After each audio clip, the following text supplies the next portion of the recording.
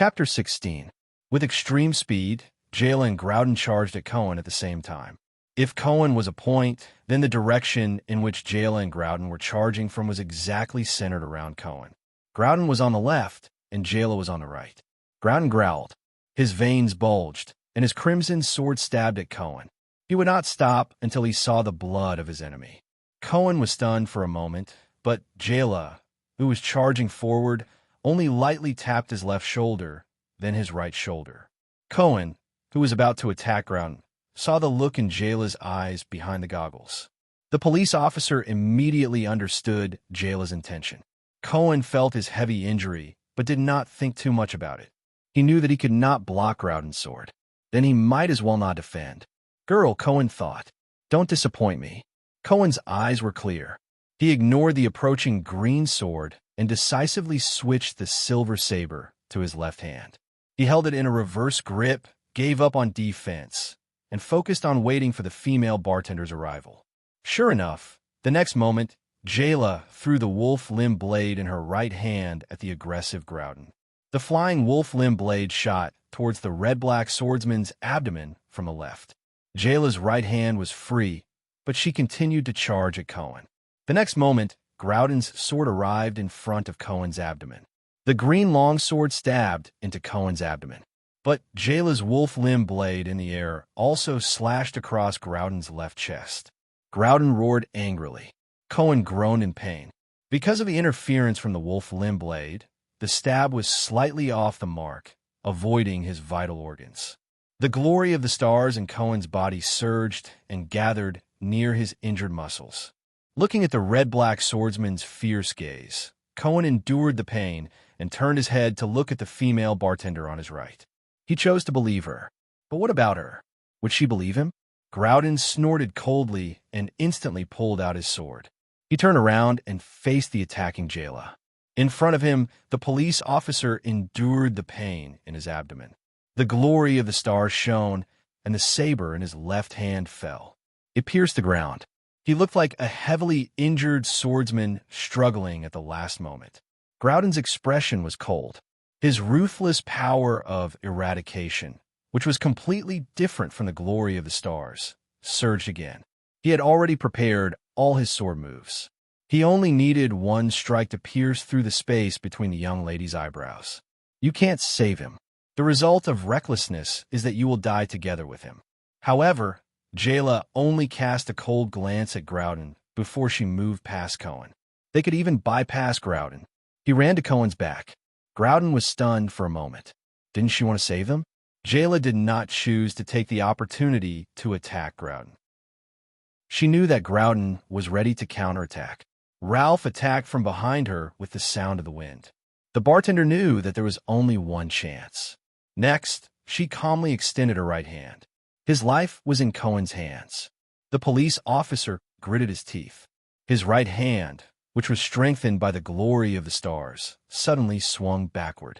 Now, Jayla, who had just passed by him, had her right hand seized by Thales in midair. It was like handing over the baton in a relay race. Ah! Cohen roared. The remaining glory of the stars in his body gathered into blue light spots and spread to his right arm.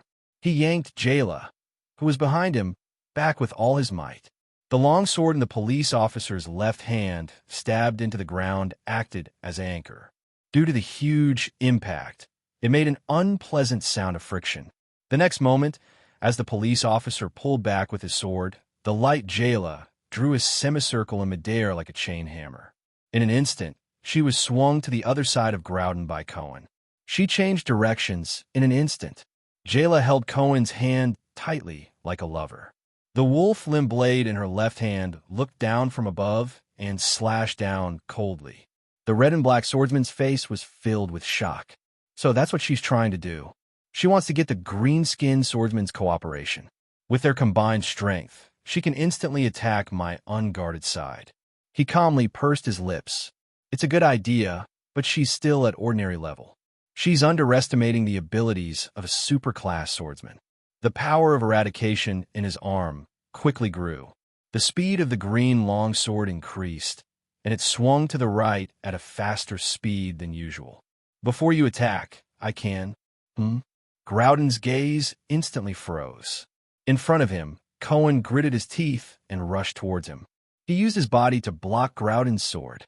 Sparks flew. Asterisk crack. Asterisk, that was the sound of Groudon's shoulder bone being cut, followed by his chest being cut open. The Wolflim blade went down from Groudon's right shoulder and tore open his right chest. Asterisk crack. Asterisk, that was the sound of Cohen's right arm being dislocated and his right rib being cut. A large amount of blood gushed into the air from Groudon's right shoulder. It sprayed all over Jayla's face. At that moment, the sound of Ralph's wind finally reached Cohen's side. Groudon opened his mouth and spat out a mouthful of blood in disbelief. Then he smiled as if he had been freed and instantly collapsed. Good blade. Good cooperation. Groudon gently closed his eyes. In the blink of an eye, the terrifying red and black swordsman was killed by Cohen and Jayla's strange yet tacit cooperation. The Phantom Wind follower saw Groudon's fate. He could not believe that the terrifying Supra-class swordsman by the Air Mystic side, who had the upper hand just a moment ago, was easily killed in the next moment. But he did not have time to be shocked, because Cohen roared and stomped on the ground. He pulled out his saber with his left hand and, ignoring his dislocated right arm, turned around and rushed towards him. The sword flashed. Ralph chuckled. How can I stop the Phantom Wind follower at this speed? Even in a high-speed collision, I can change direction at any time. What? Ralph was surprised to see Jayla, who was beside Cohen, kneel down on one knee and slam into Cohen's chest. The police officer managed to turn around while groaning in pain. However, the speed at which he charged towards Ralph immediately increased by more than one-fold. Damn it! At this speed, I can't possibly. Ralph roared and activated his psionic ability with all his might. Amidst the howling wind, Ralph pulled out his hidden blades and blocked the police's fatal strike. However, the police's longsword seemed to have a life of its own. With a twist and a thrust, it suppressed Ralph. Sword lock, one of the swordsmen of Eradication's signature sword techniques. It was used to lock the enemy's weapon. In despair, Ralph saw Jayla, who was in Cohen's arms, pop her head out with a cold expression. No. At the moment when he could not break free from Cohen's longsword, the female bartender stretched out her right hand, crushed his throat with ease and pleasure. Two people and a corpse fell to the ground at the same time. Fortunately, this psionic has never been on the battlefield, the police thought. If he didn't retreat at the first instance, but attacked, then we're done for. Cohen spat out blood in a pathetic manner. The pain in his chest and abdomen, as well as the dislocation of his right arm, made him unable to get up. Who are you? The police asked the girl in his arms weakly. Jayla, who was at the end of her tether, had exhausted all her strength. She lay in the police's broad embrace, turning her face to wipe the blood off her face on the police officer's uniform. The female bartender trembled slightly, but she still showed a relieved smile. None of your business, the young female bartender replied with a smile, but her eyes were a little sore. Brat, you should be able to escape. Asterisk kaboom. Asterisk at that moment. A dull explosion came from afar. Chirin, you need passion to do research. You can't be lazy. Academics are a lifetime of interest and dedication. In the end, when you reach my age, you will realize that you will not fit in with the crowd. You will become eccentric, indifferent, and difficult to be moved. You will realize that what truly supports you to the end is not vanity, not results, not satisfaction, but the purest persistence from a long time ago. So you have to understand Professor Chen's stubbornness and madness. That is probably the only persistence he has left in his life. Thales shook his head and recalled another piece of memory. He pulled himself out of the ruins.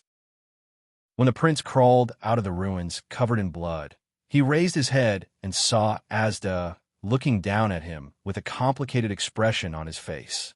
The Air Mystic's clothes and long hair were still as bright as new, as if he had never been through the explosion.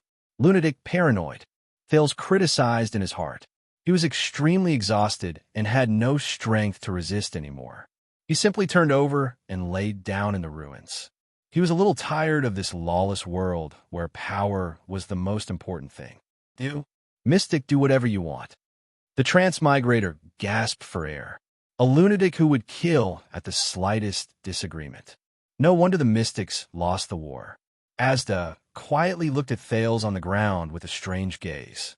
After a while, he suddenly laughed strangely. Ha ha, is this also a coincidence? The strange mystic gently waved his right hand, and Thales was lifted up by the air. But Asda did not kill him again. He waved his hand again, and the air around Thales began to flow at the same time. It instantly stopped all the prince's bleeding. Thales was lifted up by the mystic and landed on his feet.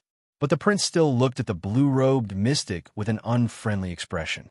He no longer held any hope of communicating rationally with Asda. Child, you just used some kind of power to break my mystic barrier. Those things you call air walls, Asda said softly. There was some excitement in his tone. Only a supreme-class elite can do this, but you.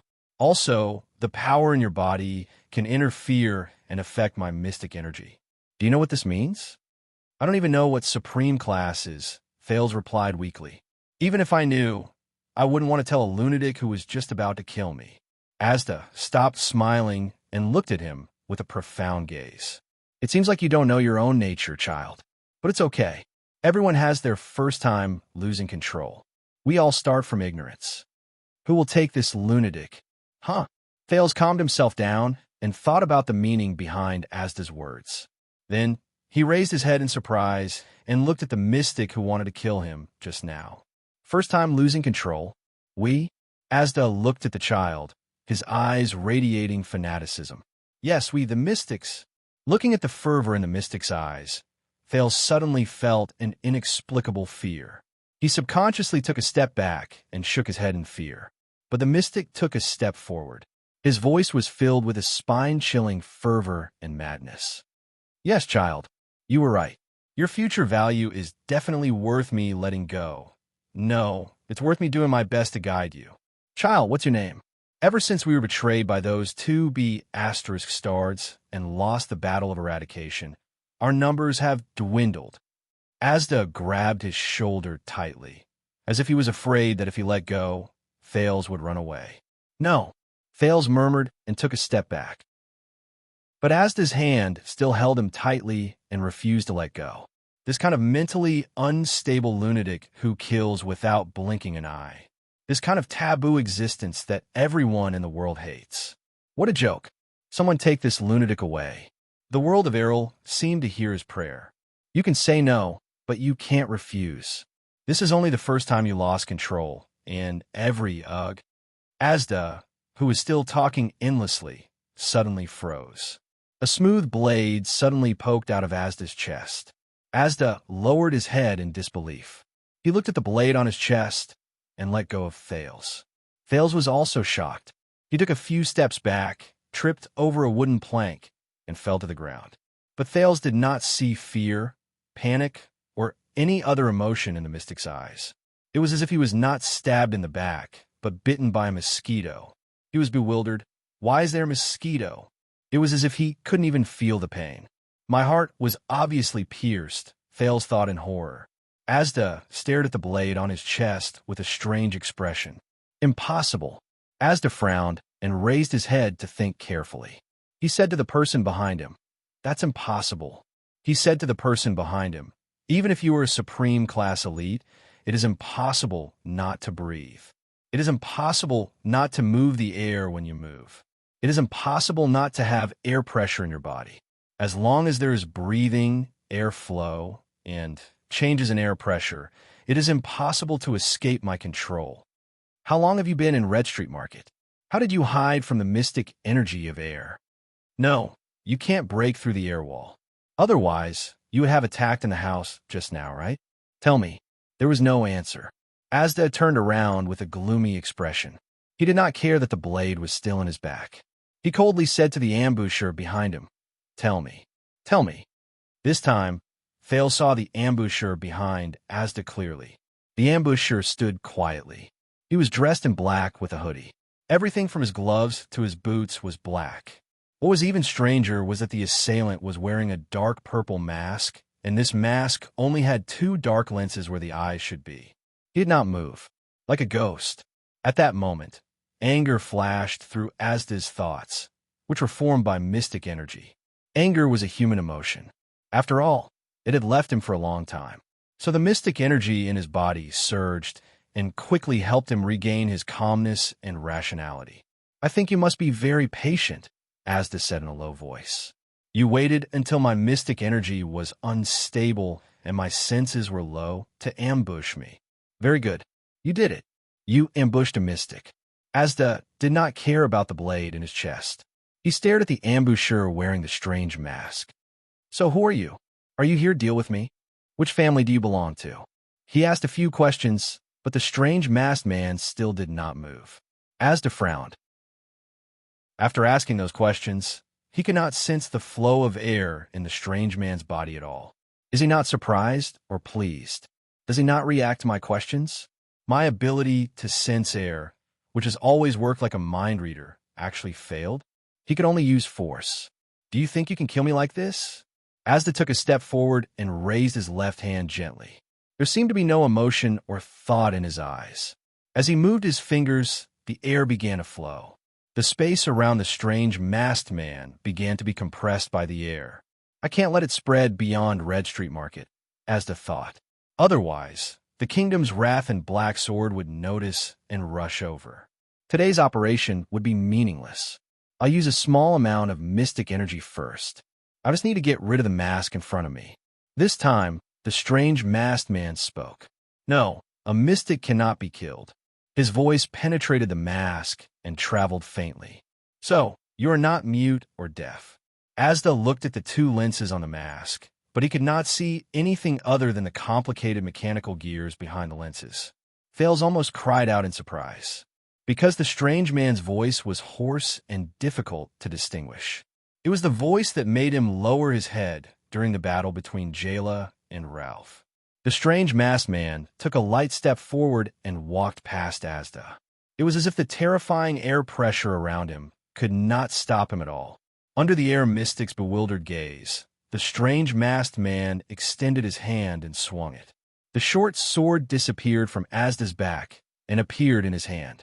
It was a short sword with a crossed hilt, and it was dark in color. Asda frowned, but surprisingly he did not resist. He only stared coldly at the uninvited guest and considered the situation at hand. What is he relying on?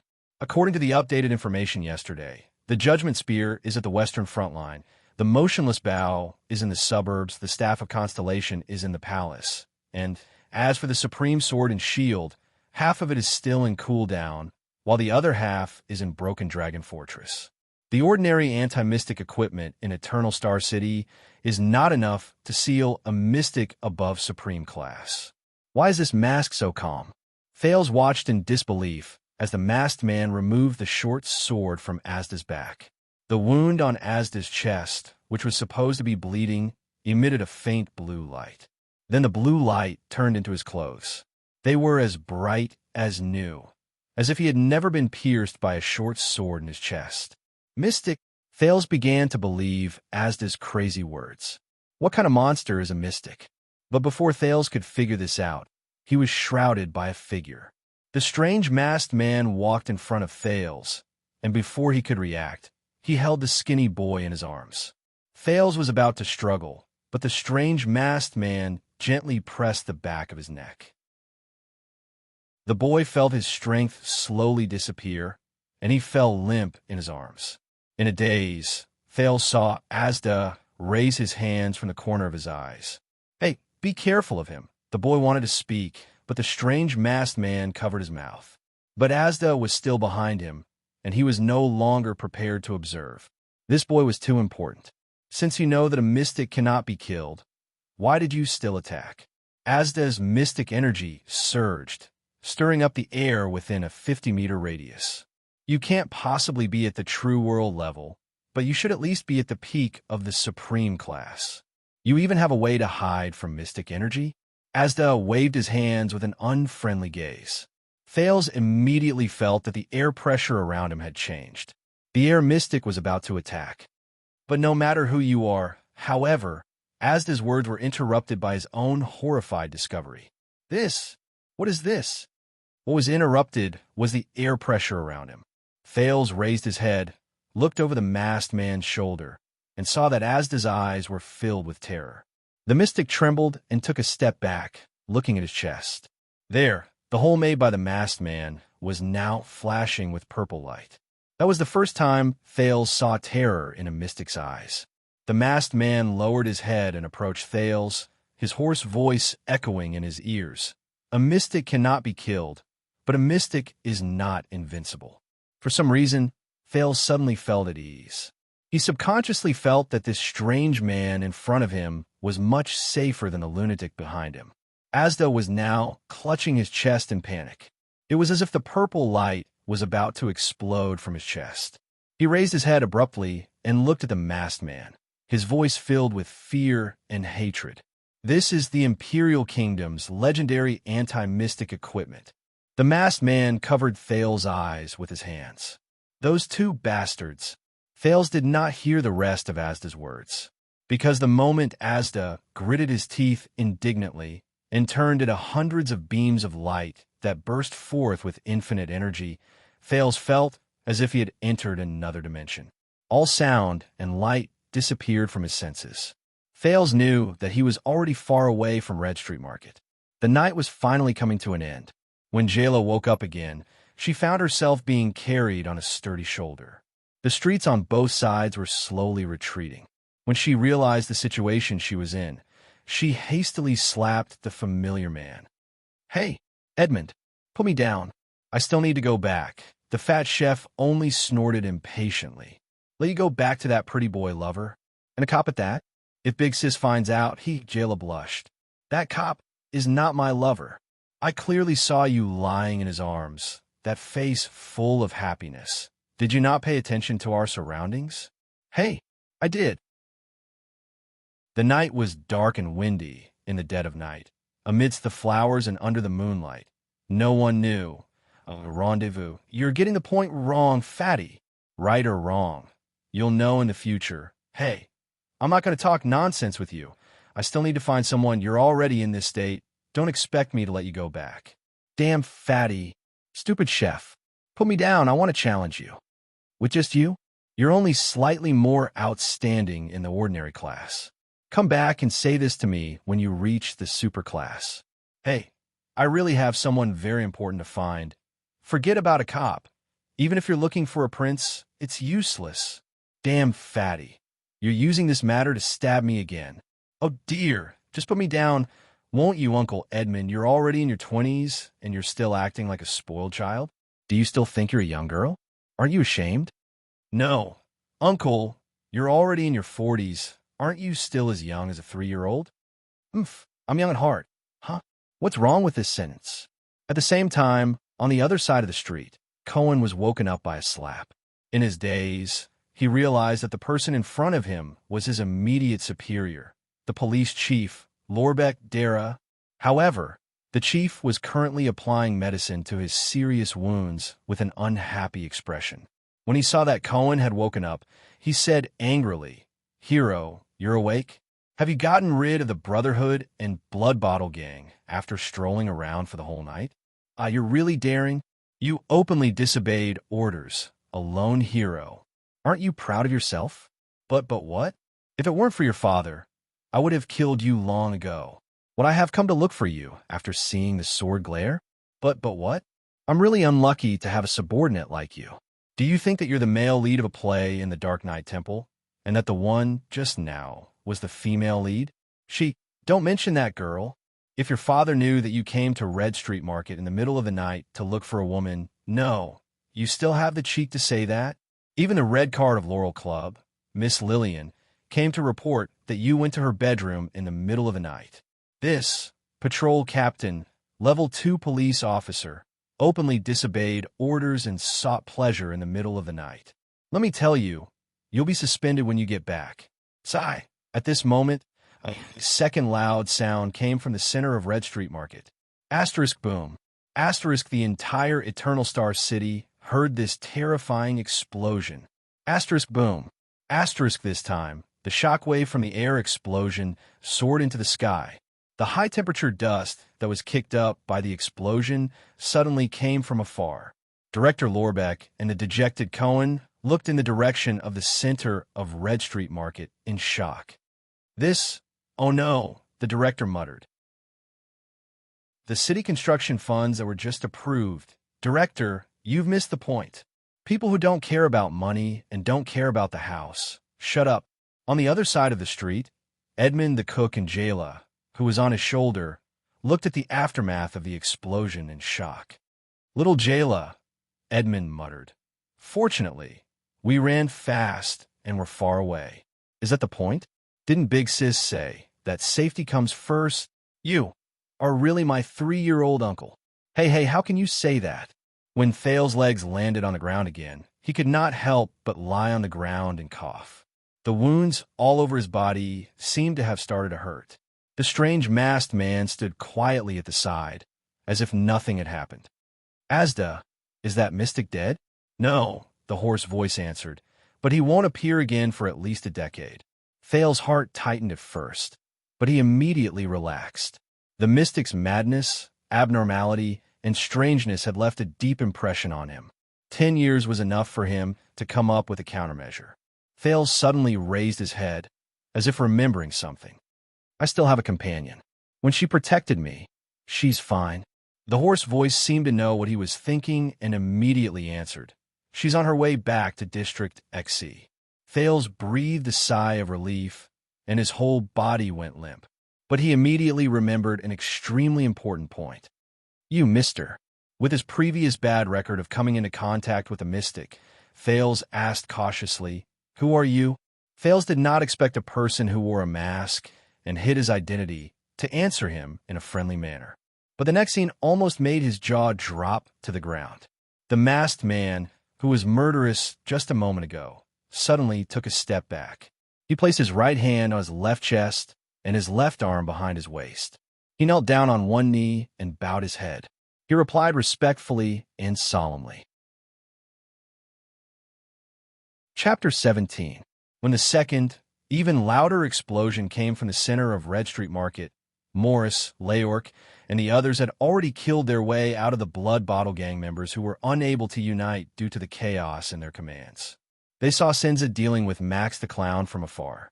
Senza was nearly 2 meters tall, but he did not look thin. Instead, he looked strong and steady. His dark skin, straight yellow hair, and cold face made him look rather stern. However, the elders in the Brotherhood knew that the crownless fist Senza Myron was the leader of the 6 powerhouses. Other than the 3 great assassins, he was the most reliable person in the Brotherhood. No, most of the time, he was more reliable than the 3 great assassins. You call this psionic power? Senza said in disdain as he looked coldly at the knife-throwing clown Max, who was flying around on the roof and continuously shooting throwing knives from his bottomless dimensional pocket. Morris, Adrianza, Leyork, 1 superclass, 2 ordinary class experts. I wonder how many more people there are. One of the 8 psionic warriors of the Blood Bottle Gang, the knife-throwing clown Alex, squatted on the roof. He had a grave expression on his face as he watched more and more Brotherhood's experts gather. The elites of the Blood Bottle Gang under him had already been slaughtered. There was also Senza, who was close to Supreme Class. The reinforcements from the Blood Bottle Gang were nowhere to be seen. There is still no news from the 2 superclasses, Song and Ruby and Ralph. They had lost contact with Solo 10 minutes ago. That coward Tinker was hiding in the dark and was most likely observing. As for Nemino, he was the one in charge of Senza. Since Senza was unharmed, he should have already met the ferryman by Hell's River. What was worse was that the air wall had disappeared after the explosion, but the air mystic's orders had yet to be heard. Max's consideration did not last long. Behind Senza, one of the 13 generals of the Brotherhood, the Northlander Steel, Al Adrianza, gritted his teeth and casually threw the head of Song, a superclass psionic warrior from the Eastern Continent, a puppeteer from the main Yi Kingdom, who was nicknamed Chaotic Divine Soldier, to the ground. Clown pondered for a moment, took out 2 throwing knives from his Arcana dimension, and put an oxygen tube to guard against Morris Arcana in his mouth. At the same time, he made up his mind to leave immediately. Under such circumstances, even the air mystic could not criticize his choice. The next moment, Dante was shocked to see Senza's fist flying toward his face. Since when did Senza's speed become so fast? But then he saw a fat figure behind Senza. It was Morris, who was gritting his teeth and activating his special ability. He did not empty the air around me, the clown thought in dismay and despair, but empty the air around Senza. When the air wall disappeared after the first explosion, Morris knew that something unexpected had happened tonight. When a second explosion sounded in the distance, Morris realized that it was time to fight back. Without a word, he decisively emptied the path between Senza and Cax. Senza sensed the changes in his surroundings. The boxer who had worked with him for many years instantly held his breath and punched out at a speed several times faster than usual while ignoring air resistance. The battle did not last long. When Senza effortlessly pinched Cax's two throwing knives and used his terrifying iron fist to shatter the arcana dimension that Morris relied on for survival, the clown relied on this arcana dimension to block long-range attacks and stored oxygen and throwing knives in preparation, so that Morris could not do anything to him. Leoric had already landed behind him silently. Morris, who had used his arcana, bent over and panted with his hands on his knees. His fat flesh trembled on his face. He did not look at the clown, who was already certain to become a dead man. Instead, he turned to Senza and said, The second explosion came from the depths of Red Street Market. There must be an accident that we don't know about. But no matter what, the air wall has failed.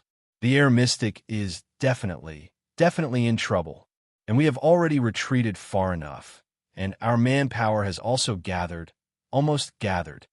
Morris calmed himself down and made the judgment wisely. Both Song and Kess were killed here.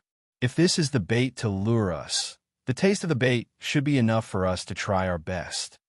Leoric ignored Cax's pleas for mercy and coldly slit his neck, which was covered in oil paint. He nodded. After the road was cleared, there was a report from the front line that they found the corpse of the Phantom Wind follower Ralph. Behind us, Lady Lance sent us the news of Sven and Dorno's deaths. Including Cax, the enemy has lost more than half of their combat power in Eternal Star City. In response, Senza put down his smoking fist. His reply was very short. Then let's fight back. And so, the dawn of Red Street Market was greeted with blood. When Nail Rick, who was appointed by Lance as the logistics commander, saw the scene of Morris and Senza's blood-soaked return at the junction of High Sea Area and Red Street Market, the sky was already bright. Morris patted his shoulder and exhaled. He smiled and said, Although there were some ups and downs during the process, but Red Street Market is ours. As expected, Rick replied with a smile. In his mind, he was thinking about how to report the escape of the child beggars from the abandoned houses and Quide's death. At least that ghost will not come again, Rick thought. His gaze passed through the crowd and landed on a figure in a mysterious cloak in the distance. Also, with Lady Lance's promise, I will not be demoted too badly.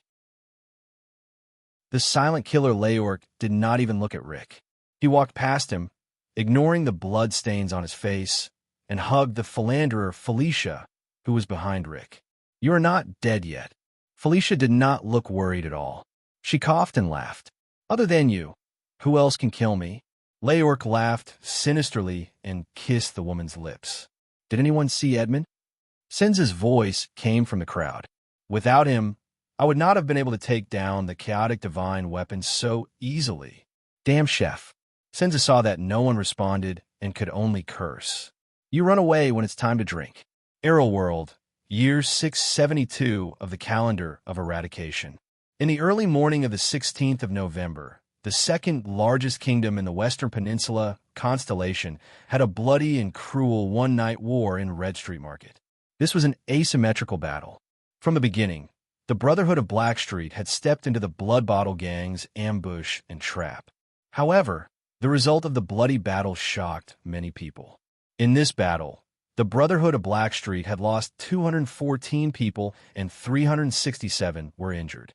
Among the 13 generals, 9 of them participated in the battle and 7 of them were injured. Morris and Senza, the two giants, fought until the end and survived. As for the aristocratic gang, Blood Bottle Gang, they suffered the greatest defeat in their history. They lost 445 people and 290 were injured. Of the 12 strongest who participated in the battle, 8 died in battle. Of the 8 psionic warriors, 5 died in battle. There were even rumors that the air mystic, who commanded the operation and appeared in public for the first time in more than 10 years, had disappeared. That night, the explosion in the center of Red Street Market woke up almost every citizen of the capital in Eternal Star City. Of the innocent civilians in Red Street Market, 1,229 were affected. Of them, 275 died in the explosion, 438 were injured, and 516 were homeless. Red Street Market, especially the central area, was also severely damaged. This matter was even mentioned by the chief garrison officer of the capital at the Imperial Conference the next day. The agenda was only second to the discussion of the tax exemption for the development of the border counties and the matter of how to receive the Exted envoy. In the end, the Imperial Conference ordered the Western City Police Station to act quickly to quell civil conflict and stop private fights. From then on, Red Street Market had changed hands. This meant that the Brotherhood's forces had completely invaded Western District. The balance of power in Constellation's underground world had begun to tilt towards the Brotherhood. However, what many people did not know was that at the same time that night, another major event that would change Constellation's future fate happened. Thales was awkwardly carried by Yodel, the strange masked man, the strange masked man, the strange masked man, the strange masked man, the strange masked man, the strange masked man. Thales kept repeating this phrase in his heart 3 times. Thales felt that he could no longer remain silent. Say it again. Why are you looking for me? The prince asked in pain as he looked at the distant sky that was gradually brightening. To reunite you with your father, Yodel said respectfully. He crouched down and tapped on the surface of a river, creating a circle of ripples as he passed through an opening under a bridge. Thales rolled his eyes. So, who are you? Your father's secret protector, Yodel said respectfully as he passed through a tall sentry tower. The guard in the sentry tower did not even blink when he saw such a big man carrying a child. Thales sighed. Are you mistaken? I'm just a child beggar who ran away. Absolutely not. This is God's will, Yodel said respectfully as he stepped on a gold shop signboard. Yodel said respectfully. He stepped on a gold shop signboard. The signboard that was hung by a chain did not even sway. Thales felt that he was going crazy. This is my father. A lord that I respect very much, Yodel said respectfully. He flashed past a white eagle that was hunting for Swallow. His speed shocked both the Swallow and the white eagle. Thales was in complete despair. He did not reveal any key information at all, but instead made people think, wow, he's so polite, I don't want to make things difficult for him. What was he trying to do? Thales gave up. When they realized that they had made a mistake, Thales thought to himself, they won't kill me to silence me, right? The prince tilted his head and waited for the sunrise. At the same time, he asked in a bored manner, Yodel, yes. Don't tell me you came from a diplomatic background. No, that's a pity. The way you speak is quite suitable. Thank you for your recognition. Yodel did not seem to hear Thales' sarcasm and continued to speak respectfully. He flipped over a high wall and landed silently like a spider in front of a street with exquisite flower beds on both sides. Then, out of Thales' expectations, Yodel stopped. In front of them, there was a simple but heavy carriage. In front of the carriage, a middle-aged man with grayish-white hair walked slowly towards them with a lamp in his hand. Yodel put Thales down gently. When the prince landed on the ground, he suddenly turned his head to look at Yodel. He felt that he was a little, not happy. The middle-aged man walked closer. With the light from the lamp in his hand, Thales could not help but notice that he was dressed in simple but heavy clothes. The middle-aged man had a broad chin, which made him look amiable. Above his lips was a short beard that was neatly taken care of, showing respect. However, his cheekbones were high and he looked a little stern. The bridge of his nose was a little soft, but it also seemed gentle. This is probably a very complicated person, Thales thought to himself. He raised his right hand, which was covered in a black glove, and lifted his cylinder-top hat before he bowed slightly. Good morning. Unlike Yodel's hoarse and solemn voice, this voice sounded steady and reassuring. This is a noble, a great noble, Thales concluded. Could he be? However, Yodel's words made him retract this thought. The masked man's tone was calm, but his tone was rude. Why are you here? The middle-aged noble nodded slightly and smiled. He did not feel offended as he answered, to be absolutely safe. He doesn't believe me? Even Thales could hear Yodel's dissatisfaction. He trusts you very much. He is even willing to entrust his life to you, the middle-aged noble said slowly. But I don't believe you, and you know why. Thales felt as if there was a bolt of lightning flowing between Yodel and the middle-aged noble. Yodel was silent for a moment. Unexpectedly, he did not reply. The middle-aged noble did not look at Yodel again. Instead, he slowly squatted down with a moderate smile on his face. Child, he said to Thales, I know you have had a hard journey. The middle-aged noble looked at the wounds and blood on Thales' body. He took out the glove on his right hand and reached out to touch Thales' wounds. Every time he touched a spot, he frowned slightly. I'm very sorry, but please believe me, child. After one more procedure, your misfortune will end here. Thales, who was not used to this, wanted to say something, but he saw the middle-aged noble put down the lamp in his hand and grab the prince's right hand.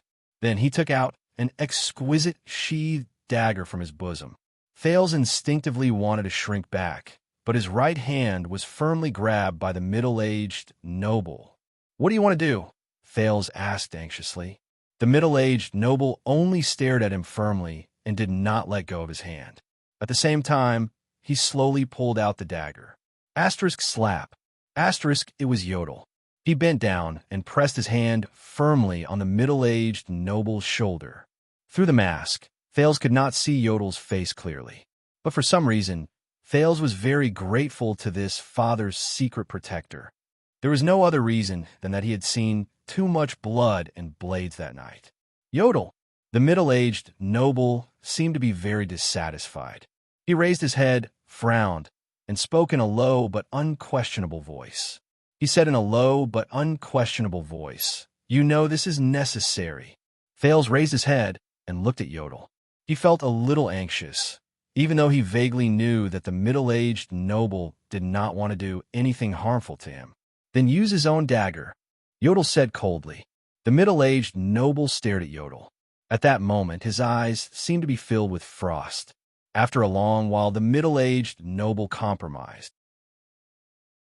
He nodded and stuffed the dagger back into his bosom. Only then did Yodel let go of the middle-aged noble's shoulder. Don't panic, child. The middle-aged noble shifted his gaze back to Thales. His tone became gentle again. I'm just taking a blood sample. Thales looked at him. The middle-aged noble's gaze was very gentle, but also very determined. So the prince nodded, waiting for his own fate. The middle-aged noble reached out and removed the sheathless JC dagger wrapped in cloth from Thales' thigh. He pulled it out and burned it on the lamp. Then, Thales did not feel much pain. The middle-aged noble used JC to pick out a drop of blood from his right middle finger. What is he doing? With the level of technology in this world, can they still do DNA tests? What if they find out that I'm the real me? Under Thales' curious and anxious gaze, the middle-aged noble gently dripped that drop of blood on the ground. The next moment, Thales felt a familiar burning sensation. It surged from his heart, from his blood vessels, from his muscles, and from his entire body. He could not help but cry out. But the middle-aged noble's gaze was not on him. Thales turned his head and followed the middle-aged noble's excited gaze to the lamp he had put down. Asterisk swoosh. Asterisk, the originally calm flame, was now burning rapidly and explosively. The flame grew bigger and bigger, and the center of the flame turned from orange to bloody red. The flame slanted in his direction. Thales suddenly understood something. The blood that dripped on the ground. The red and enlarged flame of the lamp. A sudden wave of fear surged in Thales' heart. He turned his head to look at Yodel, as if asking for help. The masked man reached into his bosom and took out a glass bottle. Inside was a small flame. It was a tinder. At this moment, the flame in the glass bottle was as red as blood, and its center was slightly slanted. Thales turned his head to look at the lamp on the ground, then at the tinder in Yodel's hand, and then at the blood on the ground. His face turned pale. The flame took a long time to return to normal. "Impossible," he muttered. "I was only sure it was you when we reached Red Street Market," Yodel said hoarsely. The middle-aged noble seemed very excited. He carefully put away the JC dagger in his hand and said respectfully, "Now," but the prince interrupted him with his action. Thales clenched his teeth. His left hand suddenly clenched his right middle finger, squeezing a few more drops of blood out of the small wound and onto the ground. Asterisk puff. Asterisk the flame on the ground grew bigger again and became crimson red. This is the divine art that head ritual master Lycia set up 12 years ago.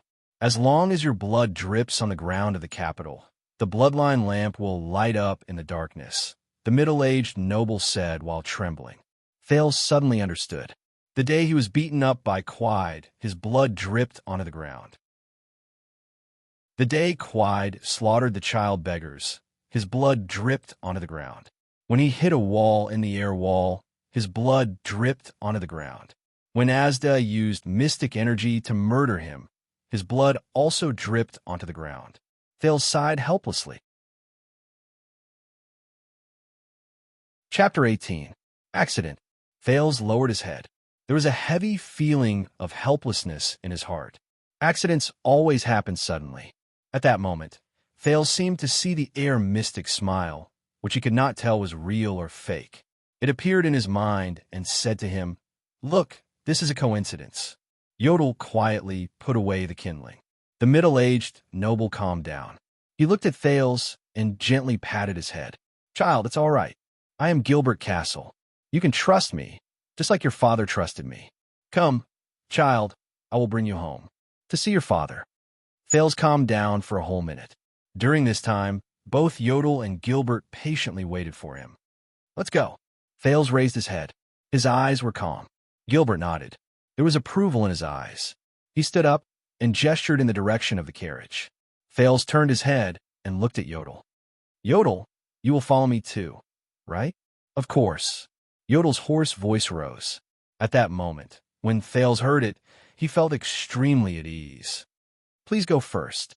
I will be by your side." Thales took a deep breath and strode towards the carriage. "Mr. Gilbert." "Yes, young sir. What can I do for you?" "What did you do in the past?" "Foreign affairs, my young sir." "Foreign affairs?"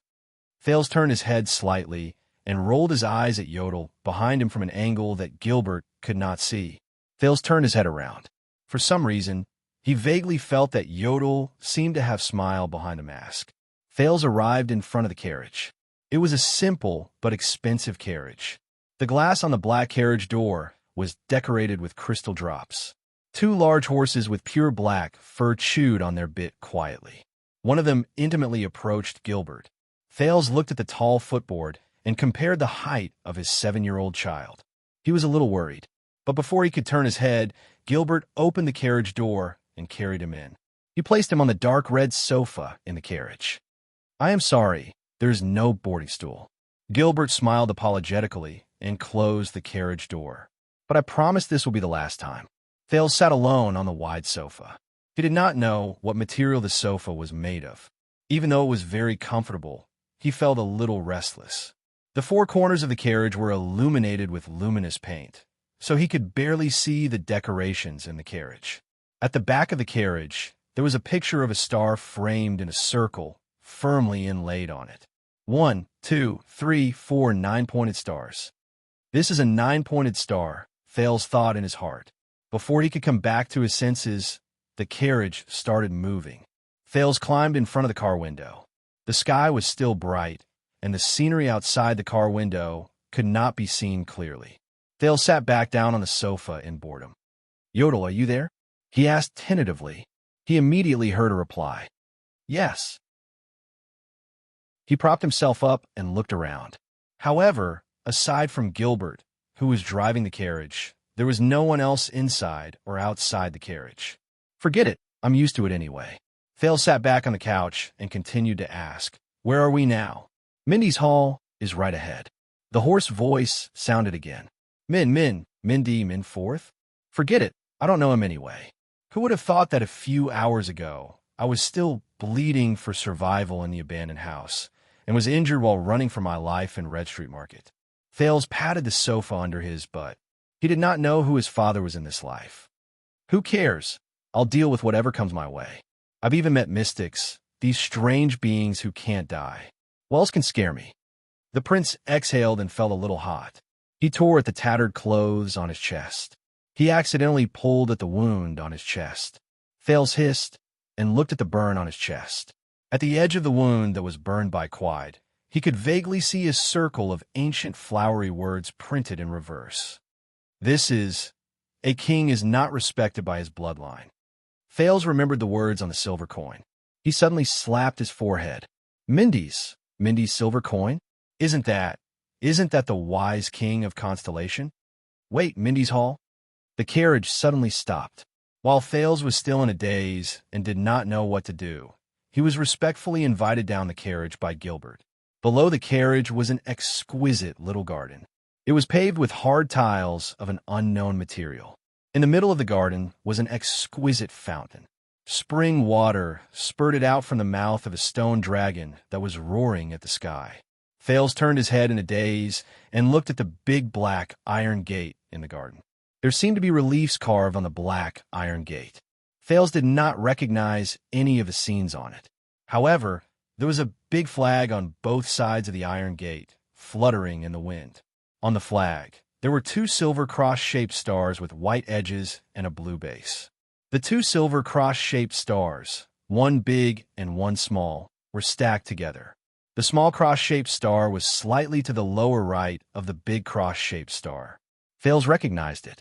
The flag fluttering the highest on the west gate also had this pattern. White edges and blue base, two silver cross-shaped stars. The national flag of Constellation. The two flags in the garden had an extra, small 9-pointed star of gold and silver embroidered on the lower left corner of the big silver cross-shaped star. There were 4 gold horns and 5 silver horns. That was the pattern engraved on the back of the carriage. Thales snapped out his daze. In front of him was a magnificent 3-story house. 8 beautifully carved pillars supported the balcony on the second floor. In the middle of the top floor, there was a light shining from a window. The main door of the house was made of cedarwood. Thales had once seen a furniture merchant selling a large cedarwood table at the Grand Bazaar beside the West Gate for 50 gold coins. Of course, later on, he voluntarily sold the square table to Blackstreet Brotherhood at a discounted price of 1 gold coin. Thales followed Gilbert in a daze. He rejected Yodel's gesture of opening his arms and persisted in enduring the wounds and exhaustion all over his body as he walked through the large door carved from a giant cedar wood with great difficulty. Under the illumination of the magnificent, everlasting lamp that was burning with eternal oil, guards stood at the entrance, the hall, and the corridor leading up to the spiral staircase. Each guard seemed to have been carefully selected. They were of the same height and were equipped with swords, shields, and crossbows. Their metal shields were all embroidered with the symbol of a gold and silver 9-pointed star. Thales held the handrail by the side of the staircase and slowly walked up to the second floor. On the second floor, on the wall facing the main door of the house, there were 3 portraits hanging on the wall. In the middle was a heroic young knight holding a long spear and charging forward. The knight's appearance was handsome and his expression was heroic. He wore a silver crown with 7 stars on his head, and he moved forward fearlessly in the background of a tragic battlefield. On the left was a well-built warrior with a sword and shield. On his shield was a silver-horned 9-pointed star, and he wore a 9-pointed star crown on his head. His face was resolute, and he looked heroic and extraordinary. Behind him was a lush, towering tree. On the right was a sitting portrait of a kind and amiable middle-aged man. Behind him was a brightly lit city. In his left hand was an expensive scepter inlaid with bright blue crystals, and in his right hand was a thick book. On the book were 5 different pictures of the sun, stars, and the moon. The temperaments of the 3 nobles were all different, but the painters seemed to have captured the charm of each of them very well. Thales stared at the portraits in a daze, as if the real person was there. It seemed like they were really great nobles with a long legacy. Unfortunately, Thales did not recognize any of them. Wait a minute, why does that handsome middle-aged man look so familiar? Just as Thales was about to lift his clothes and look at the head that had been branded on his chest, he heard the sound of steady footsteps. That is Tormund I, the last prince of the final empire, the founder of Constellation, and the king of Renaissance. His bravery in the Battle of Eradication is still being praised to this day. On the left is Midir IV, the comrade of the hero Chara and the prophet Kaplan, the protector of the sacred tree and the oath keeper. Ever since he and his elven queen, the Jadestar royal family has the blood of the elves. The last one is Mendes III, the virtuous king. From the nobles to the priests, from the merchants to the beggars, everyone praises his wise rule. The voice was heavy and dignified. It traveled to Thales in a low voice, but it sounded like thunder hidden in dark clouds. It was faintly vibrating. Gilbert and Yodel, who were behind him, knelt down on one knee. Thales gulped and raised his head slightly. A strong figure slowly walked up to him. His mighty and resolute face reminded Thales of the sword and shield warrior on the left side of the wall. This was a well-built noble in the prime of his life. He had black hair, a high nose, deep eyes, and a wide face. His blue pupils were as sharp as swords. The noble held a scepter in his left hand. He stood in front of Thales and scrutinized him carefully. Thales was a little dumbfounded as he stared back at the noble in front of him. He could not help but feel nervous. In his 2 lives, no one had ever taught him what to do at a time like this. The well-built noble scrutinized him for a long time, so long that even Thales felt a little embarrassed. However, his gaze did not make Thales feel friendly or at ease. Instead, it made him feel pressured and a little breathless. To put it bluntly, even Asdis Sakurn's crazed gaze was better than this. However, Thales suddenly noticed that the well-built noble in front of him wore a crown with 9 stars on his head that was similar to the sword and shield warrior's crown in the painting. The scepter in his left hand also looked like the crystal-studded scepter in the middle-aged man's hand in the painting on the right. Gilbert reminded him in a low voice, "Child, this is your father." "Father?" Thales lowered his eyes and looked at the starry blue cloak behind the man. He could not help but mutter. His father's face from his previous life was slowly reflected in his mind, but it was a little blurry. Thales took a deep breath and refocused his gaze. "Who are you?" He heard his own voice travel into the air. The well-built noble did not answer. He only frowned slightly. At this moment, Gilbert raised his head and spoke in a dignified tone that was filled with authority, solemnity, and unquestionable. "This is Kessel Mendes 80 Jadestar, the 5th Kessel in the family, the legitimate descendant of the final empire's imperial family, the successor of Tormund, the king of Renaissance, the common ruler of the Redalians and Northlanders in the Western Peninsula, the conqueror of the dragon skeleton throne and the desert god's altar, the protector of the sacred tree and Serra Dukedom, the defender of Steel City and the Alliance of Freedom, the Iron Fist, the 39th Supreme King of Constellation, the Southern Islands, and the Western Desert." Thales felt a chill in his heart, and his breathing quickened. A suffocating pressure pressed down on him, as if it was real. Kessel looked at Thales with a profound gaze. After a while, he turned his head and looked at Gilbert and Yodel, who were by his side. The well-built king, Kessel V, enunciated each word clearly in his deep and thick voice. "He is my descendant, the kingdom's bloodline, the last and only bloodline in all of Constellation." Chapter 19. Dawn had arrived. In Mendes Hall, the most important and awkward meeting between father and son in the entire kingdom was taking place. Thales stared blankly at the robust noble in front of him, his own father. He turned towards Gilbert and Yodel with slight fear and helplessness, but both of them lowered their heads in silence. He then looked at the guards around the corridor, but the well-equipped soldiers hid their gazes behind their helmets and remained motionless. Then, he heard Kessel the Fifth's deep voice. He looks like a skinny mud monkey. Thales's current condition was indeed not too good. His short black hair was cut into holes, Cindy's handiwork, and covered in dust. His small face was covered in mud and hand marks. Although the mystic Asda had used a mysterious method to stop the bleeding from his wounds of various sizes, the abrasions, scratches, and bruises left behind in the abandoned house and Red Street Market still hung sparsely on his body. His body was also covered in dust. The hemp clothes that he wore as a child beggar were also tattered. There was a large tear on his chest, almost exposing the burn on his chest. Before entering Mindy's hall, he would even shiver in the cold wind. "I believe that you are not mistaken." Kessel's voice echoed in the corridor. Thales raised his head again and looked at Kessel. His king, his father. But Kessel had already turned his head away and was no longer looking at him. Thales felt a faint sense of uneasiness in his heart, but he immediately suppressed this discomfort. Kessel's deep voice continued to echo. "All of you know how important this matter is. Right now, only the three of us know. Of course, I will send Gines over. He needs qualified care, so the only ones who know are the four of us. When Murat comes back, I will personally tell him. From now on, Mindy's hall will be completely sealed off. Tell the outside world that a secret treasure of the royal family has been lost. I am extremely furious." According to the previous preparations, the 50 swordsmen of eradication, all private soldiers of the Jadestar family, will guard here for a whole month.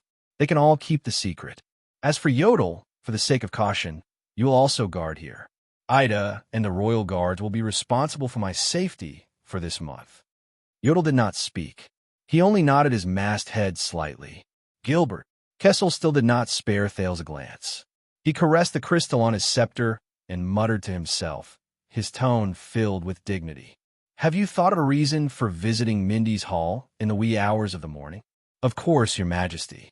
The excuse is ready-made. There was a fight between the gangs at the border of the Western District and the Western District, and there were countless casualties. I rushed through the night to the temporary imperial residence of the royal family, where Your Majesty is temporarily resting, to report this matter," Gilbert answered respectfully. "That's not enough. I'll return to Renaissance Palace tomorrow, but you still have to visit here frequently for the next month. You need a better reason." King Kessel shook his head.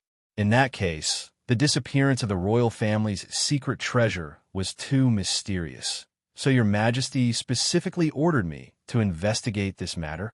It's a little stiff, but a month's time is enough. King Kessel thought for a while and nodded. Then, the King of Constellation finally turned his gaze towards the bewildered Thales. His gaze was so sharp that Thales subconsciously took a step back. It didn't feel like a father looking at his son. However, the king did not seem to care about Thales at all. "A month's time, Gilbert. A month.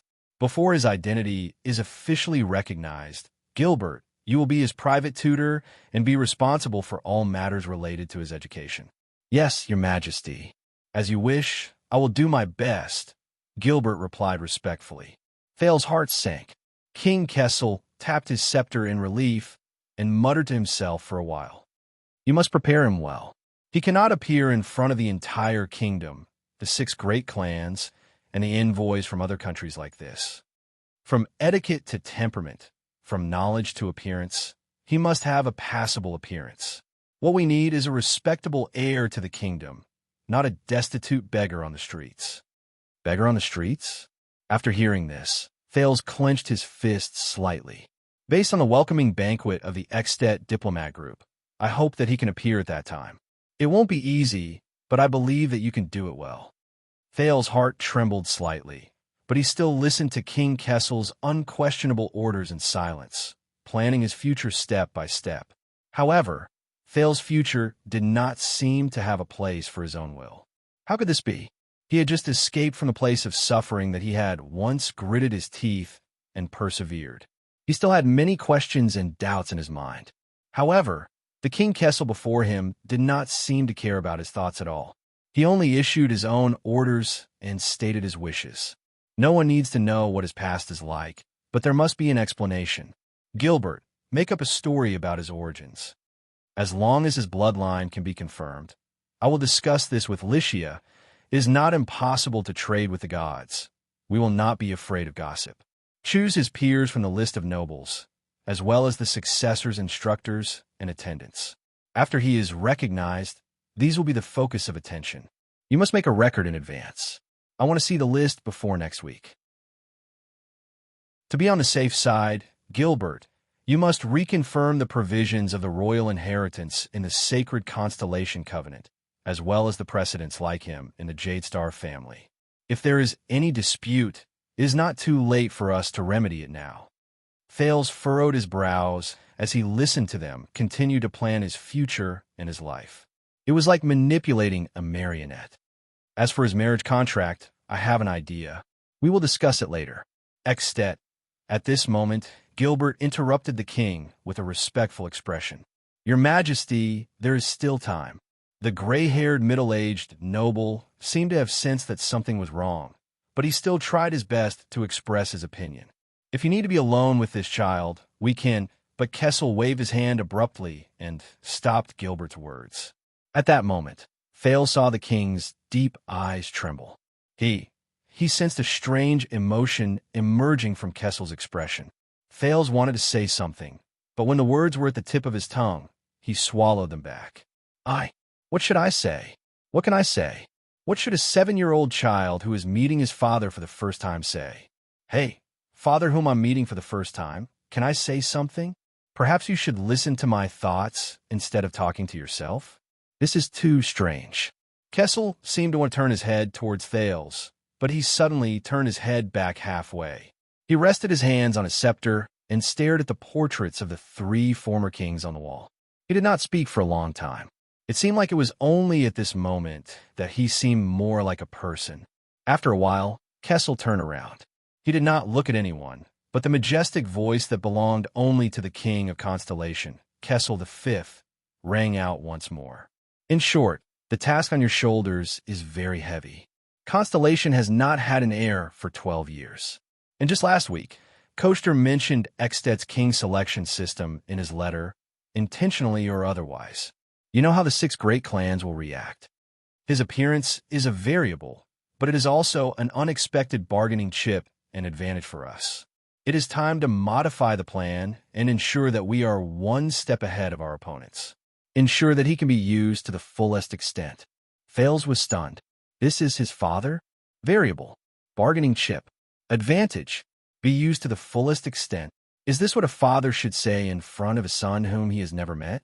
Thales sighed in his heart and lowered his head. I see this feeling of being out of place. This is not like a reunion between father and son at all. It is more like a chess player moving a chess piece, as if nothing has happened. Thales was obviously not the only one who felt this strange feeling. Gilbert's expression changed, as if he wanted to say something. But in the end, he only lowered his head and sighed softly in the king's field of vision. But there was still someone who disregarded the atmosphere and interrupted the king. Your Majesty. Thales turned around in surprise. It was the silent Yodel who spoke. This secret protector's expression behind the mask was unknown, but his hoarse voice was extremely firm. First and foremost, he is your bloodline, your son. Last but not least, your successor. And you cannot turn a blind eye to this. Thales raised his head and saw Kessel V let out a long sigh. Then he closed his eyes. Yes, he is my son. The king closed his eyes and held his scepter tightly. He said in a dull voice, that is why I am here today. I hand him over to you. Remember, 1 month. Kessel V did not say much in the end. The lenses on Yodel's mask paused for a moment. In the end, he still lowered his head and did not speak. A faint sense of doubt and surprise crept into Thales' heart. The king nodded and looked at Gilbert and Yodel, who were kneeling on one knee. He then glanced at the dazed Thales with an indescribable and complicated gaze. Without hesitation, he turned around and left. Gilbert and Yodel stood up slowly. The robust figure slowly walked down the stairs. His footsteps were heavy, but they were dignified, the majesty of a king. What? It's over? Thales was shocked. He stared in disbelief at his departing father. This is not right. This so-called father. He is the father of this body, isn't he? But why? Why does he seem so emotionless? Also, this is related to my future. It's decided just like that? I don't even have the chance to speak. Wait a minute. Thales finally could not hold it in anymore and shouted. He had enough of being a powerless chess piece. The robust figure paused for a moment and turned around. Gilbert looked at Thales in surprise. Yodel's expression was still hidden behind a mask. As he watched the king gradually turn around and endured his sharp gaze, Thales actually felt the back of his teeth become a little heavy. But he still spoke with great difficulty. Although we have never met, Thales stuttered. He stretched out his hands and waved them in front of him helplessly. He deliberated over his words. But since you are mine, since we are, the king held onto the railing of the stairs and looked at Thales with an indescribably complicated gaze. Thales shut his eyes tightly before he opened them again and exhaled. I think. He gritted his words laboriously. His usual eloquence disappeared without a trace. Damn it. What kind of attitude and words should I use to face this person who is both my father and the king? Admiration? Indifference? Stupefaction? Surprise? None of them are right. Beside him, Gilbert extended his hand towards Thales as if he wanted to say something, but in the end, he chose to remain silent. Thales' breathing quickened. He frowned and said, I actually have some doubts. Perhaps you can help me answer them. After all, we are blood relatives. And you said so much about the heir, the kingdom, and the engagement, but I do not know anything. This may not be important to you, and you do not really care. Kessel V held his scepter tightly, but he did not reply. He only slowly furrowed his eyebrows. Thales bit his lip. He felt the burn on his chest start to ache again. Damn it. Even a most failed thesis was not as awkward as this. He waved his hands gently and organized his words. But this is my future. If you have already decided, you should at least let me understand a little. Besides, you said that no one needs to know about my past, but at least I want to know. At least I need to know about my past. I really want to know what's going on, and the path I will take. Kessel's gaze on Thales changed. It was no longer a gaze that was sizing him up, scrutinizing him, and examining him. It was as if he had realized for the first time that Thales was a person, and he was his son. Thales sighed. Forget it. He opened his eyes and looked straight at his father. Yes, I want to know everything about me. I want to know my origins, such as who my mother is, where I was born, and how I became like this. And my identity, my future, the choices I can have, an answer like this, instead of being an outsider, a chess piece, an item, if I am really your son. Thales gritted his teeth and said that word. Although your behavior is really not like a normal father. Even if you were the king. Thales felt a little dizzy. The exhaustion tonight was already a little too much for this 7-year-old body to handle. The king finally looked straight at him. The sky blue pupils and his deep eye sockets shone brilliantly. At that moment, Kessel V's gaze was rather complicated and indecipherable. Thales could not read anymore. Child, what is your name? The supreme ruler of constellation asked in his deep voice. Thales stared at Kessel. Thales, he heard himself say, my name is Thales. You only remember to ask for your son's name now? My God. Thales shook his head slightly in his heart. Thales, listen carefully. Kessel narrowed his eyes and said in a cold tone, there are many things you do not need to know, and you do not need to care. Your path has already been decided. Just follow it. What? At that moment, Thales felt a chill in his heart. If you still have doubts, go ask Gilbert. Then, Kessel V, the 39th Supreme King of Constellation, the Southern Islands, and the Western Desert. Just like that, he left Mindy's hall without turning his head back. His cloak disappeared from the boy's sight. Damn it. Thales lowered his head and stared at the expensive black floor tiles. He frowned deeply. Is this the father of this body? Is he really not an enemy? Behind him, Gilbert could not help but pat his shoulder quietly. Child, Thales, do not worry and do not think too much. His Majesty has too many matters to attend to. In fact, before Gilbert could finish speaking, Yodel suddenly walked forward and crouched down in front of Thales. He gently shoved Thales' JC dagger into Thales' hand. Gilbert's expression changed. He touched his waist and furrowed his eyebrows, which had fallen into Thales' hand at some point in time. Thales snapped out of his daze and was slightly shocked. The dark purple mask nodded slightly, and a hoarse voice slowly traveled into his ears. Relax. You are his son. You are connected by blood, and your fates are connected. No one and nothing can change this. Thales took a deep breath. They probably misunderstood. Do they think that I am disappointed because of my father's neglect? He put away the dagger, clenched his fists, and forced a smile. Do not worry. He suppressed the dissatisfaction in his heart and said faintly, Thank you. Looking at Yodel, who interrupted him, Gilbert exhaled discontentedly. He also squatted down in front of Thales and said gently, Thales, my young sir, you have experienced enough tonight. Thales, my young sir, you have been through enough tonight. Thales, my young sir, you have experienced enough tonight. Thales, please come with me. Yodel, I will come to you later. We need to talk. Thales nodded and followed Gilbert obediently. Only Yodel raised his head and looked at a vase in the distant corridor. With his sharp and terrifying gaze, he observed that there were fine cracks that could not be seen on the vase. Behind the mask, Yodel furrowed his brows slightly. He knew that before Thales roared in anger, the vase was still in perfect condition. Chapter 20. Wu Qiren sat in the classroom.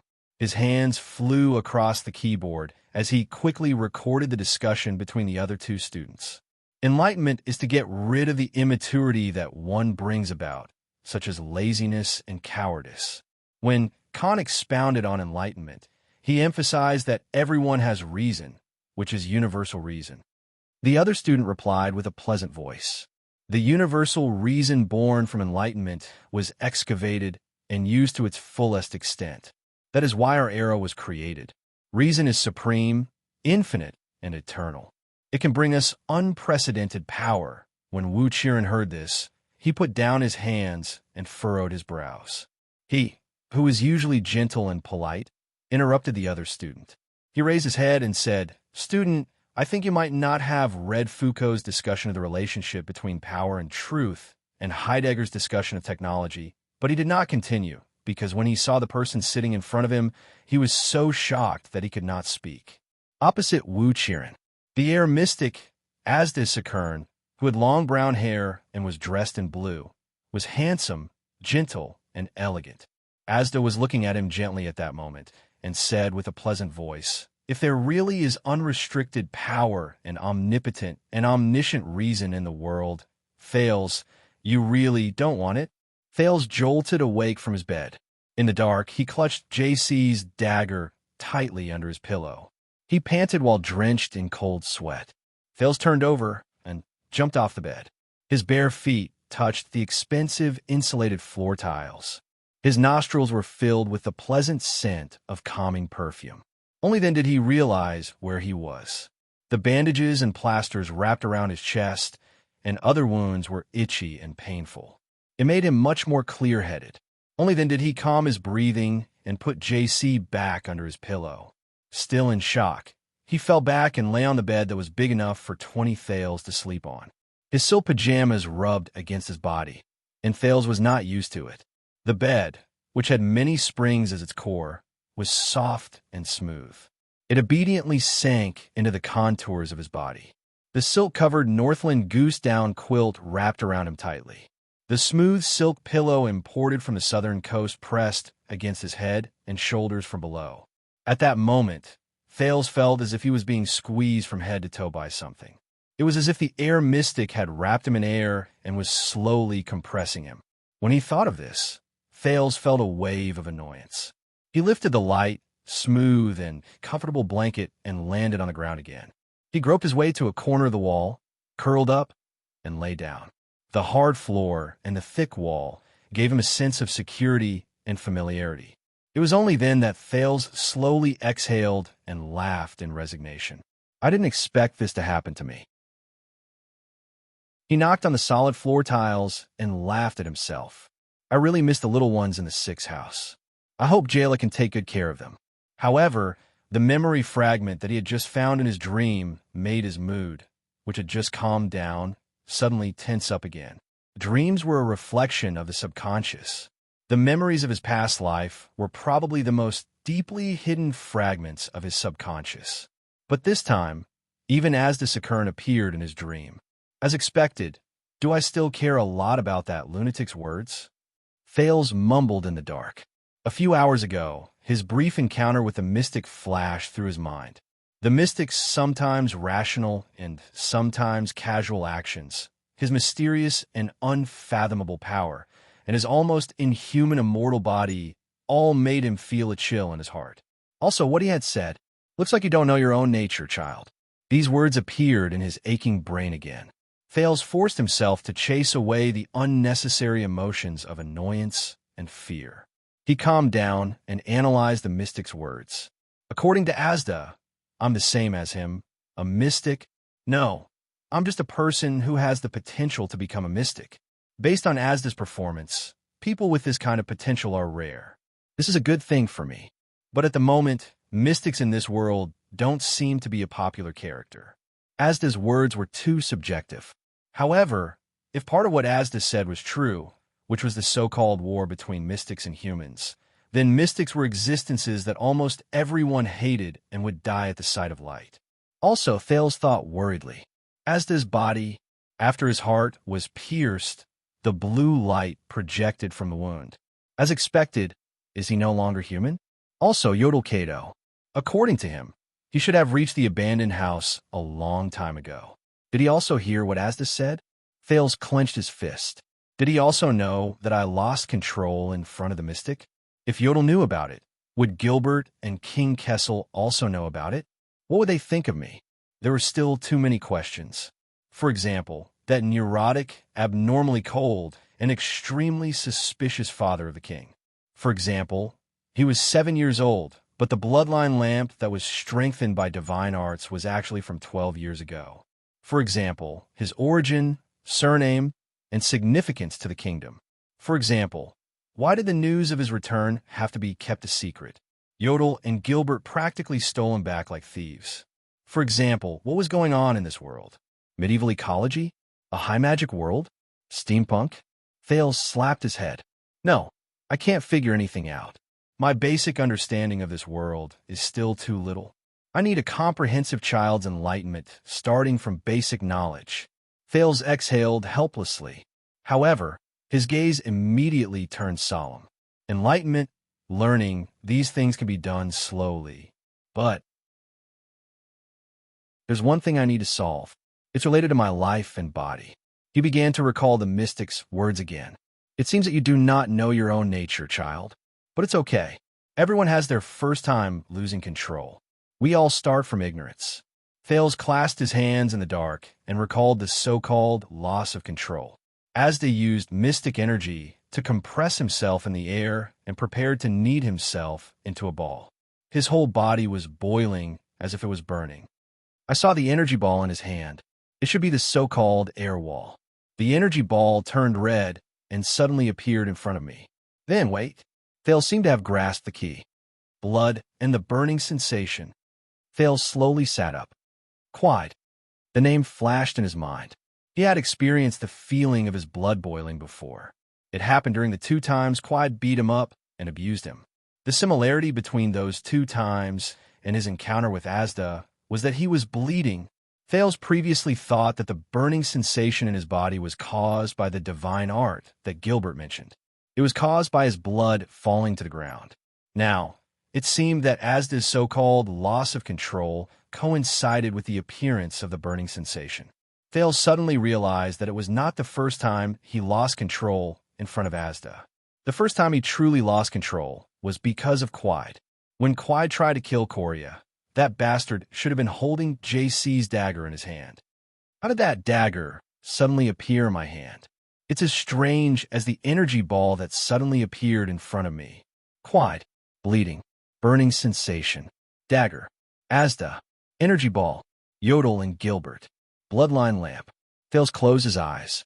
He realized that he could not make sense of these chaotic elements. Too messy. Too messy. However, he was not discouraged.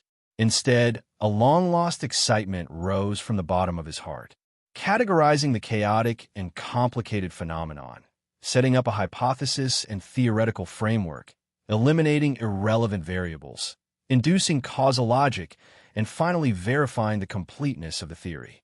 There was also the uncertainty that could never be verified, the endogeneity that could never be eliminated, and the quasi-experimental method and counterfactual analysis that could never be perfected. Aren't these the alluring puzzles of social science that can never be perfectly solved? They were also my favorite games in the past. Moreover, this time, I'm not facing a multi-causal social phenomenon that I can't start from or verify. Instead, I'm facing a single problem that I can verify repeatedly. When Thales opened his eyes again, his pupils in the dark were already filled with the desire to challenge. He tried to calm down and clarify the phenomenon he was facing. There are too few samples, too many variables, and the mechanism is simple. The overly complicated qualitative comparative analysis, QCA, method is not advisable. I'll just use the most basic Mill induction method. First, I'll use bleeding and loss of control as keywords to select cases and events. He slowly closed his eyes, and a familiar feeling surged into Thales' brain. Various chaotic elements and factors were quickly arranged in his consciousness. According to the research objective in chronological order, for each sample, different conditions, not causes, and whether or not the results would appear were determined. One by one, the events flashed past his eyes. He eliminated the event samples that had too many missing values, combined the conditions and results of each event, and then differentiated them in terms of level and type. A clear and organized table appeared in his mind. For observable and comparable event samples were arranged in it. Sample 1, Condition 1. 1. Quide beat himself up for the first time. Condition 1. 2. Bleeding. Result 1. No abnormalities. Sample 2. Condition 2. 1. Quide beat himself up for the second time and prepared to kill Korea. Condition 2. 2. Bleeding. Result 2. Loss of control, and the dagger appeared in his hand out of thin air. Sample 3. Condition 3. 1. Asda prepared to kill himself. Condition 3. 2. Bleeding. Result 3. Loss of control, and his energy ball appeared in front of me. Sample 4. Condition 4. 1. Test his bloodline in front of Yodel, Gilbert, and that lamp. Condition 4. 2. Bleeding. Result 4. No abnormalities. After listing, he began to compare. Seek common ground, seek differences, and summarize. The table was slowly simplified, normalized, and combined to form a paragraph of text. Thales opened his eyes gently. Conclusion. Encountering a murder event while bleeding has a probability of being accompanied by the so-called loss of control. The surrounding objects or energy will shift to varying degrees. No, this conclusion is still too preliminary. First of all, the sample size is too small. Second, some interfering variables cannot be eliminated. Then, the murder event seems too far away. It might be a false mechanism.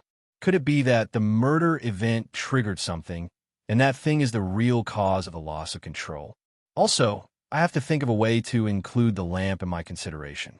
In the end, I can only prove that the degree of correlation between a few events is still insufficient in terms of causal inference. No matter what, Thales turned over and lay down. At least I have a preliminary conclusion regarding loss of control. Then, the next step of research, Thales exhaled. He suddenly felt a wave of fatigue in his brain. As expected, he rubbed his temples fiercely. Is thinking about these things too much for a 7-year-old brain? But he was surprised to realize that something was wrong. The logical conclusion and deduction just now should have been written down on a piece of draft paper with a pen. But the actual process of executing it in his brain, was it only for an instant? After a while, Thales slapped the floor and felt the pain in his brain. As expected, from mystic energy and loss of control to the so-called bloodline to this monstrous efficiency of thinking. This body, this brain, there's something unusual. As Thales thought about this, he slowly drifted off to sleep. When Thales was politely woken up by Gilbert, he realized that he was back on the bed and was neatly covered by the blanket. "Good day, Thales, my respected young sir." Gilbert respectfully pulled open the French curtains. The afternoon sun shone in through the huge window, brightly illuminating the luxurious and comfortable room. The gorgeous insulated floor tiles with star patterns, the reclining sofa made of giant lizard skin, the wide four-poster copper bed, the large crystal drop chandelier on the ceiling, and the overlaid fireplace were all presented before Thales' eyes. All of these constantly reminded him that his life was no longer the same. It was hard to believe. A few hours ago, he was still a young beggar from a gang whose life was hanging by a thread. And now, he was actually the bloodline descendant of the highest ruler of the entire constellation. It is 2 o'clock in the afternoon now. I sincerely suggest that you wake up and eat now. It will effectively promote the recovery and maintenance of your body. The middle-aged noble said in a lukewarm tone, but Thales could feel that he was urging him to hurry up. Gilbert winked in a friendly manner and said with a smile, "Also, as per His Majesty's wish, our first class will begin in the afternoon. I believe that you must have many questions, and I will be happy to answer them for you." Thales rubbed his eyes and yawned as he took off his uncomfortable silk pajamas. He fumbled around and put on the usual noble robe that Gilbert had prepared for him. "Very good." He narrowed his eyes and said lazily, "I love classes the most." Also, Thales closed his eyes and thought quietly, "I was having a good sleep. Who stuffed me back into bed from underground? Sir Thales, you must like this pair of pants very much." "Huh?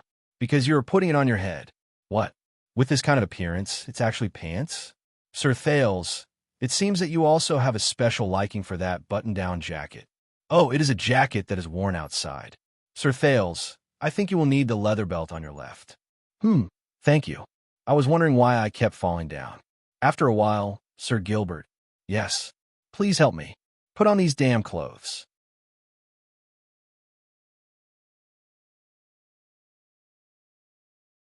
Chapter 21. Conspiracies and Tricks, Crimes and Ugliness. Many of them were born in secret rooms in the dark. But conspiracies could also be created in broad daylight, such as now. Winter was approaching. On the afternoon of the 16th of November, in a spacious stud farm, a fat old noble wearing a thick mink shawl frowned with his head lowered under a parasol. He watched the training of a few horse trainers in the field while he listened to the words of another noble on his left. After a while, he let out a long sigh and looked at a disobedient horse in the distance. The corners of his mouth curled up. What kind of royal treasure is missing that is worthy of our respected king to seal Mindy's Hall indefinitely? What a pity. I was planning to go to Mindy's Hall next week to take a look at Master Colvin's work. The noble beside him was younger and slender. He looked at ease. He naturally and easily grabbed the agarwood pipe in his hand and took a deep puff. Also, Gilbert rushed to Mindy's Hall overnight to report to His Majesty about the situation of the gang war in the outer city district. He said cheerfully as he puffed out smoke rings, "Really? Respected King Iron Hand, when did you ever care about the lives of the peasants in the outer city district?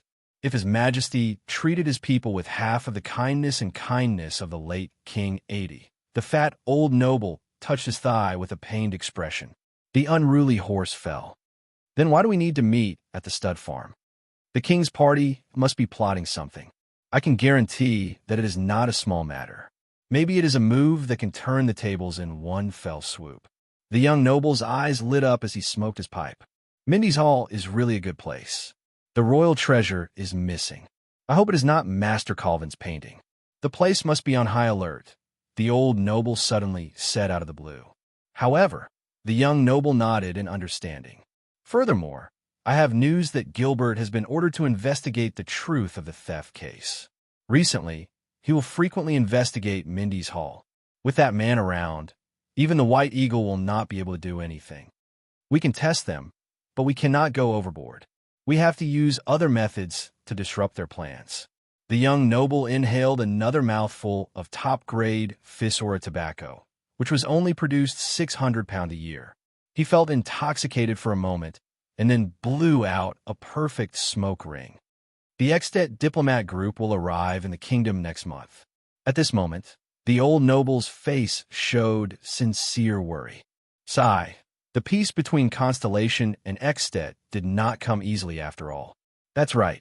Unlike his senior, the young nobleman could not keep his composure. His sharpness and spirit were evident on his body. If something happens to the diplomatic mission within the borders of the kingdom, I'm sure His Majesty will be very passive in the face of domestic and foreign pressure. If Your Majesty does not handle this properly, the old noble looked at the horse in the distance and breathed a sigh of relief. He took a sip of tea and said helplessly, "Sigh, a country like ours that has a hereditary throne is indeed backward." Both of them were silent for a while. The old noble shifted his body and asked casually, "What's going on in the Western District?" "Don't ask me, old sir. You know I hate mystics the most." Then let's talk about the Blackstreet Brotherhood. Those people still refuse to budge." The young noble's face suddenly became displeased. "It's only been about 10 years, and they're already so arrogant. I'm sure they're more confident in their backer than they are in our new star." "Don't look down on the young." The old man grinned helplessly. His eyes were shrewd and sharp. "When children scare people, that's what you call scary." Compared to the hasty glance he got last night at dawn, the Mindy's Hall that Thales saw in the afternoon was much bigger, more magnificent, and of course, more spacious. The first floor was the living room for the meeting, a large banquet hall, and an open-air garden. It was equipped with a sizable kitchen, basement storage, and even armament storage. Apart from the open-air balcony that had a panoramic view of the outdoor garden.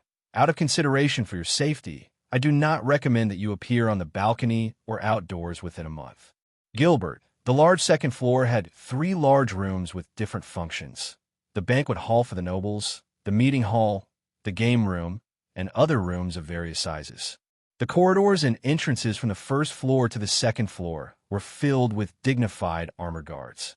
Their faces were hidden behind their helmets, and every one of them was as frightening as a sculpture. Even though they are the swordsmen of eradication owned by the Jadestar family, I still do not recommend that you stab their abdomens, young sir.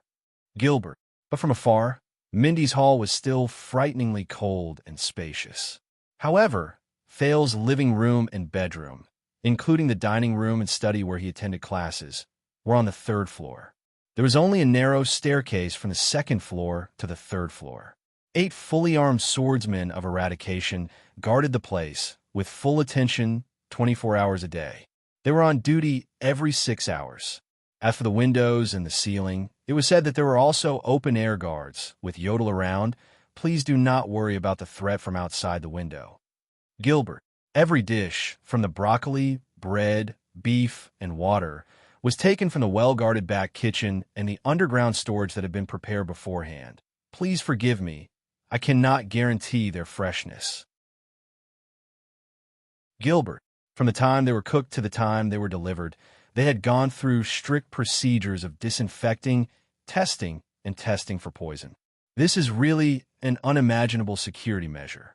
Looks like I am much more important than I thought. Should I say that they are indeed the ruling class that holds power? I wonder if Jayla can sneak in with her skills? What if she is a mystic? Speaking of this, no, I cannot. Forgive me for refusing, young sir. Thales raised his head and looked at Gilbert with a puzzled expression. Up until now, everything about you is top secret. Gilbert shook his head firmly. Forgive me for being straightforward. We have sealed off Mindy's Hall, and our contact with the outside world is limited to a few trustworthy people. Under such circumstances, if the royal family sends people to search for 3 child beggars who are hiding in outer district, whether it is to investigate or to help, it will be extremely disadvantageous to both of you. Do not underestimate the abilities of those with ulterior motives, he said in a low voice. At least wait for the right time. Thales sighed and furrowed his eyebrows. He bit the last bit of the sweet and greasy buttered bread into his mouth and quickly picked up the cup to drink a mouthful of black tea. At least the food is much better. With impeccable etiquette, Gilbert took the teacup from the flustered Thales, bowed slightly, and said, "If you are satisfied with the afternoon tea, we will begin our afternoon lessons." Thales' hands trembled, and Gilbert took the teacup from Thales' hands. In fact, Gilbert maintained his smile and thought to himself, "Perhaps we should start with table manners? What about Yodel? Where is he? He is a competent protector. Naturally, he is nearby at all times." Thales resisted the urge to look around subconsciously. After knowing that Yodel was nearby, he felt inexplicably more at ease. So, Thales tugged at the bow tie on his chest that was so tight that it made him uncomfortable. Under Gilbert's slightly furrowed eyebrows, he followed the latter into the study. "First of all, Thales, I talked to Yodel last night." Gilbert watched as Thales stuffed himself into a leather chair. He curiously looked at the decorations around the study, especially the 3 bookshelves that were filled with books. "You're a special child. From Yodel's judgment and the few hours I spent with you since I met you, I can see that. Here it comes." Thales still looked curious, but he was on guard in his heart. "But this is only natural. The air of Constellation is naturally special." Gilbert placed his hands behind his back and slowly walked towards the study table that was carved with the symbol of the 9-pointed star. His grayish-white sideburns appeared solemn at that moment. "I believe that since fate sent you back to Constellation, she must have made some arrangements." Thales looked at the middle-aged noble and did not say a word. "I roughly understand your past. Your days on the streets must have been difficult." Gilbert picked up a book that he had prepared a long time ago from the study table that was made of black agarwood. He turned around and said with a serious expression, "You will have a new identity, a new life, and even a new name. But what is truly important is the future that you will face and bear. You will have a new identity, a new life, and even a new name. But what is truly important is the future that you will face and bear." Gilbert's bright and piercing gaze was directed at Thales' gray pupils. Thales muttered silently. He looked at Gilbert's sharp eyes and nodded with a solemn expression. He looked into Gilbert's sharp eyes and nodded with a solemn expression. Thales thought in his heart, "I understand." Thales pondered over his words. "So," Thales deliberated over his words and said slowly, "What do I need to know about myself and my past now? What do I need to know about myself and my past now?" Gilbert's expression did not change, but he nodded slightly in his heart. Panic, fear, and helplessness. These emotions that a 7-year-old should have at this moment are not present in this child. There is only calmness and prudence. There is not even much excitement. As expected, he is not ordinary. Is it because of the training in the Brotherhood? Yodel did not want to go into detail, but the assassin admired the child's performance. But did he really have such an experience in the gangs in Lower Manhattan District? Or is it because the Constellation royal bloodline, which has been passed down from the ancient empire for nearly 3,000 years, is really extraordinary? Or is it because of his other half? When he thought of this, Gilbert furrowed his eyebrows in a barely noticeable manner. But this competent noble still bowed slightly. "Thales, respected young sir, please allow me to address you as such for now. You're 7 years old this year. On the night of the 25th of July, year 665, you were born in Mon Manor in the outskirts of Constellation's capital, Eternal Star City," Gilbert said at a moderate pace. "Your birth mother was a noble lady whom I shall not reveal her name. She passed away due to massive bleeding during childbirth. Before she passed away, she named you Thales after the celebrity." Thales' eyebrows arched slightly. "You grew up in Mon Manor under the secret care of the Jadestar family, another female official, and I would visit you from time to time. During this period of time, you grew up as a child adopted by Lord Mon when he was out hunting. You did not know your own identity. Last December, Lord Mon died in battle at the border of the Western Desert. As he had no heir, his property and territory were taken back by the royal family. At the same time, I brought you back to Mindy's Hall in Twilight District." Thales was silent as he listened to this part of the narration. And next month, as the illegitimate son of King Kessel V, the legitimate heir of the Constellation royal family, and the only remaining bloodline descendant of the Jadestar family. You will claim that you were born with the right. You will be recognized by the royal family, Sunset Temple, and Constellation Higher Parliament as. The expression in Gilbert's eyes was solemn and solemn. There was also a hint of worry and sorrow. The heir of the Supreme King of Constellation. After a long while, Thales exhaled softly. It seemed to be much more complicated than he had imagined. I understand.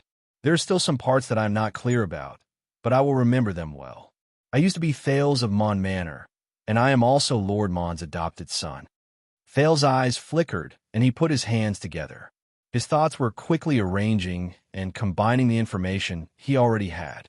From Gilbert's narration, he combined elements and turned them into effective information. Gilbert nodded and sat down on a leather chair opposite Thales. As for the remaining parts, I will summarize the details so that you can memorize them and familiarize yourself with them. Currently, this is your mission. You only need to know this. As expected, even though he respects me very much, deep down, I still feel that there is no need to say too much to a 7-year-old child. Thales' eyes flickered.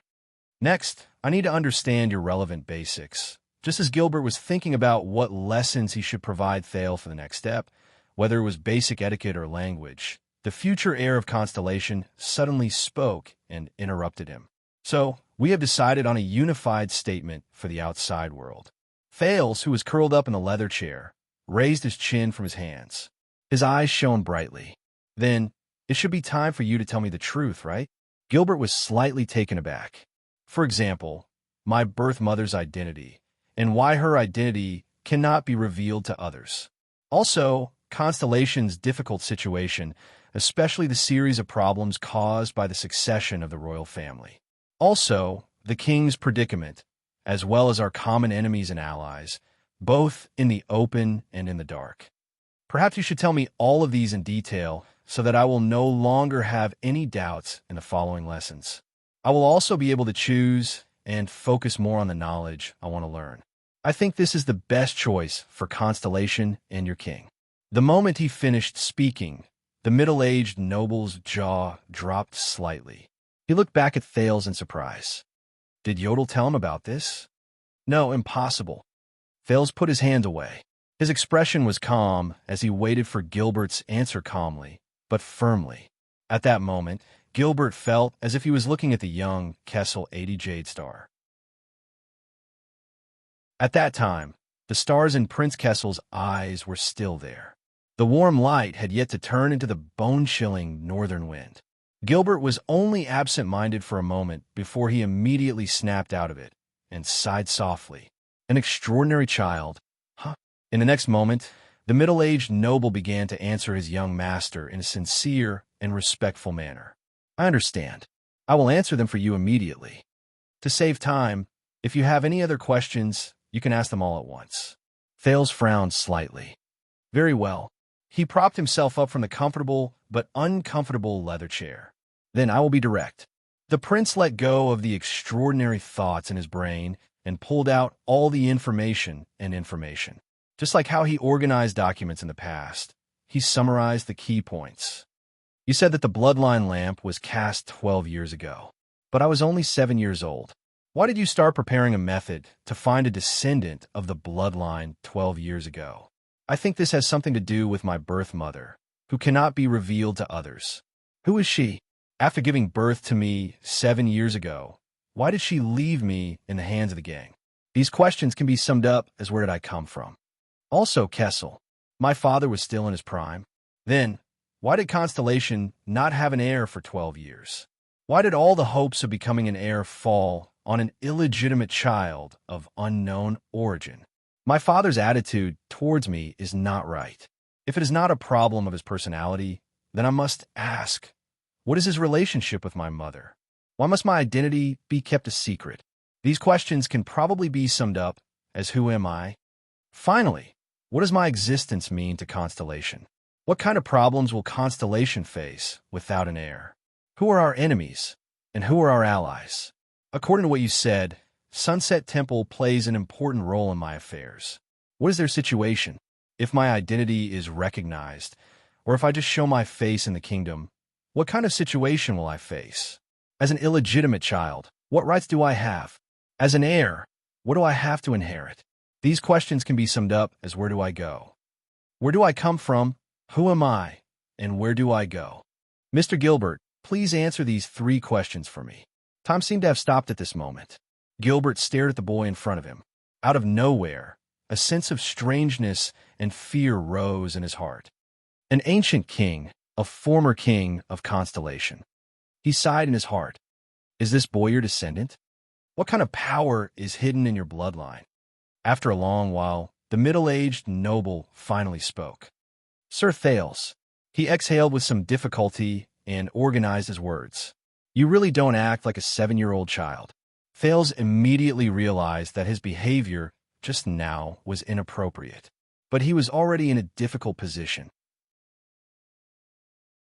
Oh well, a child prodigy who knows everything about the world is better than a muddle-headed puppet, right? This has been said by more than one person. If you want to please me, you have to say it in a more creative way, Sir Gilbert. In order to ease Gilbert's expression, Thales showed a rare moment of humor, and a smile appeared on his face. Gilbert did not reply. He only stared at him deeply and did not move his gaze away for a long time. Just when Thales was wondering if time had stopped, the middle-aged noble who looked like a statue suddenly opened his mouth and began to answer his doubts. Honorable Sir Thales, first of all, where did you come from? Everything started 12 years ago. In March 660, although the former King 80 II was old, he was still on the throne. His rule was long and stable, and he was known as the King of Eternal Rule. However, all of a sudden, the entire constellation was plunged into an unprecedented turmoil because of a rebellion that was getting more and more intense. The entire Western Peninsula was even dragged into it. War, cataclysm, famine. These were the themes of that year. Many people call that year the Bloody Year, Yizichin explained. In such chaos and bloodshed, King 80 was killed, and the entire Jadestar royal family was almost slaughtered. Among all the legitimate members of the royal family, only his 5th son, the 35-year-old Prince Kessel Jadestar, survived and was finally crowned king.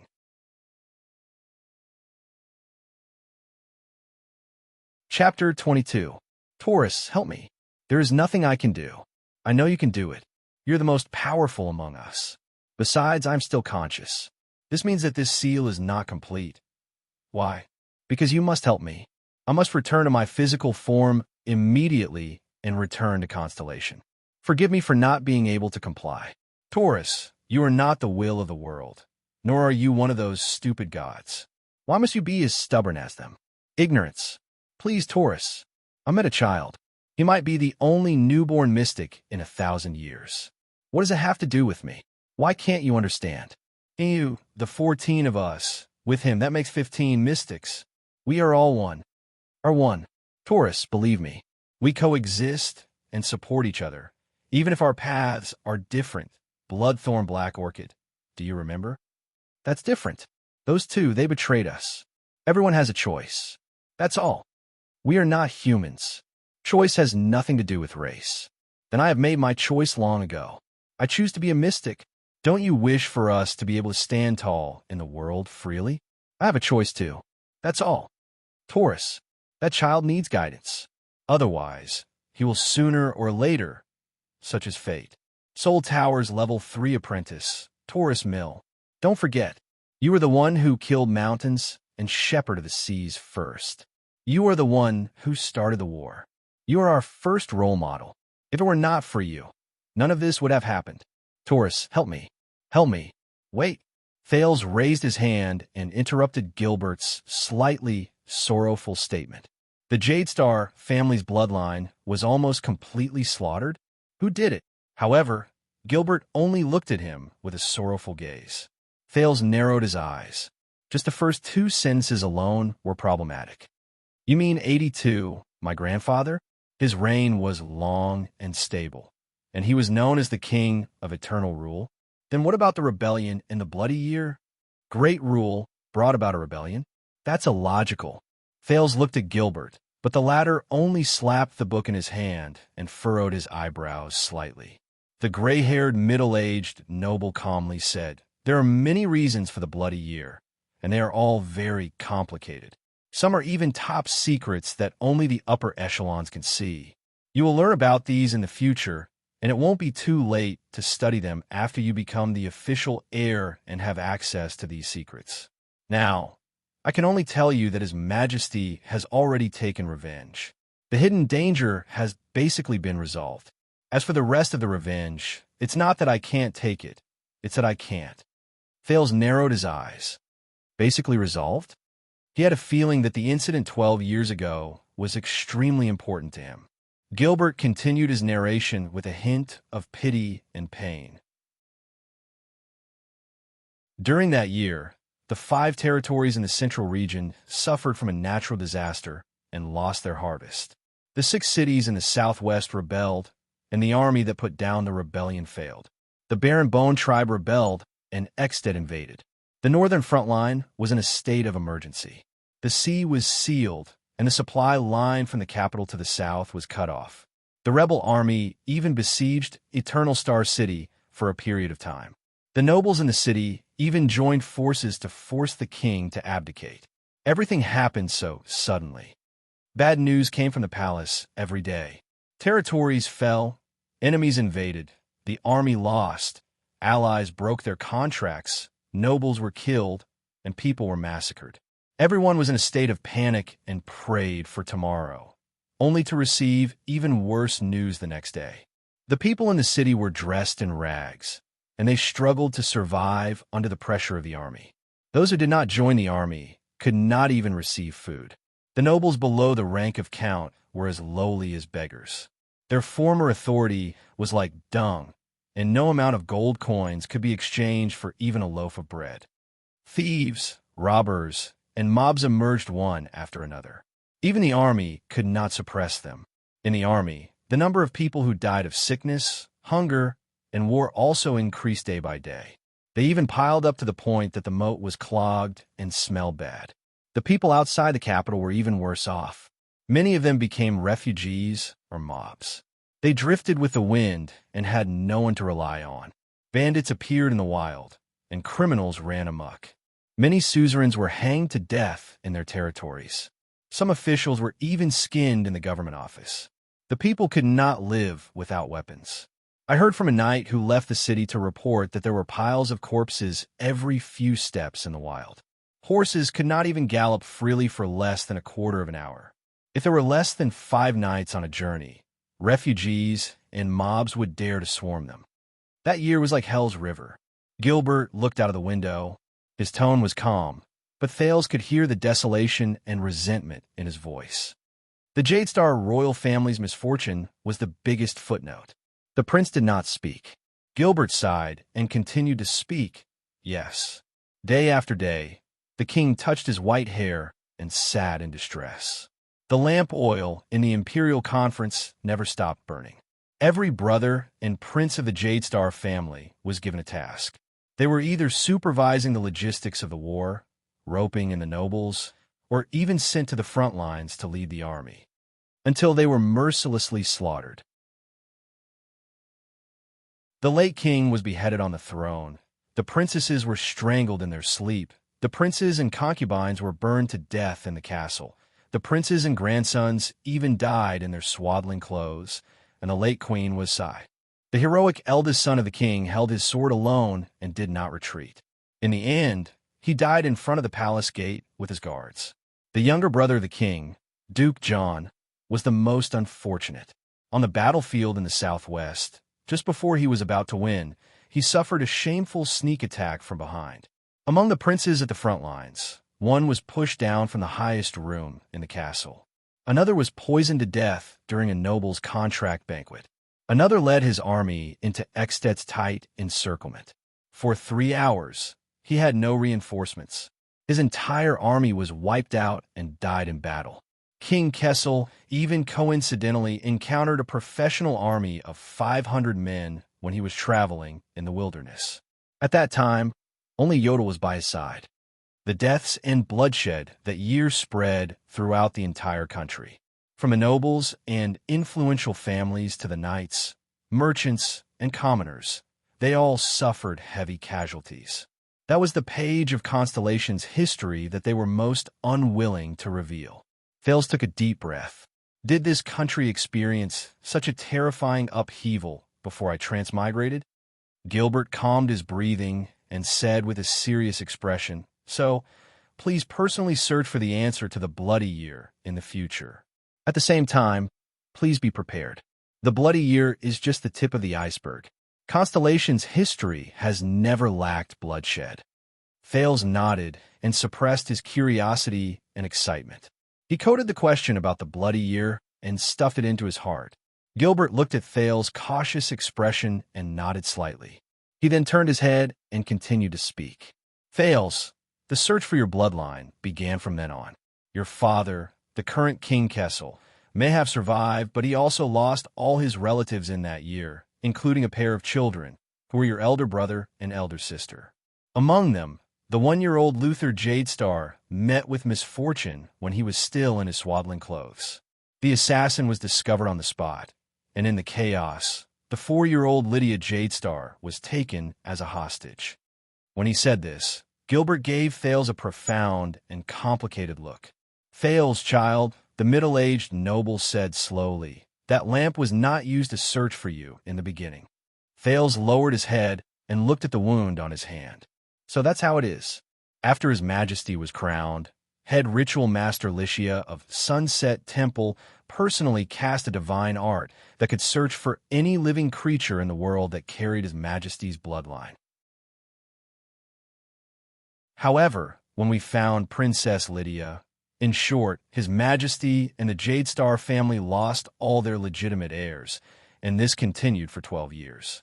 During these 12 years, His Majesty did not give birth to a new bloodline. During these 12 years, Constellation only had the Supreme King. There were no princes or princesses. Even the political marriages with outsiders were chosen from the children of the 6 great clans. Until one day, that bloodline lamp was lit up again. The study room was silent for a long time. The scene from last night appeared in Thales' mind. He had to confirm one thing. His Majesty was probably in the 5th or 6th year after he was in power. Hence, when Gilbert continued, he did not hesitate to interrupt the middle-aged noble. Thales said softly, "The royal family was slaughtered in such a well-planned manner. Who was the most direct culprit?"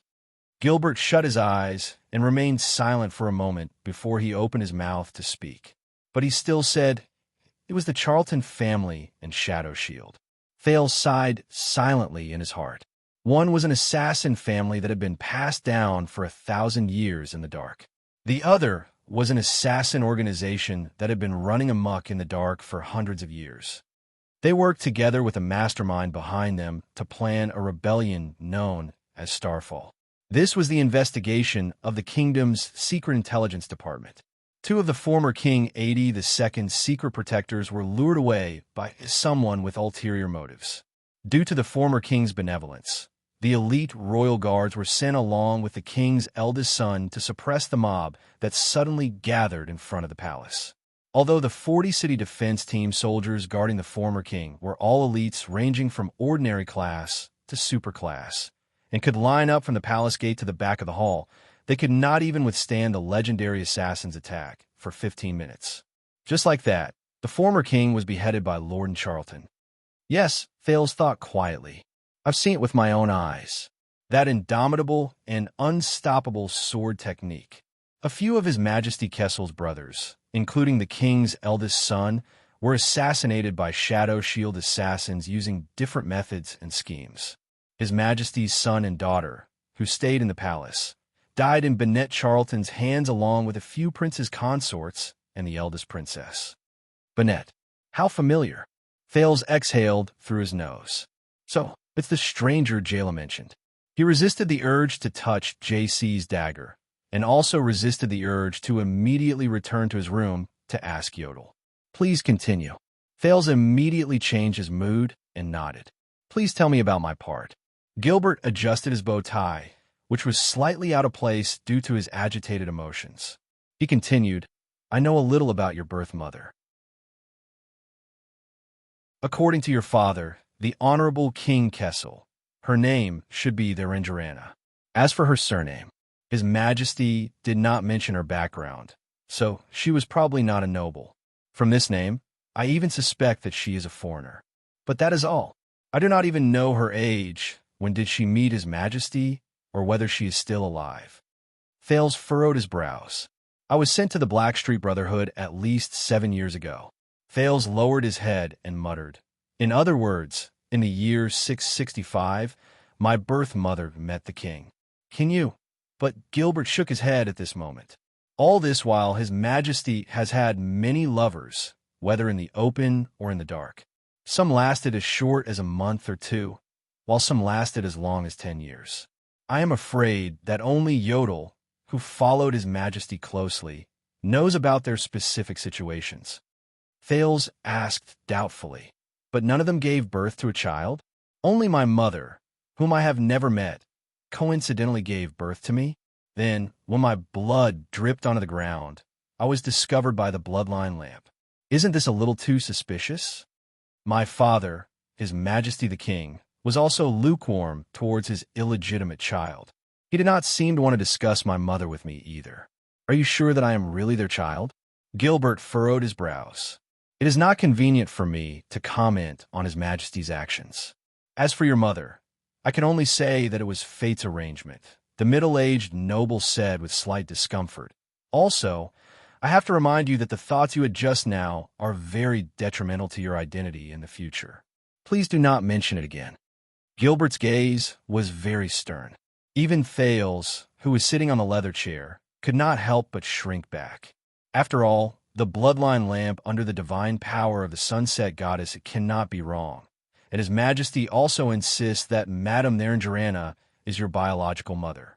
So, please remember this and bury it in your heart. Perhaps one day, His Majesty will answer this question for you. Kessel V's cold expression and unquestionable majesty flashed in his mind. Thales turned in another direction and rolled his eyes. The above is the answer to the question of where you came from and who you are, Gilbert said with a serious expression. Then, regarding where you are going, at this moment, a person suddenly appeared in the study room. He landed in front of them without a sound. Gilbert's expression changed. He quickly stood up in an instant and kicked a cane from beside his feet. When he grabbed the cane in his hand, the middle-aged noble was already standing in front of Thales, blocking his way. Thales only then realized that this seemingly gentle and elegant middle-aged noble was actually quite skilled in martial arts. However, the middle-aged noble immediately exhaled and relaxed together with Thales. This was because the person who suddenly appeared was covered in a black hood and tight clothes. There was also a dark purple mask on his face. Concealment. The Supreme King's secret protector, Yodel Kato, spoke in a short and hoarse voice. There are people approaching this place at high speed. 20 of them. At that moment, Gilbert's words flashed in Thales' mind.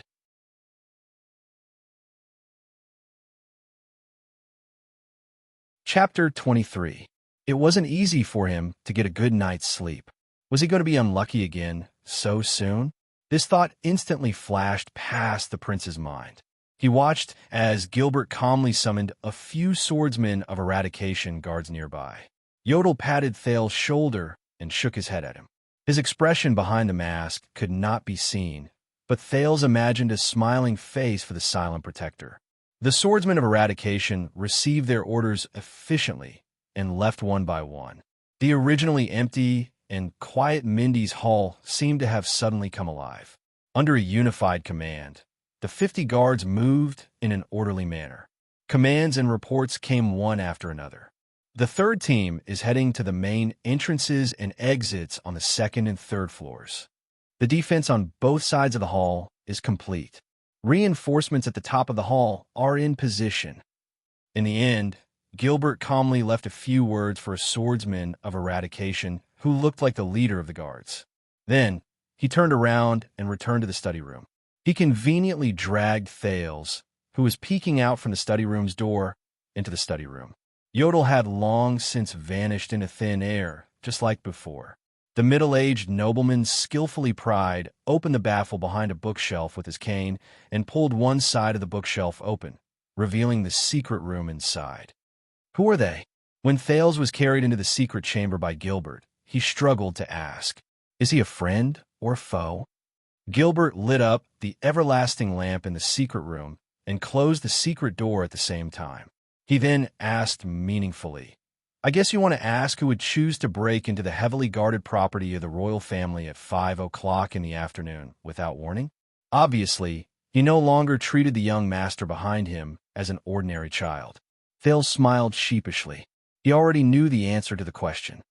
I'm sorry to have to trouble you to wait here for a while, but confidentiality is still the first principle. Under the dim light, Gilbert carefully lifted a part of the curtain. A rather large square iron plate was revealed. There were 6 different holes for filters on it. He saw 6 different places through the small hole: the hall on the first floor, the garden, the balcony on the second floor, the corridor on the second floor, the staircase on the third floor, the porch on the third floor, and the roof of the outdoor hall. This is a surveillance mirror made from the reflection of a mirror. It can capture the different key areas in Mindy's hall, Gilbert said with a smile. Isn't this a periscope? Thales rolled his eyes internally. They're here. The first team is fighting. The rest of them have scattered. Yodel's voice came from the void. Thales immediately put his face in front of one of the surveillance mirrors. It was the garden on the first floor. A team of 10 swordsmen of eradication from the Jadestar family were in a well-coordinated formation. Their swords and shields were unsheathed as they besieged 5 masked intruders who were dressed differently. However, the 5 invaders seemed to be a team with great teamwork. 2 of them held nimble scimitars and moved between the swords and shields, looking for opportunities to rescue their companions who were in danger. One of them used his arm shield and flail, and every time he smashed into the dense swords and shields, he would force one of the guards to retreat. Another held a sword in his hand and tried to break through the gaps in the formation. The last person also held a sword and shield in his hand, and he seemed to be looking for any gaps in the formation. They're hired rangers and adventurers. Gilbert glanced at them in front of the surveillance mirror and immediately said, it seems to be a team that has been working together for a long time and has great teamwork. They live between war and the suzerain's violent requests. Hunters, soldiers, bodyguards, scouts, and even assassins, they do everything. I just arrived at Mindy's hall last night, and there are already visitors so soon? Thales exhaled helplessly. Is the dignity of the royal family so cheap? I assure you, Sir Thales, the dignity of the royal family is not cheap. On the contrary, it is the abnormality of the royal family that makes our enemies feel uneasy and fearful, Gilbert said softly. There was not a hint of nervousness or seriousness in his tone, as if this was just a game. Enemies? Thales turned his head, and there was a thoughtful look on his face. Yes, please do not worry about the outside. The well-trained guards and Yodel will take care of everything. And now is the best time to explain the third problem to you, our enemies and allies. The middle-aged noble took a few steps back and sat down on the dark sofa in the secret room. He smiled and said, for now, your existence is a top secret that we must keep, especially to the suzerains and nobles of Constellation. The 6 great clans who guard the country's borders and the 13 distinguished families who support the kingdom are the core members of the higher parliament of Constellation. Even though they are constantly replaced and have many conflicts, they still represent the noble forces that swore to rule together with the Jadestar royal family when the kingdom was first established. So, at least on the surface, this is a country ruled by the king and nobles. Thales made a mental note. He needed more information. Nobles. Are they the suzerains who are in theft all over the country?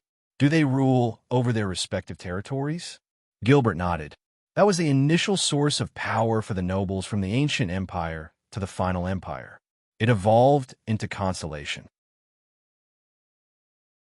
Even though many nobles only have titles and honor left, the ones who truly control the lifeline of the country are the 6 great clans and the 13 distinguished families who own vast territories. According to the oath and the king's decree, They are ordered to guard the territories around them, submit to the king, and pay taxes.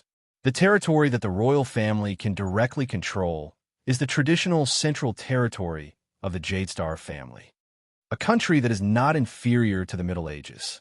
This is seriously inconsistent with the country's productivity that I have seen. At this moment, very abruptly, Yodel's voice rang in their ears again. Intruders from the roof of the hall. The sentries are trying to stop them. Looking at the calm and collected Gilberto before him, Thales resisted the urge to look at the surveillance mirror. Even though these suzerains have their own legal private army, most of the time, they will choose to hire outsiders to clean up some of the chores, especially those that need to be cleared of any involvement. This is especially true for the suzerains who are more powerful and have higher statuses, such as our guests outside. The corners of Gilbert's lips curled up. Then, what is the purpose of the higher parliament formed by this group of suzerains and nobles? And what is the power they possess? Thales asked sensitively. The higher parliament is a product of the virtuous king, Mendes III's rule. During the costly Third Peninsular War, the virtuous king commanded the powerful suzerains, nobles, officials, priests, merchants, and scholars in the country to form the higher parliament and the national conference. The former was the exclusive meeting place for the nobles of the territories, while the latter faced all the famous and influential people in Constellation. Mendes III used his superb mediating skills to eliminate the layers of conflicts and obstacles. He distributed taxes, allocated resources, and borrowed money to repay loans. This allowed Constellation to retain its precious vitality in the war that severely damaged the countries on both sides of the strait. A platform where the public power of the country appeared to deal with the conflicts between the upper and lower levels, reach a compromise, and condense a consensus among the social classes. Thales made another note in his heart. Let's not talk about the national conference for now. The higher parliament of Constellation's nobles has been preserved after the virtuous king.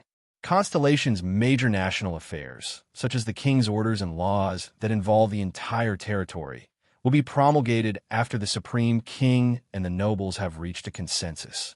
This has become a tradition. In fact, after the higher parliament was formed, the discord between the upper and lower levels of the kingdom, the fighting among the nobles, and the phenomenon of overtly complying but covertly opposing has become much better, Gilbert said calmly. The embryonic form of a representative system? No, it can't be something that advanced. It's a little like a feudal structure formed by suzerains in the process of changing from a hierarchical country to an absolutist one, but it's beginning to become a stage where local forces and central power compete. But with the arrival of the Bloody Year, the conflict between the 6 great clans and the 13 distinguished families and the Jadestar royal family became more obvious. In the 13 days after the late King Adi II was killed, even though there were endless conflicts between the nobles, the capital of Constellation under the rule of the higher parliament actually decided to lock the city gates and withdraw its troops. It was only when King Kessel returned that they reached an agreement with him and crowned his majesty. A feudal parliament that operates independently, an organization where the feudal suzerains unite and speak out against the monarch. But to me, this is bad news. Thales felt a chill in his heart. The operation of the parliament can actually eliminate the role of the royal family. This is a terrifying force. Once the time is right, it can become a stormy sea that overthrows the royal family. And King Kessel, who did not have an heir for 12 years, is in the eyes of the 6 great clans. Gilbert's gaze was filled with vigilance. He answered in a mysterious but complicated manner. With all due respect, our strong northern neighbor, the kingdom of Hero Raikaru and Hero Chara, Extet, which is known as the Blade of the Western Peninsula, adopts a system of suzerains electing a king. The king is chosen from among the suzerains who have the right to participate in the election. As he spoke, Yodel's hoarse voice rose again. Enemy attack on the 2nd floor. The 3rd and 4th teams are dealing with it. There are 5 more people. They're approaching the 3rd floor. Thales did not move this time. Gilbert sucked in a deep breath and pointed outside with his finger. Now, Sir Thales, do you understand where your enemies are? Thales remained silent. The hereditary king of constellation. The system of selecting a king in a foreign country.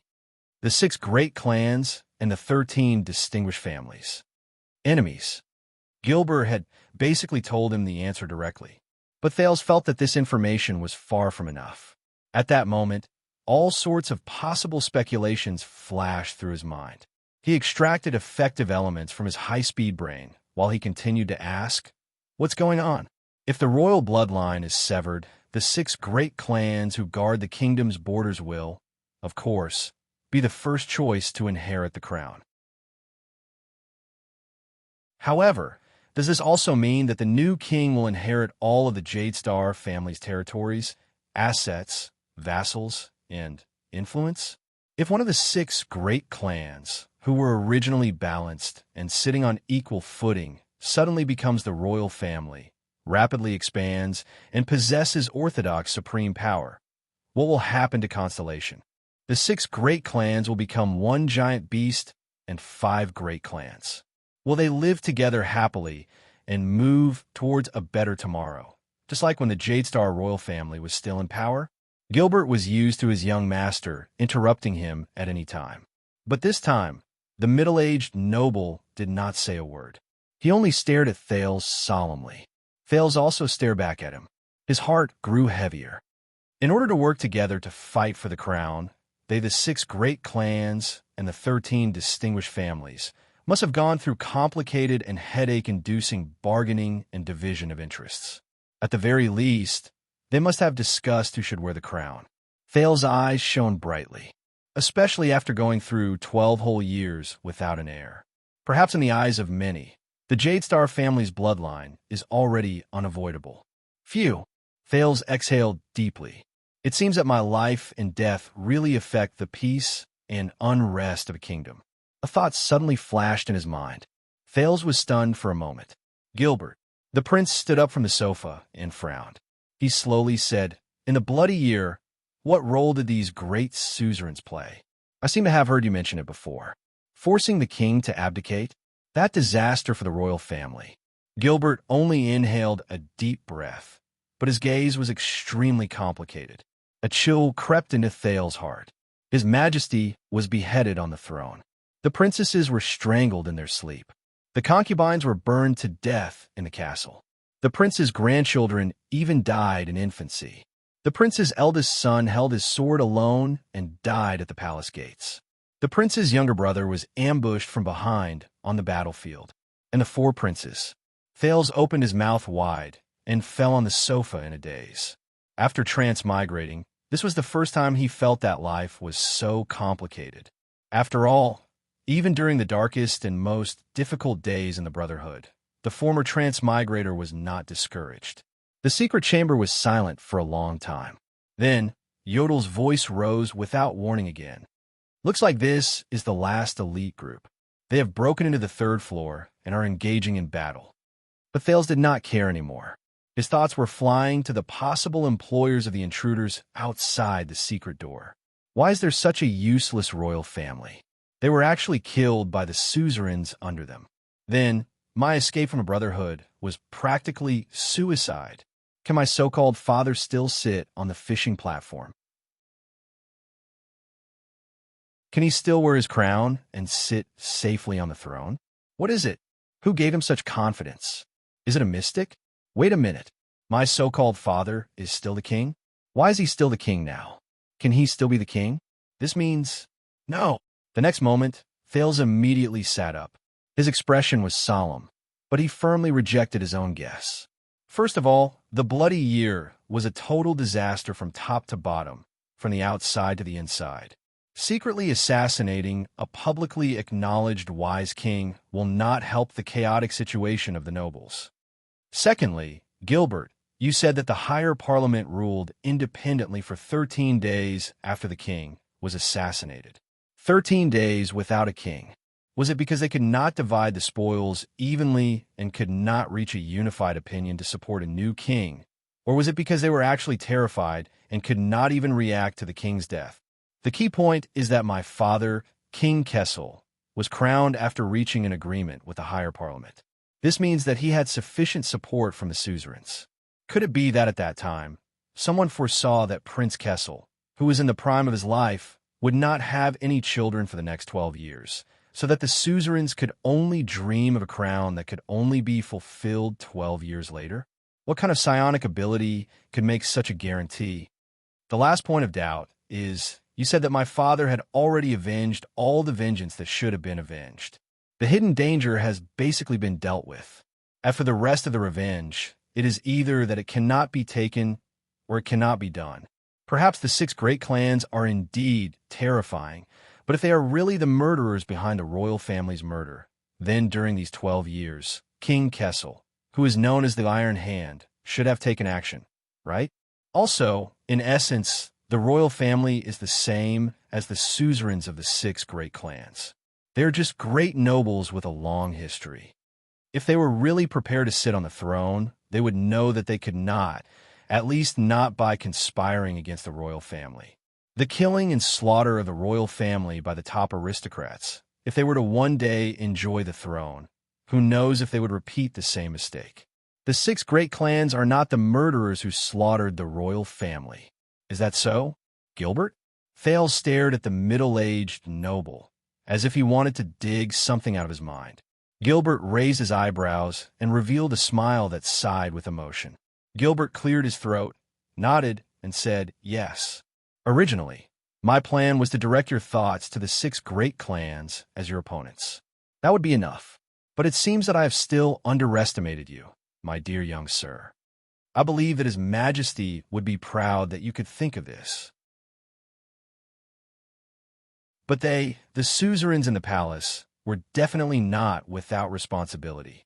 At least, when the royal family was slaughtered, they chose to watch by the side and were even happy to see it happen. Gilbert's gaze dimmed. He hesitated for a while, but in the end, he still insisted on speaking. There is indeed someone else behind the Jadestar family's disaster, but I don't know the real truth either. Only His Majesty knows all the details. This is a tragedy that belongs to the Jadestar family, and he should be the one to tell you. Thales fixed his gaze on Gilbert, but immediately after, he exhaled forcefully, as if a ball filled with air had suddenly deflated, and he fell on the sofa behind him. Thales did not care about his manners and rolled his eyes. You should have said so earlier. Gilbert smiled. The middle-aged noble bowed slightly, tacitly agreeing with his young master's words. He thought Thales this child. Perhaps Constellation will be different because of this. Even though you, the Jadestar royal family's true enemies, might be even more terrifying than the so-called 6 great clans and 13 distinguished families. The extremely abrupt voice appeared again. All settled. Yodel's voice traveled into his ears again. No one was left alive. Gilbert's expression became serious. He nodded, stood up, and slowly said, very good.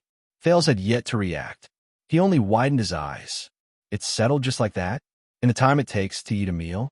The stone just fell. Why did it sink without even making a sound? Gilbert stood beside the secret door and gestured to Thales to ask him to go out. He said, do not worry, Sir Thales. We are only here to test the waters. We'll take care of these miscellaneous matters.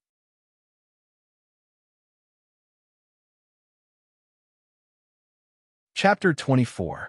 On the afternoon of the 16th of November, in the center of Red Street Market, what was supposed to be a bustling and lively street was now filled with patrol soldiers in light armor and star blue uniforms, as well as police officers in black and blue uniforms. They carried stretchers, supplies, and notebooks to and fro on the destroyed houses and roads. There's another one here. A soldier of the patrol team waved his hand and dragged out a deformed human body from a collapsed beam together with his colleagues who had rushed over after hearing the news. This one's still breathing. Another urgent call came from afar. The doctors and healers hired by the city hall, as well as some priests who volunteered from the Divine Temple, hurriedly came forward. Lorbeck Dara, the first-level director of the Western City Police Station, was standing on a small hill of collapsed houses. His feet were stepping on a blood-stained building material. He had just sent away a few City Hall government officials with a smile. They were dressed as brightly as the backstage. He politely listened and humbly accepted their stupid complaints such as, "Look, this is supposed to be your responsibility. How did you end up like this? Do you know that we, the City Hall, also need to work to serve the people? We don't have the time to waste manpower here." Behind Lorbeck was an open space covered by a large umbrella. This was a temporary morgue. At the moment, there were close to 100 corpses, some of which belonged to innocent citizens, and some of which belonged to gangsters. Many officials were wearing masks, holding pens and paper as they walked around the corpses. The corpses were occasionally recognized by family members who rushed over after hearing the news. Naturally, there was a heart-wrenching. Some family members recognized the uniforms of the officials. They were so agitated that they even rushed forward. However, they were pulled away by the well-prepared soldiers and police officers. Lorbeck lowered his head and sighed deeply. Fortunately, it was winter and the flies had not gathered yet. Lorbeck stepped on a signboard that was cracked into 5 or 6 pieces. It seemed to be a chess and card entertainment room. He walked down with a stiff expression. An exquisite swordsman chess piece fell out of the blood-stained ruins. Lorbeck stopped in his tracks. He slowly bent down, picked up the chess piece, and patted off the dust on it. However, the blood on the chess piece had already coagulated and could not be wiped away. This bunch of bastards. Lorbeck looked at the chess piece in his hand with an ashen face. This swordsman chess piece was missing the hand that was holding the sword. It seemed to have been broken by a sudden force. The director turned his head and looked at the side of the ruins. There, a man in a dark red leather coat was also looking at everything. The man in the red coat turned around and looked at the director's dissatisfied expression. "I won't agree," Lorbeck said resolutely. "Are you sure?" The man in the red coat revealed his face. His thin face was covered with stubble, but his tone was full of hostility. "This is a request from the Blood Bottle Gang, and that lord. Nikolai, this is not what we originally agreed on. Even His Excellency will not allow you to blow up Red Street Market into ruins and take away almost 200 lives." The police chief gritted his teeth, as if he was suppressing his anger, and spat out the words one by one. "And now you still want their bodies?" Lorbeck felt that his dissatisfaction was about to break through the sky. But the man he called Nikolai, although his face was full of ice, he didn't care at all. "That is not accurate. Only a dozen houses in the center of the street were destroyed, right? And I really didn't know that the West City police chief who stood by the side the whole night also had a sense of justice and compassion. Speaking of which, we also lost a lot of people last night. Scum, do you expect me to help you when you gang fight?" Lorbeck thought angrily. This is the Blood Bottle Gang's loss, His Excellency's loss, and His Excellency's loss. Of course, it is also your loss. Nikolai continued. "This scum, why did the Western Front Line expel him? They should have just chopped his head off." Lorbeck cursed in his heart. Nikolai said in an unfriendly tone, "So, for His Excellency's benefit, you can still make the decision on some bodies, right?" But Lorbeck did not give in as he expected. The director took heavy steps in front of Nikolai, almost touching his nose. His eyes were full of anger as he said. With eyes full of anger, he said, "I don't care how many of you Blood Bottle Gang scum have died. I am following His Excellency's orders." But he did not say that you scum would cause such a disaster. This morning, everyone in the King City knew that you guys had nothing better to do in Red Street District. Even the Imperial Conference was discussing the gang fight in XC District. Nikolai's eyes changed. He stepped forward without backing down and pressed his forehead against Lorbeck's. He stared at the director's eyes and said with hatred and anger, "Then you should know that our anger is no less than yours. The Blood Bottle Gang has never been complacent. Blood debts will be repaid." Lorbeck was also angered by Nikolai's provocative reply. "Don't talk about your stupid matters, especially you bunch of useless losers," he scolded. "The Blood Bottle Gang has never been complacent. Do you believe that if I withdraw the police and patrol now, scum like you won't even be able to leave Red Street District?" Nikolai furrowed his brows indignantly, and the anger in his eyes grew stronger. Lorbeck stared back at him without showing any signs of weakness. The surrounding members of the patrol team noticed the situation and silently approached them. Two captains of the swordsmen of eradication had cold expressions and put their hands on the hilts of their swords at their waists. Nikolai glanced at the soldiers and felt a chill in his heart. This big green skin has guts. At the same time, he noticed that among the residents outside the cordon, there were a few gazes with ulterior motives. They disappeared from time to time, and a few new gazes would appear again. Damn the Brotherhood. After all, Red Street District no longer belongs to the Blood Bottle Gang. Considering the power of the police and the threat of the Brotherhood, Nikolai suppressed the dissatisfaction in his heart and took a step back. The Air Mystic is missing. At least before the Blood Mystic returns, we have to give in. Damn big green skin and that damn great noble. I apologize for my words and actions, Lord Lorbeck Dyla. He emphasized the word Lord, and a smile bloomed on his thin face. He lowered his head and bowed, as if his previous anger was fake. This bow was not very standard. We really should not have caused you such trouble. I will leave now and ask the Duke for forgiveness. Nikolai smiled bashfully and turned to leave, until the expected reply came from behind him. Wait! Lorbeck clenched his fist tightly and told himself not to be impulsive. Damn it! Damn it! Sure enough, once I took that step, I can't turn back. Lorbeck waved his hand weakly and waved his subordinates who were about to surround him back away. The corners of Nikolai's mouth curled up in satisfaction. Chief Lorbeck closed his eyes in pain.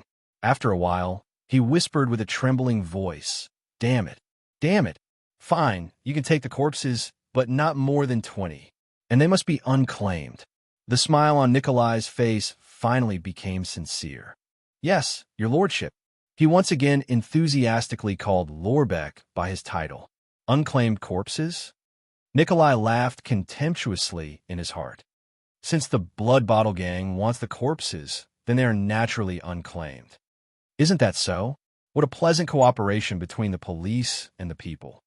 Nikolai made another non-standard bow and turned to leave. Lorbeck looked at his back, shook his head, and asked weakly, What's the matter? He asked weakly, What do you want the corpses for? To entertain a few old friends on behalf of the big shots. Nikolai did not turn his head, but his tone was frightening. To prepare a banquet. Nikolai disappeared from sight, and at the same time, a few watchful gazes from the crowd also disappeared. Lorbeck lowered his head and saw his reflection in a pool of blood at his feet. It was a helpless middle-aged man with grizzled hair and wrinkles. Lorbeck felt a wave of disgust. He took a deep breath and looked at the chess piece in his hand. He saw the one-armed swordsman smiling at him. The police chief released his hand with a sorrowful expression and turned to leave. The swordsman without a sword fell into the pool of blood and replaced Lorbeck's reflection. 6 o'clock in the evening, Mindy's Hall. 4 groups of 5. Clear division of labor, tacit cooperation, superclass leaders, leading ordinary class experts. Although they have extraordinary skills and rich experience, judging from their equipment and identities, they are indeed hired. Gilbert stood up from beside a corpse and waved his hand for the guards to carry it away. Mercenaries and adventurers who dare to attack the royal family's property. If the employer did not promise them a generous reward, then they must have the confidence to avoid the risk. The middle-aged noble stood in the hall on the first floor with his hands behind his back. He suppressed his disgust for his collaborators and spoke to an empty corner. As a former adventurer, what do you think? A hoarse voice came from the void. Both, and most of them are the latter. The employer did not tell them the truth, such as you will not encounter any superclass experts, or there will not be more than 20 guards. Perhaps their employer did not expect that our guards are far more powerful than an ordinary property, and you are here as well, the middle-aged noble replied. Corpses were carried down the stairs, the roof of the hall, and the corridor. Gilbert watched as the guards carried the intruders out and cleaned up the blood. He lowered his head and pondered. But it is still too simple.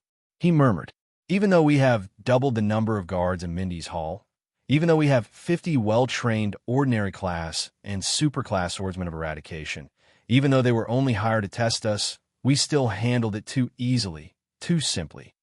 The guards who carried the corpses past them did not pay attention to Gilbert, who was talking to himself. It was as if the middle-aged noble was talking to the air until Yodel's figure appeared beside him out of thin air. They did not have the awareness to fight to the death and did not intend to cause harm to the guards, the masked secret protector said in a low voice. If I had taken action a little later, they would have retreated. Gilbert frowned deeply. This is not right. Even if they were just testing us, their attitude and methods were too rash. It was as if, Yodel answered at the right time, as if they came to our doorstep to die. The gray-haired, middle-aged noble nodded and said, if their employer is really the one we expected, then they must know that if we really have an important secret, then this kind of preparation is of no use. Then why do they do it? Cover for the others? Yodel shook his head. I do not sense anyone else. If there is no one else. At this moment, Gilbert and Yodel raised their heads at the same time and looked outside the door. Under the setting sun, an ordinary carriage was on the road leading to Mindy's hall.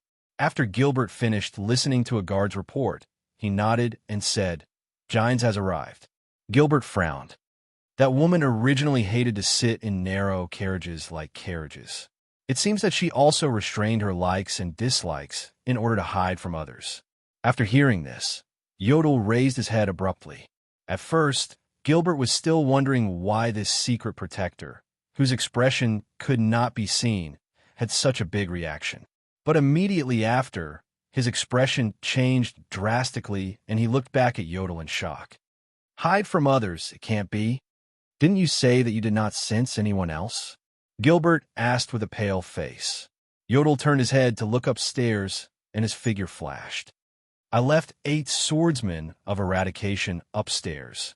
But before Gilbert could finish speaking, Yodel disappeared before his eyes. Wait, if I did not sense anyone else, Gilbert slapped his head hard. Everyone, gather at the 3rd floor at full speed. Protect the target. Thales was drenched in cold sweat and looked nervously at the man in front of him.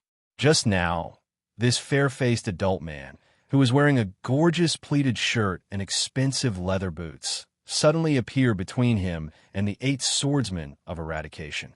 There was no wind, no sound, no breath, no trace. Then, blood spurted out from the necks of the 8 swordsmen of eradication, beside Thales one after another. It was not that transmigrators had never encountered powerful enemies before. For example, Asda the Mystic was one of them, but he really had never encountered an enemy who appeared so suddenly. It was so sudden that Thales' visual nerves could not even react. He did not see how the other party moved at all. Thales subconsciously wanted to shout, but a right hand suddenly appeared in front of him. This man, who had good taste in clothes, suddenly covered his mouth. Thales still could not see his movements clearly. Even an expert like Phantom Wind follower Ralph would at least have tracks and afterimages, even though his movements were swift and fierce. But this man in front of him did not move his right hand at all. It was like a frame-skipping animation. Thales, who struggled to no avail, gave up on wasting his energy. He calmed down and tried to calm the beating of his heart. He looked at the man in front of him. This man was slightly taller than Yodel. His neat blonde hair was spread behind his forehead, and his green pupils were clear. Even though his face was sickly pale, he was really, Thales could only describe it this way, very handsome. Compared to Asda's feminine handsomeness, this man could be said to be the sunny and dashing type. Coupled with his simple but elegant taste in clothes, he would definitely charm a lot of girls when he went out. Unfortunately, Thales could not feel any warmth from him at all. There was a pleasant smell of perfume coming from the man's body. Even a country bumpkin like Thales could recognize that this was not the cheap perfume that the townsfolk in the market would wear. Now, this handsome man opened his pale mouth and smiled at him. I was just exercising my muscles, but look at me, what did I find? A baby of a short-lived species. Short-lived species? Thales caught this particular word choice. The smell on your body. TSK, it's really delicious.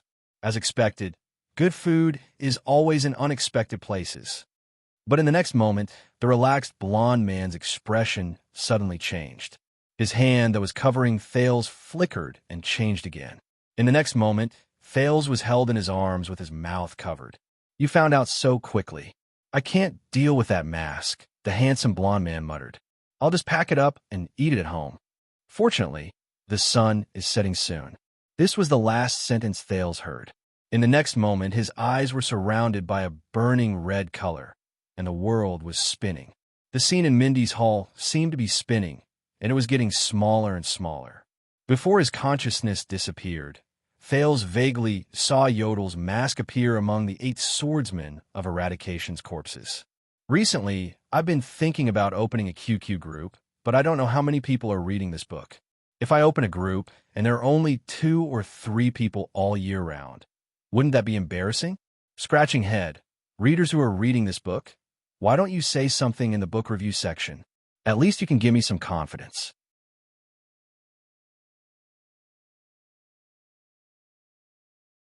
Chapter 25.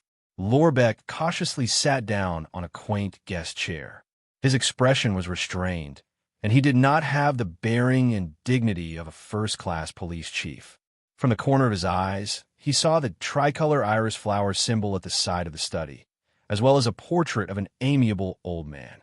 Lorbeck knew very well that even if he was a suzerain with a city, a territory, and real power, he would not be able to sit here and talk to the imposing yet elegant young noble in front of him. One more, a mere police chief. "Thank you for taking the time to meet me despite your busy schedule." Lorbeck respectfully lowered his head and said softly, "Please don't say that. With your qualifications and status, you are more than qualified to be my teacher. These are my late father's words." The young man with iron-colored curly hair, a round face, and thick lips smiled amicably and jokingly said, "Although in terms of taste in wine, he and I are irreconcilable, but in terms of respect for you, Lord Dyra, we are of the same mind." A warm feeling welled up in his heart, and Lorbeck quickly nodded. "The old Duke is a highly respected, generous, and benevolent lord. You are not inferior to him in this aspect." The young man was stunned when he heard this, and looked at the portrait in the study. The old Duke's smile was as kind and amiable as ever. After a few seconds, the young man recovered from his deep thoughts. "I'm very sorry. It's been 2 years, I hope I didn't embarrass him." The young man smiled bitterly and shook his head. He stood up, and a slightly sad smile flashed across his face. He looked into the distance and sighed. "Sometimes I think, if only father was still here, I would rather hear him scold me a little more." Lorbeck was a little embarrassed. On one hand, he missed the kind old Duke, and, on the other hand, he felt that the young Duke's true feelings were very personal, and he should not interrupt. Fortunately, the young Duke turned around in time and put away his reminiscence. He used a joke to dispel the old Duke's embarrassment, as long as he doesn't mention the wine. Hearing this, Lorbeck and the young man laughed in unison. Everyone knew that the old Duke liked to drink Ekstedt's strong rye wine, while the young Duke liked to sip the fine grape wine from Saradukedom. Because of this, the two of them had been flushed with anger in front of the tricolor iris family emblem more than once, to the point where they almost drew their swords and fought each other. The old Countess and the lovely Miss Hilly were the only ones who could stop them at the table with their murderous and coquettish glances. With just 2 sentences from the young man, the restraint and awkwardness in the room disappeared. Amidst the laughter, the young man put down the expensive agarwood tobacco pipe in his hand, walked to the wine counter at the side, and picked up a bottle of unlabeled wine. "I'm sorry, I'm not a smoker, but I just went to the stud farm to discuss some matters with some seniors." The young man explained with a bitter smile. "So, I hope that holding a pipe can make me look more mature. They would rather pay attention to a horse that has lost its footing than listen to a young boy selling his plan to suppress bandits." The sharp-eyed Lorbeck noticed that there was a bottle of rye alcohol among the various grape wines on the table. Although it had never been opened, it was meticulously preserved to the point of being spotless. Thinking of the late Duke, Lorbeck could not help but feel touched. This was the first time he met the new Duke in private in the 2 years after the death of the old Duke Covendier. But in just a few minutes, the amiable and well-mannered young Duke had left a deep impression on the police chief. As expected of one of the 6 great clans that have been passed down for 1,000 years. As expected of the tricolor iris flower that would rather die for friends than foes.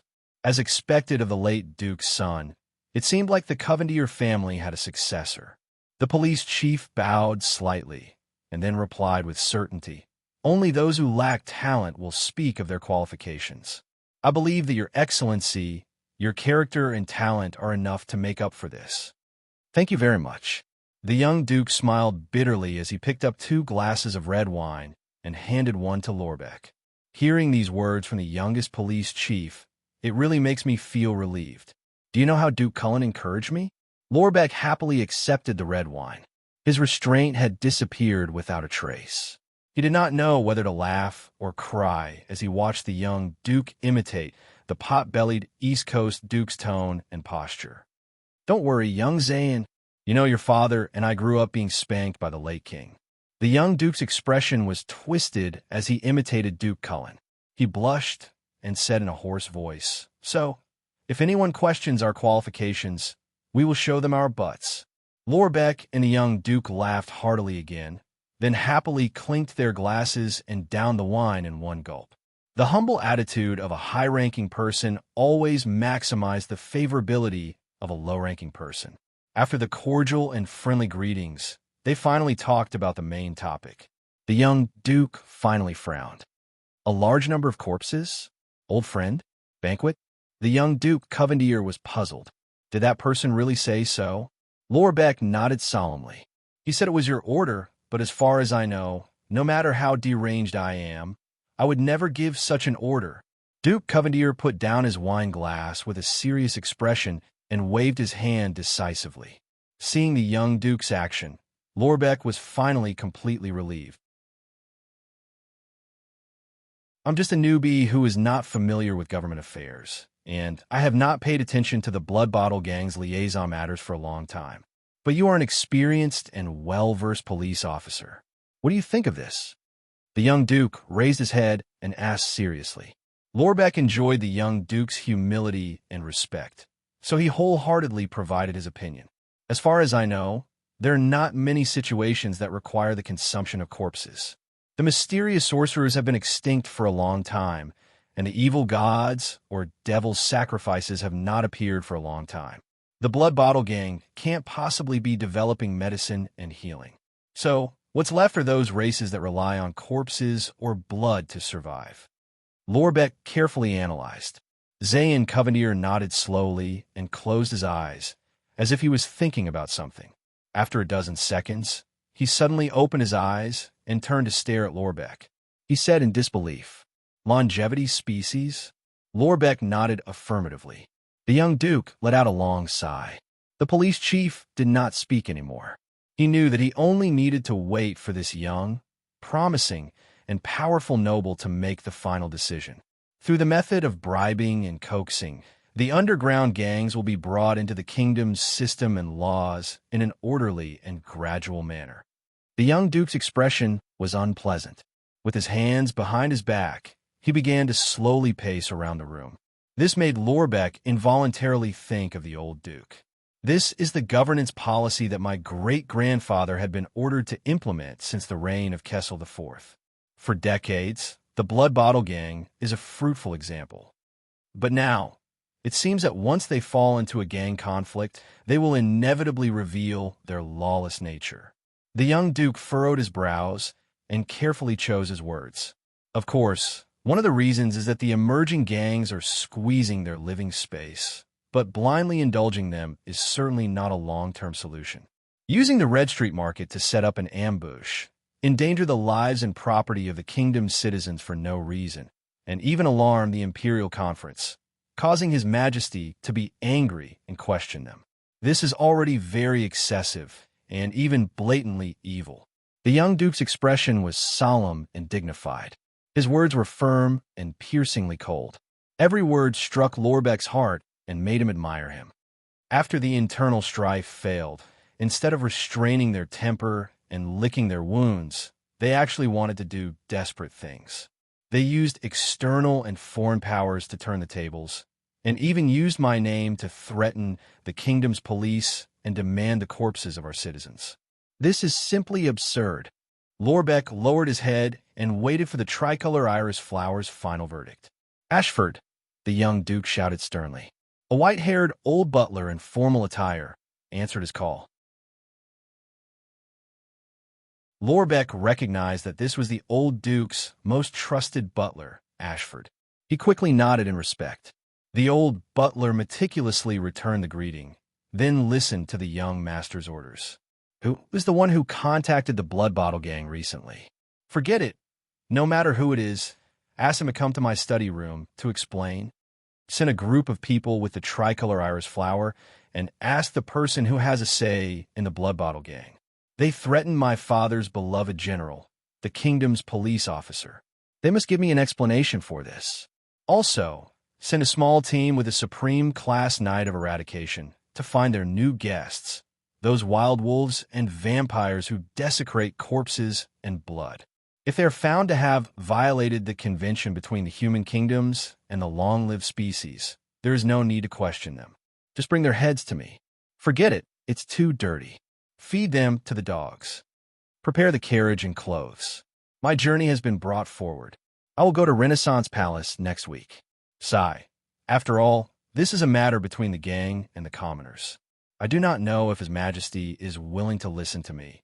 Inform the kingdom's secret intelligence department that Lord Morat should pay attention to Grand Banquet Hill and Wild Vast Mountain. The long-lived species are enjoying corpses in the capital? Oof. When was the last time they gathered in the capital? The Bloody Year? If I find out that those vampires and wild wolves are preparing to interfere with internal affairs and subvert Constellation. When Lorbeck heard this, he knew that he could not listen to it anymore. He quickly bowed and left the study under the Duke's friendly and encouraging gaze. Behind him, the young Duke was still giving instructions to his butler in dissatisfaction. The head of the police station walked out of the Covendier family's manor and heaved a sigh of relief. Tonight, he had clearly asked the Duke's intentions. He would not suffer because of the discord between him and the Blood Bottle Gang. Most importantly, he had met Duke Zane Covendier himself. He sincerely felt that there was still hope for this rotten old kingdom. After confirming that Lorbeck had left the manor, the butler, Ashford, quietly closed the study room's door. Duke Zane closed his eyes and exhaled deeply. He then sat down on the chair. I really admire him. A man in his 40s is still so hot-blooded. Zane rubbed the bridge of his nose. His movements were elegant as he relieved his fatigue. His face was tired. It's as if he can really change anything. It's a pity that taking care of the self-esteem of a subject is a compulsory lesson for a superior. The old sir thinks highly of his talents. Moreover, perhaps he is more worried that the discord between him and the Blood Bottle Gang will affect your impression of him, my lord. Ashford poured a glass of fine wine for his master without batting an eyelid. He then walked back to the wine counter and began to wipe many bottles of wine, especially the bottle of rye wine. Speaking of the Blood Bottle Gang, Zane picked up the wine glass and took a sip. He savored the sweetness. But then he shook his head and said with a helpless expression, I don't know whether to laugh or cry when they openly went to the police station to get the corpse. Mystics are all magic apprentices. I thought they would have the corresponding wisdom. Their leader, the air mystic, went missing in the battle last night. Ashford reminded his master silently. Moreover, the Blood Bottle Gang's crushing defeat has caused them to be short on manpower. They probably don't even have enough food to serve the Corleone family. That's why they came up with this plan. Ashford did not even look at Zane. He only focused on wiping the bottle of strong wine that the old Duke could not bear to drink when he was alive. The price to pay for losing a sure-win battle like this is indeed very high, Zane muttered and gently swirled the goblet in his hand. However, one has to make up for one's own mistakes. The Extet diplomat group will enter the country next month. I'm afraid the manpower that was scheduled to be transferred from the Blood Bottle Gang will not be available. Zane looked down at the wine in the glass and inhaled the fragrance with a worried expression. He closed his eyes and exhaled deeply. He slowly loosened the button on his collar and took another sip of wine. As the wine entered his throat, Zayn looked up and saw his father's portrait. That kind smile made Zayn feel even more burdened. At least the Corleone family was the first to respond to your invitation. They have also sent letters to the others in secret. Based on the relationship with Iris Flowers, I believe there will be a reply soon, Ashford said calmly. Humph, the Corleone family, the head of the 7 lower branches in the Night Kingdom, but only 3 people and some blood slaves came. Zayn frowned and poured the wine at the bottom of the glass. He closed his eyes and gently rubbed his temples. This is not like their usual style. Ashford bowed his head to show that he was listening. A vampire clan that has produced dukes for generations is actually no different from a beggar in the lower city district when it comes to blood. It's already enough to absorb the blood essence from corpses, but it can't wait to ask for the blood of living people, and it even wants ordinary and super-level experts. Zayn slowly opened his eyes. Zayn's gaze grew darker and darker. He took the refill from Ashford and said faintly, "What a pity. After all, you are the one who invited them here. You are the master who provided food and lodging." Ashford silently emphasized on his words to remind his master. They are hiding the truth about the Corleone family. Zayn said expressionlessly. He closed his eyes and exhaled to calm himself down. When he opened his eyes, his gaze was cold and stern. "And any accident could ruin our plan," he said in a deep voice. "Have Seychelles and Cassine lead 4 teams of knights to Vine Manor. First, find Nikolai and give the Blood Bottle Gang a beating.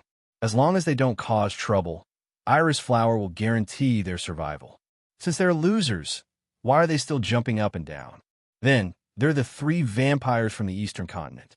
Zayn Covendier's tone was resolute and unquestionable.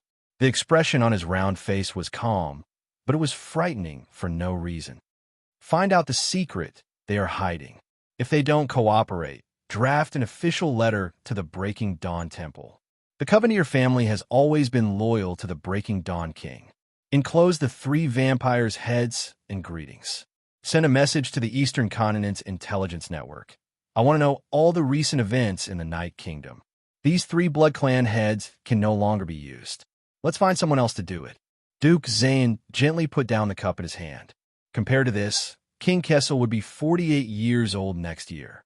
The previous kings all chose their heirs at this age point, the time when planet lore reincarnated 4 times in the galaxy. This was a crucial moment for the succession of the throne. The key was the tug-of-war and competition with the other 5 great clans. If Jadestar was destined to be extinct, then Leinster Covendier, who had always been fighting by Tormund the First side, let his equally outstanding descendant, let his tricolor iris flag take over the oath of the King of Renaissance. That way, I can have enough power to... Thinking of this, Zayn felt his shoulders become heavier and more powerful. But when he thought of that fat Duke Cullen, Zayn's pupils moved slightly. He chuckled, but there was not a trace of warmth in his eyes. Ashford put down the bottle in his hand, made a perfect, expressionless bow, and left to carry out his orders. "Right, although it's a small matter, let Seychelles ask Nikolai."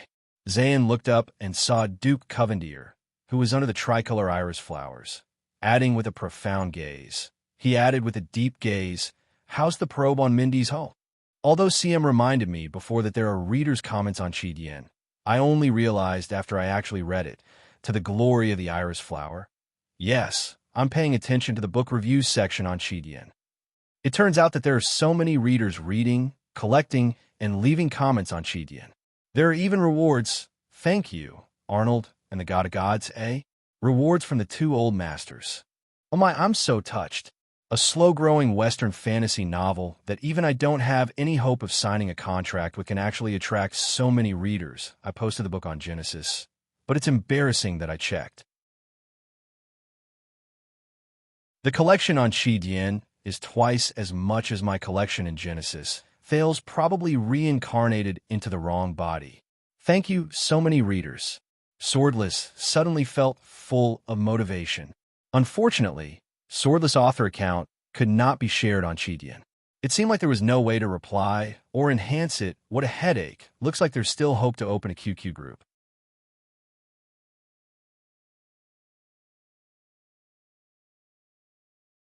Chapter 26. Red. The color of blood. He shook his head and felt dizzy. Where am I? Pain shot through his chest and abdomen. He moaned in panic and opened his eyes in a daze.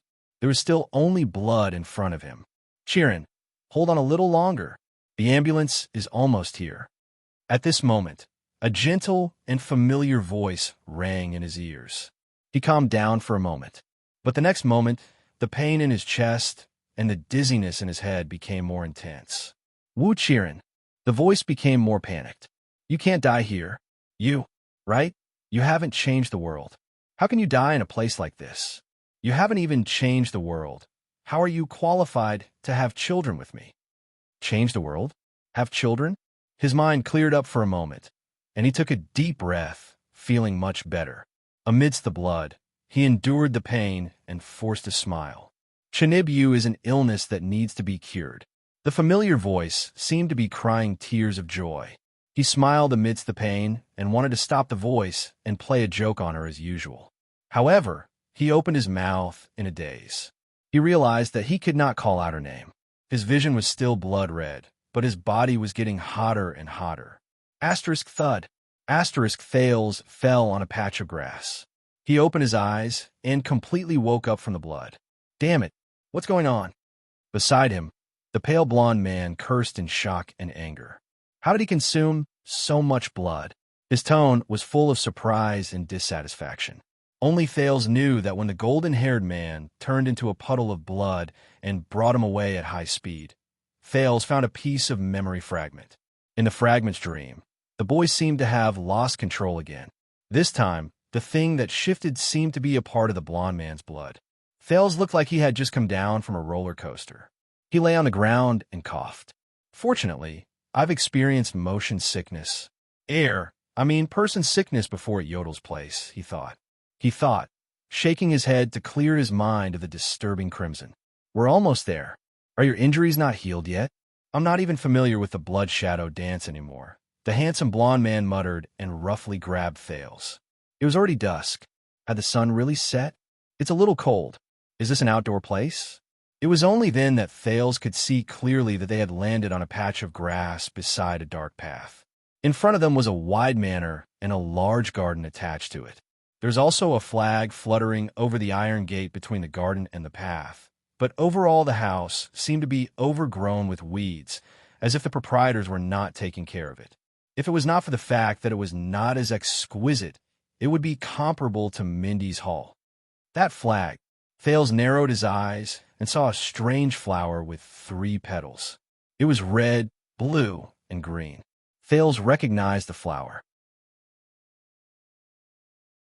It was the favorite flower of Wu Chirin's first girlfriend. Is this the iris flower? The coat of arms of a noble? Perhaps this is one of the enemies that Gilbert mentioned. Oh no, I've fallen right into the enemy's lair. Let's go. Mortal brat. The blonde handsome man impatiently pushed him towards the manor.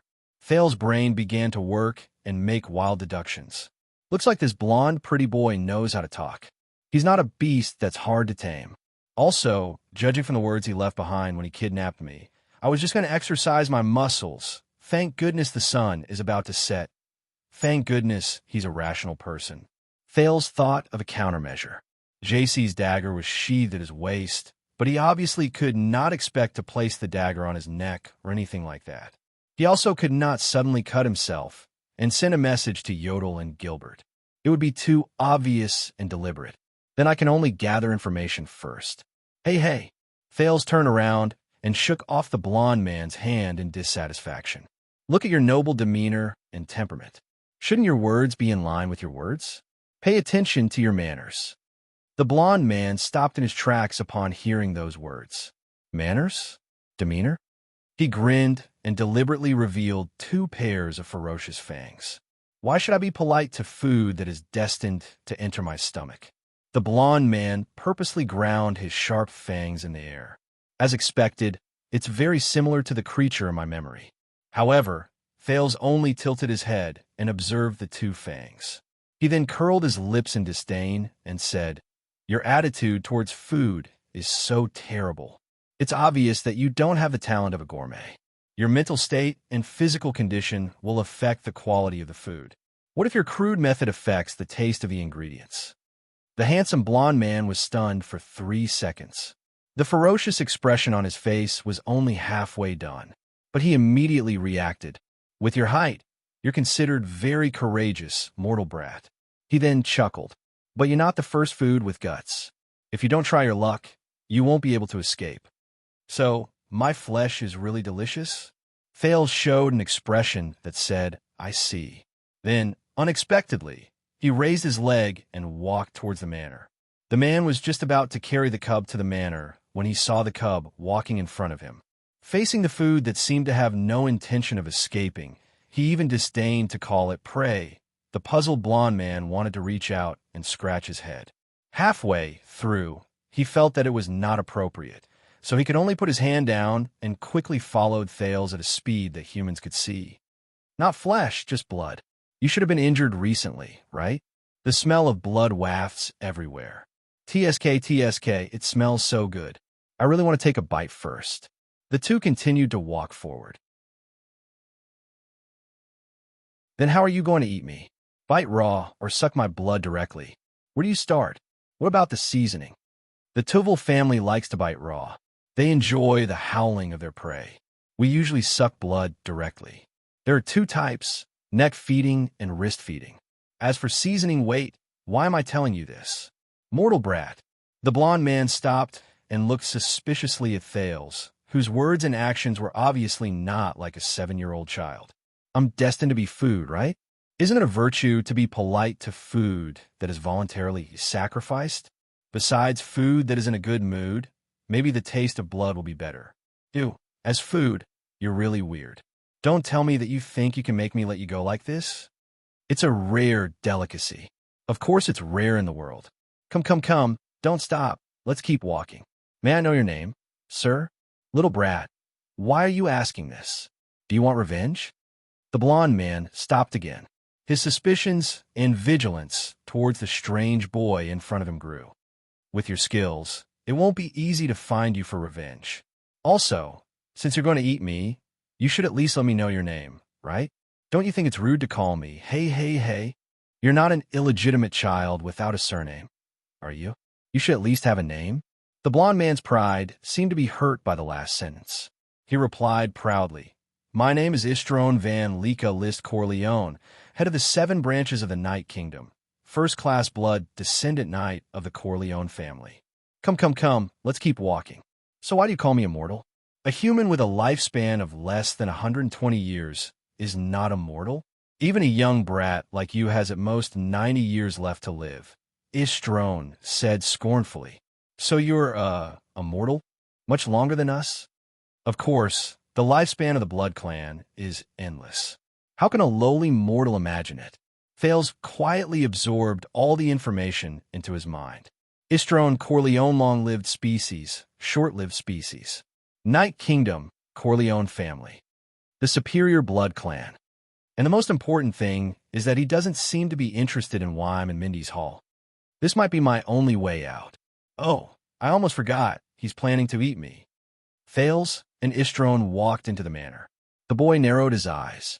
2 fierce-looking men wearing red headscarves walked towards them from the entrance. "Blood Bottle Gang? Why are they here? Say, why did you stop here?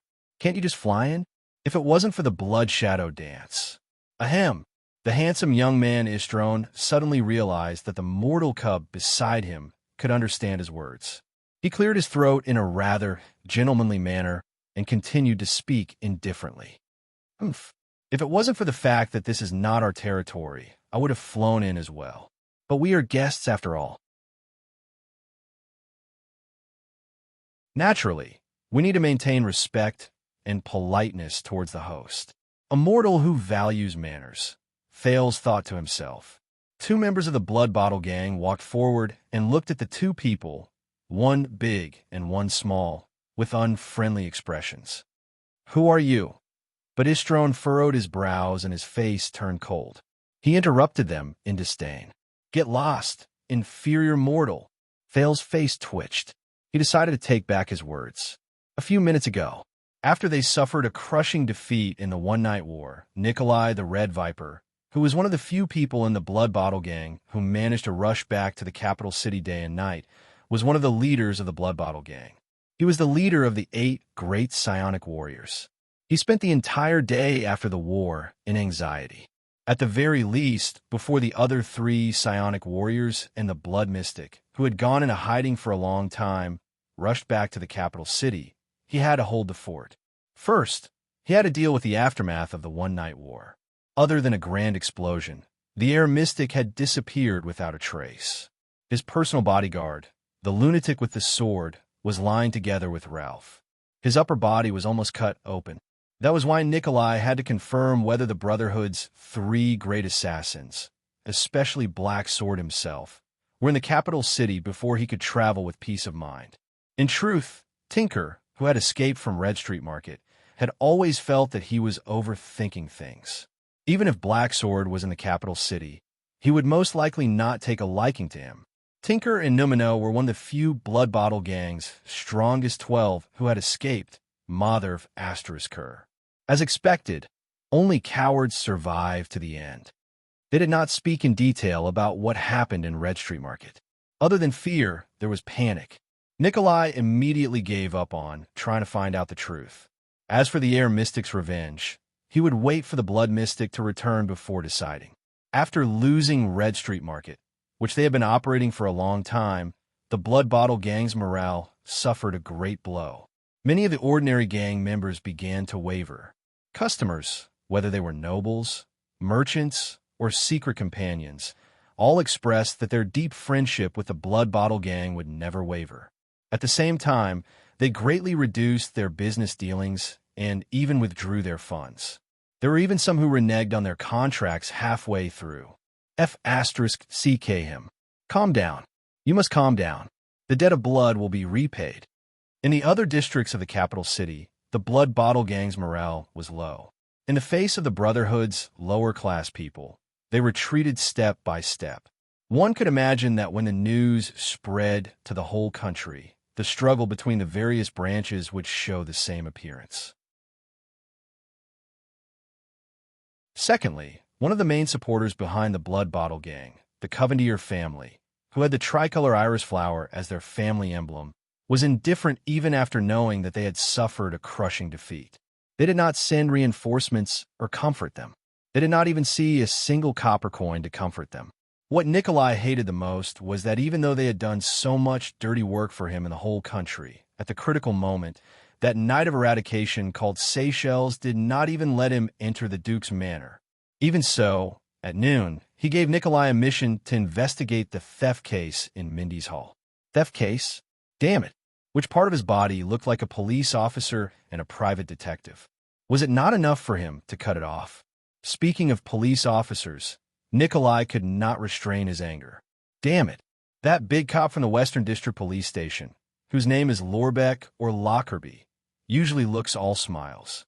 During the critical moment of the one-night battle, he did not send reinforcements. What happened to the promised cooperation between the police and the people? Forget it. Nikolai suppressed his displeasure. When he asked for a few corpses, he even used all sorts of excuses. The funniest thing was that he actually pretended to be an emissary of justice. After receiving so much from them, he now came to uphold justice? What were you doing earlier? Talking about justice in front of Nikolai? Which part of his body looked like a good person? Was it not enough for him to cut it off? Damn it. If it was in the past, Nikolai would have dared to go to his house tonight, strip his wife, and hang her on the Western District Gate to be used as a doorbell. Also, Nikolai was going to solve this matter now. The 3 vampires from the Coventier family were actually thrown by the tricolor iris flower at the Eastern District branch of the Blood Bottle Gang. Actually, Vine Manor was also the Coventier family's property. To properly entertain them? Did you think that they were entertaining lost puppies? They needed the blood of 10 people a day, and they even asked for super-class experts and above. All right, I might as well find Black Sword, knock him out with a club, tie him up, and send him over. I've already sent over many of the Blood Bottle Gang members that I usually find unpleasant to my eyes, but I still feel that it is not enough. I have to lower my voice and beg that big cop for corpses. Which part of his body looked like an animal breeder?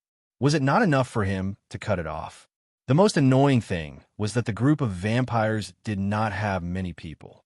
They had a bad temper and were bossy. They looked at Nikolai as if he was a puppy. With such a bad mood, Nikolai brought his entourage and walked in a Vine manner at night. He waved at the Blood Bottle Gang members, who also had a bad expression, as a greeting. He walked into the stone staircase of the manor's main building. The faint cries and screams that came from underground made Red Viper's already terrible mood even more agitated. Nikolai forced himself not to think about the blood food in the dungeon, especially since many of them were his former colleagues and subordinates. His face was ashen as he walked to the second floor. He pushed open the wooden door of the main hall and looked at the few people in front of him with a displeased expression. To be exact, he was looking at two people and their food. A beautiful, fair-skinned woman with a red ponytail, sexy and seductive. She was dressed in a noble's riding attire. She gently pushed away a man with a dazed look. The seductive woman licked the bloodstain at the corner of her mouth and flashed a charming smile at Nikolai. She then extended her index finger and wiped away the bloodstain that flowed from the corner of her mouth to her chin. The man who was pushed away seemed to be a commoner who had been kidnapped. At that moment, his eyes were dazed and his skin was deathly pale. He fell to the ground and twitched. His breathing became weaker and weaker. It seemed that he was not going to live. There were at least 7 or 8 corpses in the hall that had died from excessive blood loss. Dried blood was everywhere. Fresh blood dripped on the floor and on the table. It was incomparably terrifying. In front of the floor-to-ceiling window in the hall, there was a white-haired old man who was similarly dressed. He had his hands behind his back and seemed to be waiting for the moon to rise. Ayaya, a gentle voice came from the woman's mouth. Her eyes lit up. Have you sent us delicious food? Are there 20 people? Are there super classes? Are there virgins? Are there young ones? These damned vampires. Did they go out to hunt for living people again? Miss Rolana, Mr. Chris, I was just about to tell you. Nikolai endured the displeasure and disgust in his heart and said to the 2 blood breeds with dissatisfaction, the 20 corpses that were sent this afternoon was already the limit. Our blood bank does not have that many. When he mentioned the blood bank, he remembered the wailing in the dungeon. Even Nikolai could not help but feel disgusted. Oh, the seductive Rolana giggled. As the corners of her mouth curled up, a dangerous gaze gradually appeared in her eyes. Can the blood of those corpses be eaten? What we need is the blood of living people. Otherwise, when I see the people of your blood bottle gang coming and going, I can't help it. Rolana revealed the fangs under her lips and struck a charming pose. Her index finger gently touched the fangs. Under the illumination of the everlasting lamp, coupled with a bloody background, there was a strange and ferocious beauty. Nikolai suppressed his anger and lowered his head as he said softly, My 3 honored guests, please understand. Eternal Star City is the capital after all. Our ability is limited, Ayaya, but that is not what the young and cute Duke of Iris Flowers said. We can have as many people and blood as we want. If he knew that his loyal dog treated his guests like this, would he not give you bones to eat? Ha! Loyal dog? Bones? Damn it! Listening to the strange humiliation and condescending sarcasm, then thinking of the Duke of Iris Flowers' attitude after losing the Battle of Red Street Market, as well as the anger he suffered for the day, Nikolai only felt a fire burning in his heart. Damn bitch, there are no living people. Nikolai did not care about the bloodstains on the table. He fiercely slammed his palm on the table and roared uncontrollably. Don't think that I don't know. You vampires only need the blood of the dead to live. You don't need the blood of the living at all. It is not like 500 years ago anymore. I have risked my life to send so many living people and corpses here. There is even a superclass among them, and I have not F*** king messaged enough. If you want to eat, eat. If you don't, get lost. I'm not that easily intimidated. At most, we will just split up. We will pull out our men and fight. We are Constellation's blood bottle gang. The blood debt must be paid gang. We are not some Covenanter who died for his friend's gang. There was silence. Only the Red Viper's angry panting could be heard in the hall. Even the followers behind Nikolai were so frightened that they took a step back. In the next moment, Rolana's expression changed. She bared her fangs, and her expression became ferocious. Her originally seductive voice that sounded like she was acting coquettishly became fierce and wild. Lowly mortal, for the sake of your master, I'm being courteous. The blood of corpses? You can survive by drinking water, eating vegetables, and eating rotten meat every day. Why do you still eat meat and drink wine? Risking my life. That half-dead superclass in the prison is just you abusing your position to avenge a personal grudge. You want us to help you solve your internal affairs. Talking to the Corleone family about blood debt must be paid. I can immediately let you taste the blood debt. The anger in Nikolai's eyes burned even more fiercely. He gritted his teeth and abruptly pulled open his scarlet coat. The ferocious Rolana shouted and instantly jumped onto the chandelier above her head. She bared her fangs and brandished her claws like a feline. At the critical moment when both sides were ready to fight, the old man who had been looking out the window finally turned around. Rolana, pay attention to your manners. Mr. Nikolai, there is no need to be like this. If we fall out, the one who will be embarrassed is Duke Zan. His voice was not loud, but it was clearly heard by everyone in the hall. Chris Corleone, the white-haired old man, suddenly appeared in front of Nikolai. Before the leader of the Blood Bottle Gang could react, the white-haired Chris nonchalantly stretched out his hand and patted the Red Viper's shoulder. This move suppressed the Red Viper's anger. Rolana landed on the ground and returned to the image of a seductive young married woman. She laughed softly, but her eyes were still fierce. Sorry, they're still young and do not know how to control themselves. Chris's gaze was obscure. His wrinkled face was filled with darkness and silence. Young? Nikolai cursed in his heart. How can a monster who does not know that he is hundreds of years old say that he is young?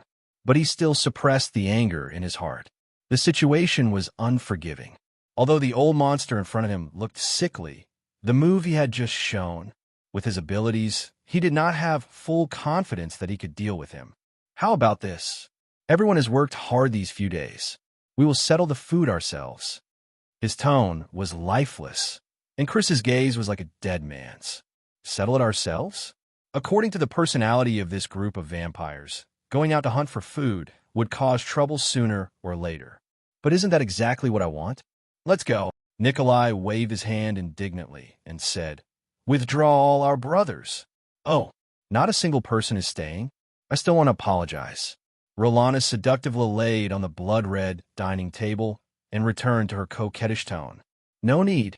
Nikolai turned his head and said fiercely, Lest Miss Rolana cannot hold back anymore. The Blood Bottle Gang's thugs followed behind Nikolai and stepped down the stone stairs. No one felt sorry for leaving this disgusting manor. For a moment, only Rolana's strange laughter and the sound of blood dripping could be heard in the hall. Nikolai walked far away. Rolana suddenly fell from the table. Her face was full of frost and sternness. Did he discover something? Chris shook his dead man's head. From afar, it looked like a white chess piece swaying. This guy did not, but Covenanter definitely felt that something was amiss. After all, such a large amount of blood is enough to feed a blood descendantite. Rolana lowered her head, but is still far from enough. Just now, I wasted another one to put on an act. I will go hunt again later. Fortunately, we have chased away the Blood Bottle Gang as planned. This can buy us some time before we are exposed. Chris's head suddenly turned 100 degrees to the back of the window. His nose twitched. Istron is back. He also brought... this smell is really fragrant. It is a blood source of superior quality and above. His figure reappeared in front of the window. The moon was out. Nikolai led the Blood Bottle Gang members out of the manor angrily. These damn vampires. That pretty boy vampire is back. Didn't he go to Mindy's Hall with the mercenaries in the afternoon to look for the secret treasure? So, they also know how to walk and go through the main entrance. Nikolai thought that the Blood Clan's method of traveling was the same as what he saw before. They would turn into a pool of blood and then whiz around. That pretty boy also brought a little one with him? Damn it, did he also go hunting? Looking at his attire, he looked like a child from a noble family, but his body was covered in injuries. No, that child didn't look like he was being held hostage. Judging from their pace, it seemed like they were in cahoots. That's right, I have to ask about the theft at Mindy's Hall. While Nikolai was still thinking, Istron and Thales walked side by side into the manor. The prince saw the group of Blood Bottle gang members walking out from afar. Thinking about the iris flower flag above his head, Thales knew that things were not going well. But he also knew that he had to remain calm at this moment in order to find a chance of survival in this narrow road. Istron looked straight ahead, as if he did not care about the Blood Bottle gang members beside him at all. Nikolai waved his hand, and the Blood Bottle gang members stopped in their tracks, waiting for Istron to come over. However, the handsome blonde Blood Clan member only snorted softly through his nose. He turned his head to the side and walked past the Red Viper without the slightest intention of talking. However, the blonde Blood Clan member was displeased to find that the human brat beside him, who was not even as tall as his waist, also walked with his head held high. He snorted and turned his head to the side at the same time as him. Then he walked past Nikolai with his nostrils raised. What's going on? A dog relying on its master's power? Istron decided that when he returned, he would properly deal with this brat who liked to pretend to be ignorant. Only Thales knew that at this moment, he was forcefully suppressing his heartbeat and pretending to be calm. Nikolai's anger surged again. Hey, pretty boy. The Red Viper blocked Istron's path in annoyance. Have you done what the Duke ordered you to do? Nikolai looked at the handsome Blood Clan member in front of him with an unfriendly tone. The Duke? Thales cursed inwardly. Istron raised his eyes and looked at the human who blocked his path with disgust. The stolen treasures of Mindy's Hall. Do you still remember? You even took away 4 teams of mercenaries. Feeling Istron's gaze, Nikolai was filled with anger. He walked in front of Istron's nose and said loudly, You should have gotten something right, pretty boy. Pretty boy. Damn mortal. Anger surged in Istron's heart. His original plan was to trick the 20 mercenaries out, then split up and kill them one by one. He would then bring them back to the manor as a source of high-quality blood. Who would have thought that they would all die in the hands of the strange masked man in Mindy's Hall? But the theft at Mindy's Hall. After all, it was the Duke of Tricolor Iris Flowers who requested it. I still have to say something. Istron turned his head towards Thales. No one knew that Thales' heart at this moment was as cold as ice. What should I do? What should I do? What should I do? Calm down. The prince said to himself, I have to save myself. His brain was spinning madly. Information and elements flashed back and reorganized at lightning speed. Istron lowered his head and looked at the prince, thinking about how to speak to Nikolai so that he would not embarrass himself in replying to this damn mortal. Nikolai looked at Istron's arrogant head in annoyance. He also followed the latter's gaze and turned towards the little boy beside him. Hey, kid, Istron said indifferently. Everyone looked towards Thales. At that moment, Thales took a deep breath. According to that Shinibu, I am the man who wants to change the world. How can I die here? Then, everyone present saw the 7- or 8-year-old boy's expression turn cold. Before Istron could say his next sentence, he shouted, Yes, sir. Yes, sir. Istron was stunned for a moment. Why is this brat so respectful? But before he could react, the situation in front of him changed again. Thales took a step forward without hesitation, and like a loyal guard, he stood between Istron and Nikolai. Then, under the bright moonlight, everyone heard the little boy with the irritating expression shout at the leader of the Blood Bottle gang, the Red Viper Nikolai, in a childish voice. He was the leader of the 8 psionic warriors, and he was filled with disgust and disgust. Red Viper. Get lost. A lowly mortal. The noble Lord Istrone Corleone does not need a lowly stray dog like you to meddle in his affairs. It was a large chapter of 8,000 words. It was not good to cut it anywhere, so he decided not to cut it and posted it all.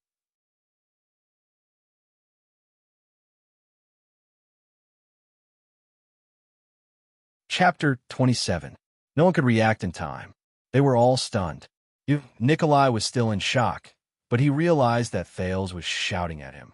Wild, wild dog.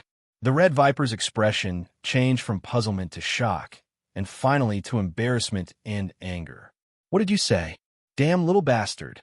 One of the Blood Bottle gang members poked his colleague beside him and made an expression that said things are not good. The handsome Istrone reacted to the situation. His expression became very interesting and rich.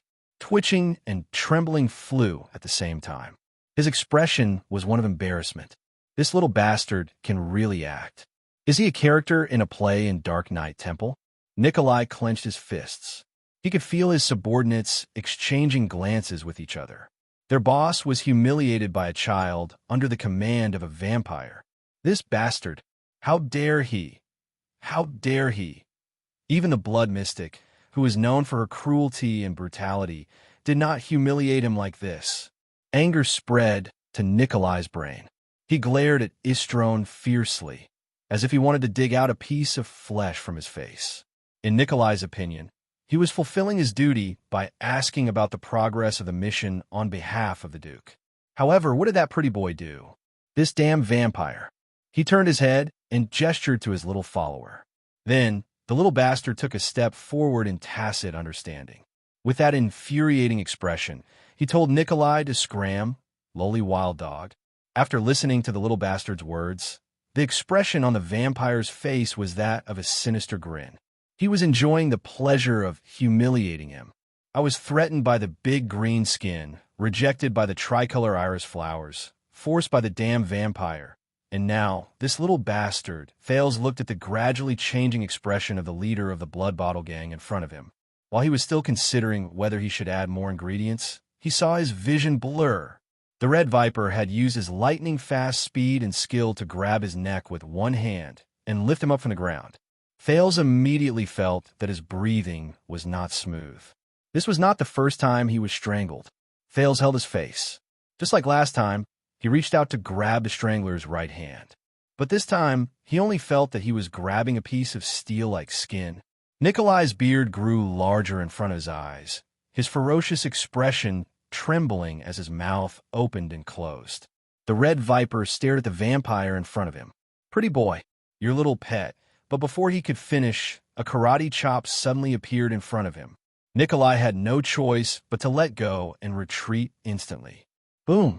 The two of them stood still. With a gloomy expression, Nikolai caught Istrone's hand blade that was aimed at his head from the side. Since you know that it's my pet, don't move, the blonde Istrone said with a disgusted expression. Mortal! Thales fell to the ground out of thin air. Out of habit, he began to cough dryly. He swore to himself that he would never let anyone choke him again. That feeling was too painful. The Blood Bottle gang members around them became nervous. Many of them had unfriendly expressions as they placed their hands on the weapons at their waists. Pretty boy. Nikolai's face was already expressionless, but Thales could feel his gloomy mood slowly rising. The Red Viper let go of the Blood Clansman's hand and slowly enunciated each word clearly. Why don't you try calling me that again? This mortal isn't fast, but his combat instincts and experience aren't bad. He actually managed to grab my right hand. Even if I can suppress him in terms of speed, I still need to be more cautious when dealing with such a person. I can't tell that he's already an elite, close to supreme class. Istrone's heart sank as he thought about his next move. What's with that unhappy expression? Istrone's gaze sharpened. Did I say something wrong? You. In the next second, the blonde noble suddenly shouted angrily. Mortal! Before he could finish speaking, Nikolai's fist and Istrone's palm met in the air. In Thales' eyes, the world seemed to have stopped the moment the fist and palm met. But in the next moment, the sound and the air seemed to ripple at the same time. Asterisk bang. Asterisk when time seemed to flow again. The gust of wind brought about by their fight suddenly blew past Thal's face, forcing him to close his eyes. Asterisk bang. Bang. Asterisk another 2 gusts of wind blew past him. Thales rolled with his eyes closed and moved a few meters back to avoid the gust of wind around Istron and Nikolai. You're using this kind of speed? The blonde blood clansman laughed strangely and moved again. Knowing that he was not fast enough, Nikolai clenched his teeth and threw his next punch. Istron's figure moved like a ghost, moving from one fixed frame to the next. Nikolai's figure was like a continuous mechanical wheel, moving at high speed and becoming increasingly fierce. Both of them looked fanatical and exchanged 6 blows in an instant. The gust of wind brought about by their fists and palms forced the Blood Bottle Gang members around them to raise their arms to block. They were unable to intervene. Thales remembered the fight between Jayla and Ralph when they were moving at extreme speeds. However, that was a battle of agility and dexterity. The opponent before him now was more like a battle of explosiveness and strength. Istron's figure moved a step back, while Nikolai's left foot moved a step back. They stared at each other fiercely. That's not right. Why is this mortal from the gang moving faster and faster? In the end, he actually managed to keep up with my speed? This was Istron frowning. Oomph. What a slippery vampire. My next move will make you fall. This was Nikolai with a ferocious expression. At that moment, both of them had solemn expressions.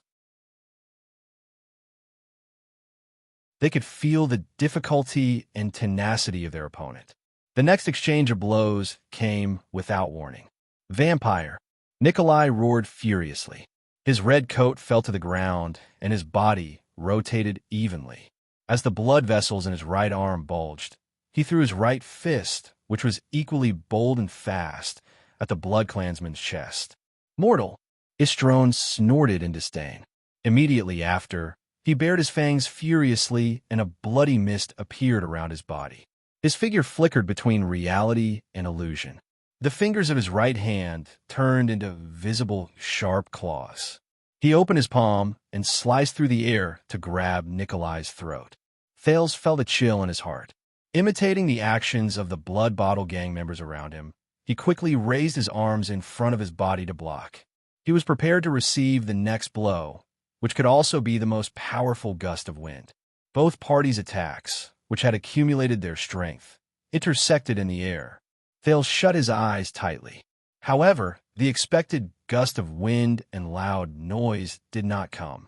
Since we've already greeted each other, an old voice said leisurely, "Let's disperse." Thales slowly opened his eyes. Istron's sharp claws and Nikolai's heavy fists were caught tightly in the hands of an old noble with a face as pale and gloomy as a dead man's. The strength and energy from before seemed to have dissipated silently in the old man's palm, just like that. That wasn't right. Even if he managed to block their attacks, there should be a buffer and inertia, right? How could such a level of intersecting power be soundless? Thales thought in shock. The old man turned his head left and right to look at both of them. He saw that Istron's expression was one of indignation, while Nikolai's expression was one of wariness and surprise. A Lemaitre, the Red Viper, thought to herself. This was an expert in the Lemaitre realm. This was a strength that only vampire counts, or even marquises, possessed. There weren't many of such people even in the upper 6 branches of the Blood Clan in Grand Banquet Hill. The old man flashed an ugly smile and let go of his hands in an instant. The 2 people who were fighting each other tacitly took a step back. "Mr. Nikolai, there is no need to compete with young people. Please leave." His dry lips opened and closed like a puppet. Nikolai looked at his subordinates around him and saw that their faces were filled with fear and nervousness. Damn it, today is really unlucky. He understood a little. If the Blood Mystic did not return, everything with the Blood Bottle Gang would not go smoothly. It looks like I have to personally go to Steel City and invite her back at all costs. Nikolai snorted fiercely. He looked at the old man, then at Istron, who was still provoking him with his gaze. He gritted his teeth and said, "Good, good, good. I hope that the Duke and his Knights of Eradication will be as good-tempered as I am." The redness on Nikolai's face had not disappeared, but he did not say anything else. He waved his hand and left with the others. Little bastard, when they suck all the blood in your body. When Nikolai walked out of the manor, he turned around and glared at Thales. His tone was full of viciousness. Don't scream too miserably. He took the jacket handed to him by his subordinate and put it on. The people from the Blood Bottle gang left the manor. Thales quietly exhaled in his heart. He had muddled through. He had muddled through the matter at Mindy's Hall. He was temporarily safe. However, the strange old man's next words made Thales' heart rise again. So, young friend, I guess you should be related to their mission at Mindy's Hall, right? Chris Corleone turned his head around like a puppet. His wrinkled lips parted and he smiled. Tricolor Iris Flowers and Blood Bottle Gang seem to be very interested in you. So, you're saying that on the second day after you brought him here, you, Count Gilbert Casso, His Majesty's most trusted attendant, the former Foreign Affairs Minister, the leader and signatory of the Fortress Treaty, and you, His Majesty's most reliable secret protector, the nameless man Yodel Cato, whose background even I do not know. This was a mature female voice. After the sun had set, it rang from the roof of Mindy's Hall. Just like that, His Majesty's only child and heir was lost.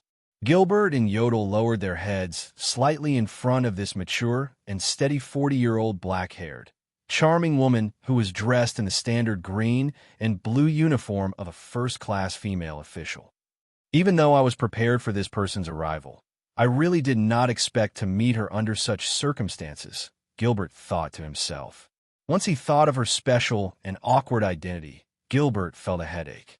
It was probably the same for Yodel, who was beside him. Yes, Madame Gines, Gilbert said quietly. His tone was full of hatred and regret. Yodel did not make a sound, but he slowly clenched his left fist. You have been searching around for an hour, and you did not find any clues? Yes, Madame Gines, Gilbert said in shame. The gears on Yodel's mask turned. Then, the only thing we can rely on, Madame Gines pointed at the lamp in her hand. With a sarcastic and angry tone, she said unhurriedly, Is this broken lamp and the small tinder in Yodel's arms? Yes, Madame Gines. It was still the pitiful Gilbert. Gines did not say anything else. She stared at them with a displeased expression for a very long time. Gilbert's heart sank further. After a long while, Gines finally spoke through her nose. Humph. She closed her eyes and slowly said, His Majesty's 48th birthday is near. His Majesty's 48th birthday is just around the corner. I'm sure that the 6 great clans are going all out. They want to force His Majesty to agree to appoint a crown prince from among the nobles, be it in the form of adopting a son or adopting a son. And that child is our only hope in the darkness. Gines took a deep breath, opened her eyes, and enunciated each word clearly. In the end, all of you made him. Throw.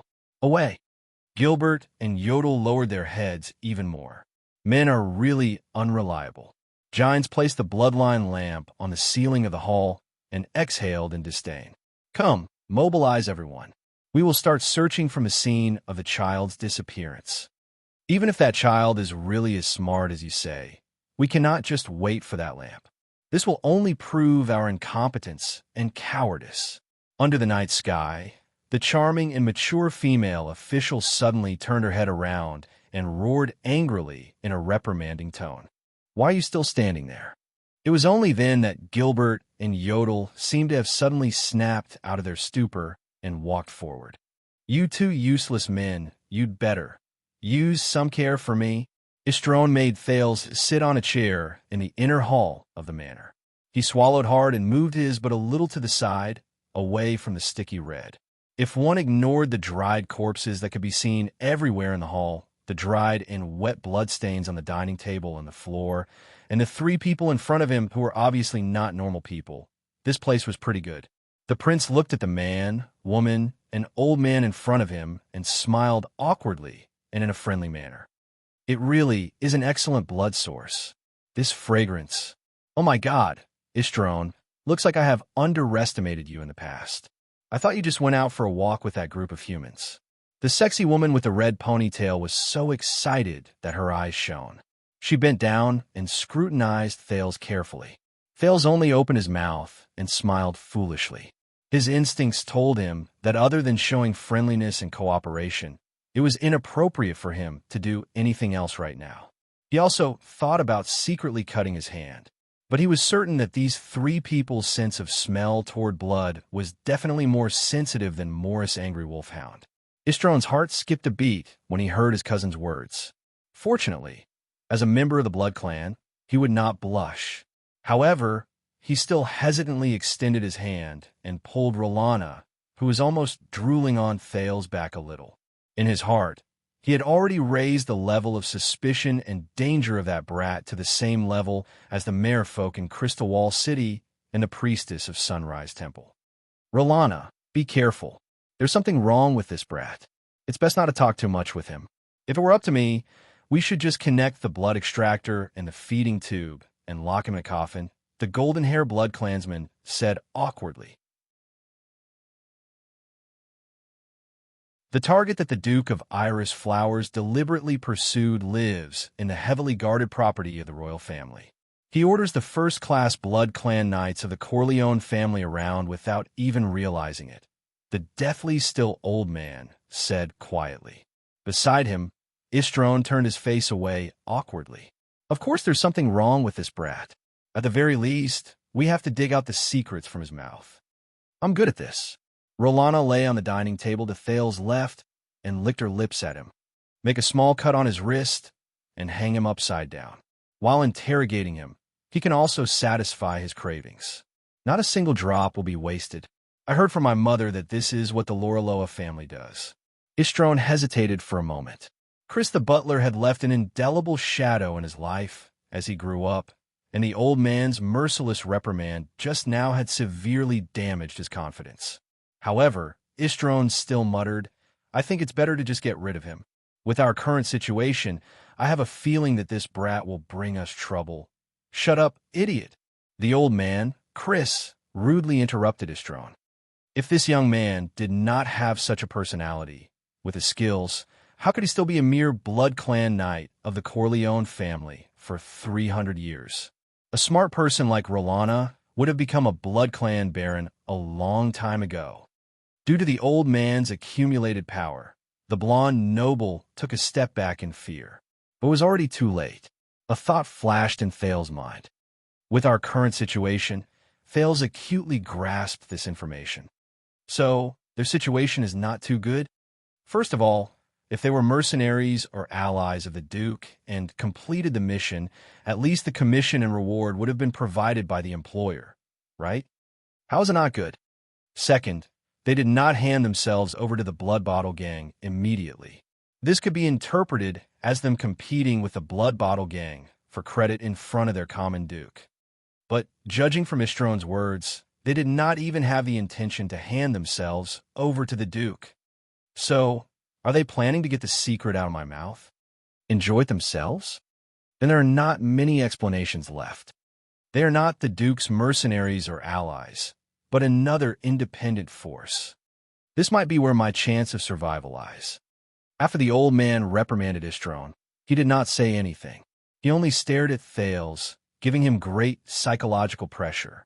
The boy knew that he could not remain silent anymore. Since that's the case, I'll give it a try based on my previous reasoning. Thales chuckled. I say, maybe we can sit down and talk. Then we can exchange information. Who knows, we might coincidentally find out that we are actually allies. Chris' expression became even more gloomy. His eyes flashed like a frame skip, and he suddenly stood 1 inch in front of Thales. There was not even a gust of wind. Thales' heart thundered. I'll just treat it as if I'm watching a horror film, and it's a 4D one. This is a good suggestion, young sir. Let's exchange information. Chris flashed an ugly smile again. The way he addressed Thales reminded him of Gilbert, and his words made Thales feel relieved. Until the old man's next sentence. Then, our information is that your life is in our hands. Thales heaved a long sigh in his heart. How unlucky to have met someone who doesn't play by the rules. Chris slowly raised his still malicious gaze. Then, may I ask, what about your information? Just as Thales was frantically thinking about his next step, something strange happened. Asterisk thud thud. Asterisk the dull thud of a heavy object knocking on the ceiling of the hall suddenly rang out. The expressions of the three blood clansmen changed at the same time. Even the old man Chris was no exception. Asterisk thud thud. Thud thud. Asterisk another dull thud rang out. It came from a ceiling. The three blood clansmen exchanged glances. They were both surprised and excited. It was as if something they had been looking forward to for a long time had finally happened. Thales saw all of this. He created a book group, 3971471168.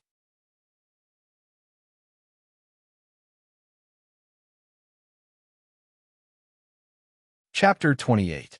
The bodies of the 8 swordsmen who were guarding Mr. Thales when the incident happened are all here. On one hand, it was out of respect. On the other hand, it was also because of the urgency of the matter. We did not touch them and left them in their original state. Gilbert stood in the corridor on the 3rd floor of Mindy's hall and looked at the 8 bodies in front of him as he spoke to Gines, who had a grim expression on her face. Yodel stood quietly at the side. 6 ordinary-class swordsmen with outstanding skills, rich combat experience, and hoped to break through to superclass, as well as 2 genuine superclass elites. All of them had their carotid arteries slashed by an irregular, sharp weapon. Gilbert walked to one of the corpses and crouched down.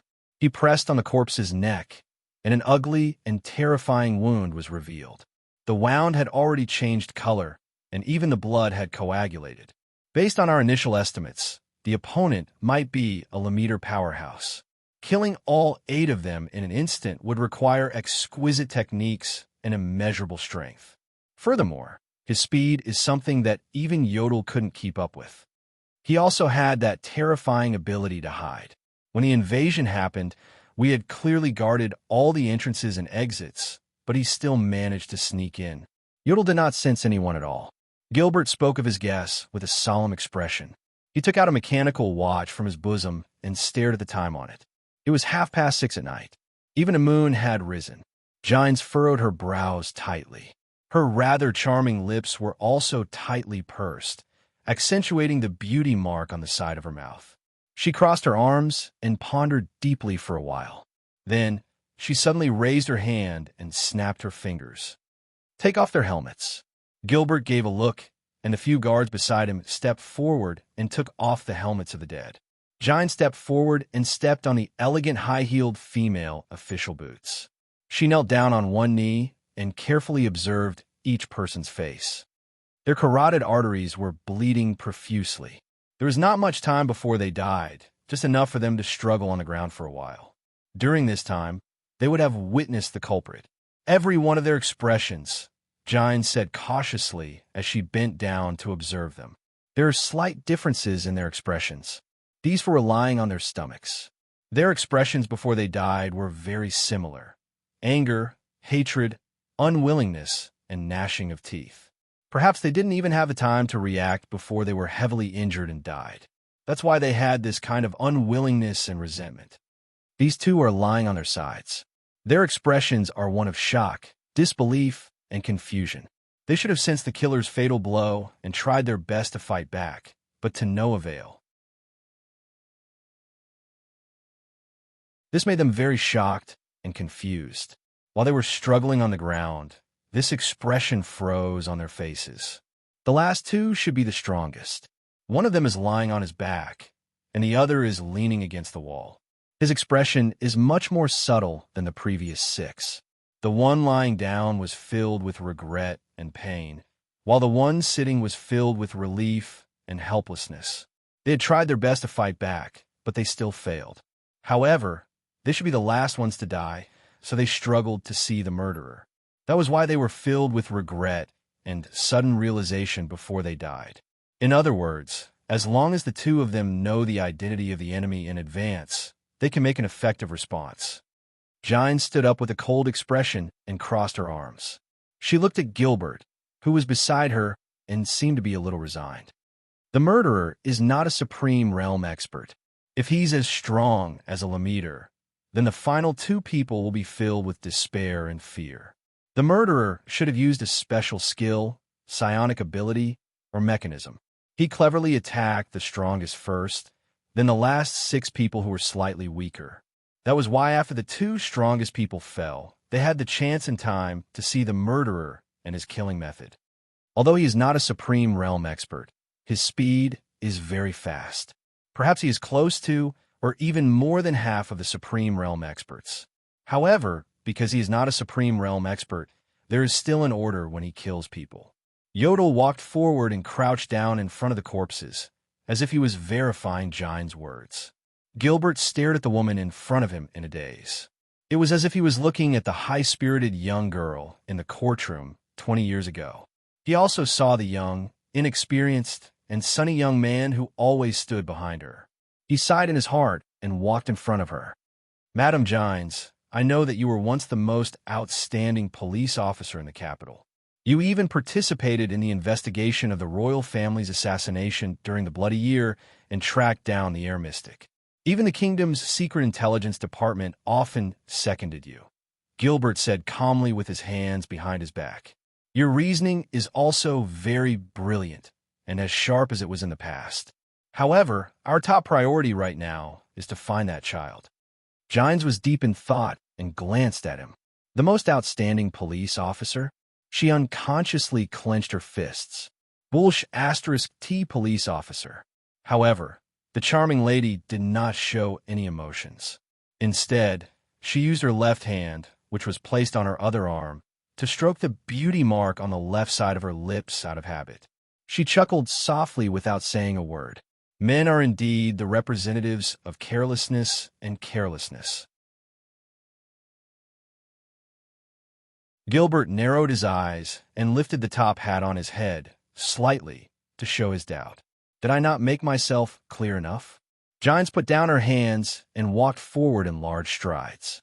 She pointed at the corpses in front of her and said confidently, "These 2 superclass guards were the strongest. They were also the first ones to be attacked when they stood together. These 2 people were the second ones to be attacked, while the other 4 were the last ones to be attacked. However, the order of their deaths was reversed. The strongest struggled until the end and saw the murderer. As long as I can determine their positions before they were attacked, I can follow the tracks and find the location of the murderer's invasion. Although the amount of blood loss was so great that the blood traces were mixed together, it was difficult to find traces of the guards struggling to move before they died. However, according to the time of the bleeding in the arteries and the speed at which the people fell to the ground and struggled, with the 2 strongest as the center, I can draw 2 circles. This is the range of their movements before they were attacked and until they died. Don't forget, these 2 strongest were attacked by the same weapon at almost the same time. In other words, they were standing together before they were attacked. Therefore, the intersection point of these 2 circles is the location where they were attacked. 2 circles have 2 intersection points. One of them is the answer. It is a location where the 2 were truly attacked. It is also the location where the murderer invaded. Gine's expression was focused. Step by step, she used her footsteps to draw the shapes. The content of her words made Gilbert and Yodel look at her solemnly. Based on the last gazes of these 2 strongest people before they died, the murderer appeared at this location after killing everyone. I guess it is also the location where the child was standing. Starting from the murderer's last appearance, Gines stood at that position and retreated step by step. According to the order in which they were attacked, we roughly found the murderer's path of movement. Gines slowly walked past a few corpses and returned to the corpses of the 2 strongest people. At the end of the path, the closest point between the 2 circles is this intersection point. Gines walked past the corpses that were lying on the ground. Her gaze was fierce. Finally, she stood at a spot. This is the location where the 2 strongest people were attacked first. In other words, this is the location where the murderer invaded and attacked first. Gilbert quickly walked forward and looked around. "Are you saying that the murderer suddenly appeared here?" He said slowly. "The mercenary team did attack this place. But that is impossible. This place is still far from the stairs. During the time we were cleaning up the mess, he had nowhere to hide. Gines chuckled contemptuously again. Only Yodel quietly walked forward and pointed at a small decorative vase at the side. This kind of vase was very common in the corridor. There was only one, and it was the closest to Gines. Under Gilbert's puzzled gaze, Gines quickly walked forward, grabbed the vase, and smashed it without hesitation. Asterisk bang. Asterisk, she quietly crouched down and grabbed a piece of the vase. After observing it carefully, she used her finger to gently wipe the inner wall of the vase and showed it to the two useless men. Gilbert was surprised to find that Gines' finger was stained with red blood. Yodel also crouched down and picked up a few pieces. There were also tiny drops of blood in the inner wall of the vase. No place to hide? Gines laughed sarcastically, making Gilbert feel a little awkward. So, Gilbert took the pieces of the vase, and his expression changed. This is, Gines stood up and said in a capable and experienced manner, victims. A cause of death, bleeding in the carotid artery. Murderer, supra-class blood clansmen, or vampires.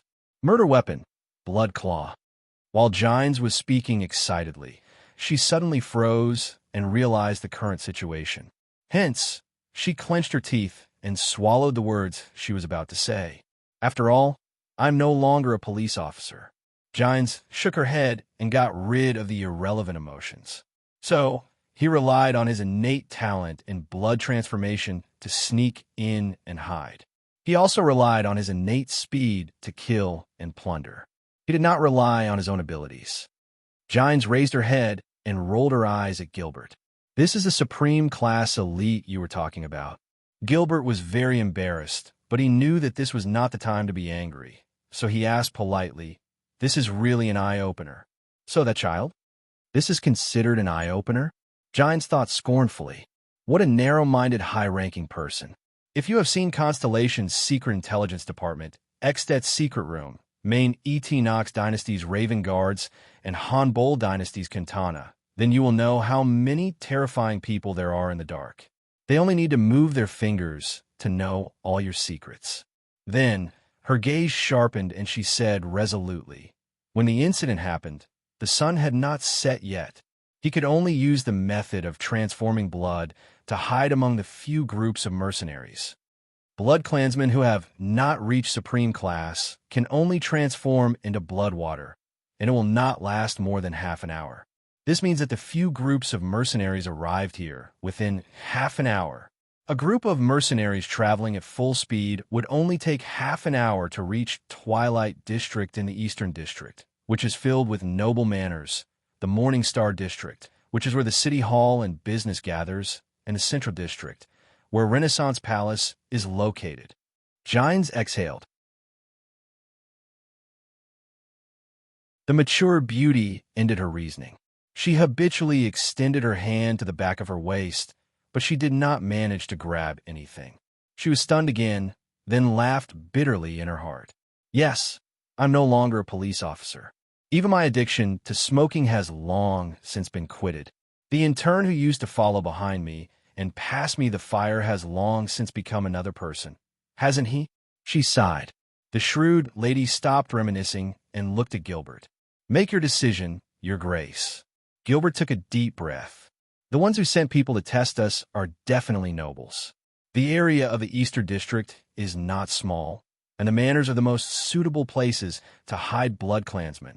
Although there are many manors there, Yodel's figure flashed and disappeared.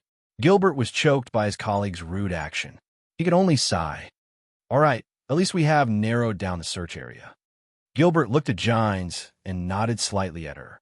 She only snorted softly. Gilbert did not disobey. Instead, he called out the people again. Open the backup armory. Everyone, get ready and change into the silver exorcism sword. Pick 30 of your best men and follow me out. Target, Eastern District. Take that lamp with you. Asterisk thud. Thud. Thud. Thud. Asterisk the muffled sounds from the ceiling continued, and they became more urgent. Chris turned around abruptly and showed a slightly anxious expression for the first time. He looked at Thales with an unfriendly gaze and ordered Istrone. Send him back to the dungeon. Lock him up properly. Then, before Istrone and Thales could react, the old man and Rolana disappeared before their eyes. Istrone also had a pleasantly surprised expression. He lifted Thales up, ignoring the latter's struggles and shouts. Hey, what's going on? Didn't we want to exchange information, Sir Istrone? Thales, and shot towards the stone stairs. In the next second, before the dizziness passed, Thales fell head first on the wet stone floor. Asterisk thud.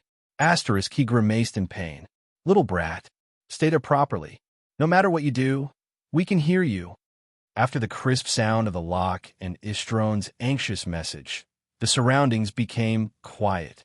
Thales then got up in annoyance and relief. Istrone had already disappeared, so he quietly extended his hand to his leg and pretended to scratch an itch. He inadvertently made a cut on the police officer's dagger that was tied to him. Pain came. His blood dripped to the ground. It's here. Thales took a deep breath and welcomed the burning sensation all over his body. This way, Gilbert and Yodel will know where I am, right? He exhaled softly and completely relaxed. His whole body was suddenly hit by a sense of fatigue. The transmigrator trembled as he touched a wall and sat down. Today's experience is not at all inferior to yesterday's trip to Red Street Market. Now, Thales finally had the time to observe his surroundings. The dim light came from two small torches. The stone floor was damp, cold, and hard. The mottled walls were covered with countless scratches and carvings. There was a narrow metal fence and a large lock as thick as an arm. He kicked a rusty chain beside his feet, and it made a ringing sound. Thales sighed and lay down on the cold ground. Without a doubt, this was a prison cell. It was damp, murky, and bloody. Bloody? Thales smelled the salty, fishy smell in the air. It was the same smell as the one he smelled at Red Street Market last night, except that it was thicker. As his heart tightened, terrifying screams and moans suddenly came from outside the prison cell. Thales stood up in fright. In his previous life, the transmigrator did not have much tolerance for horror movies. It was always the late-stage Chinibu who forced him to watch them. It was called training one's courage. Under the stimulation of goosebumps, Thales' brain started to work on its own again. Dungeon, blood clan, screams and moans. Thales suddenly knew where he was. It was the Blood Clan's food cabinet. A wave of nausea came. Thales sighed again. The amount of sighs he made over the past 2 days was probably more than the amount of water he drank. But just as he was about to sit down, a faint and rough panting sound suddenly came from beside him. Huff, huff, ah. He was so frightened that he crawled a few steps in the opposite direction. Can you stop scaring me? Thales patted his chest in fright.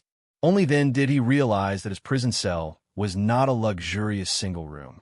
Thales slowly approached that direction. In his dim vision, a human body wearing heavy shackles and panting painfully on the ground appeared. Ugh! In the darkness, the prisoner seemed to be unable to speak.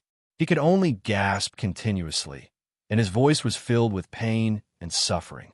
There seemed to be a tube connected to his wrists that were locked tightly in the shackles, and it was connected to the outside of the prison cell. Thales knew what that was. If it were up to me, just connect the blood collection device and the blood transfusion tube and lock him in the coffin. This was what Istrone had said before. It seems that this is the blood collection device. Sigh. Thales lowered his head and exhaled again helplessly. He's probably a pitiful person who was abducted by the Blood Clan and brought here to become their food source. Ugh, as if he sensed the arrival of the person, the prisoner struggled and moaned. Thales felt another wave of nausea. This wave of nausea made him decide that he had to do something. I'm sorry, it might hurt a little. Please bear with it for a while, he said softly to the poor prisoner. The transmigrator extended his hand and touched the prisoner's wrist. He rubbed the crude blood collection device and pulled out a needle that was a few inches deep into the prisoner's blood vessel with force. Ugh. The prisoner struggled and moaned even harder, but he still made incomprehensible sounds like a mute. Thales pressed on the wound on his wrist. Fortunately, there was not much blood. Of course, It was also possible that he did not have much HP left to begin with. Thales thought gloomily.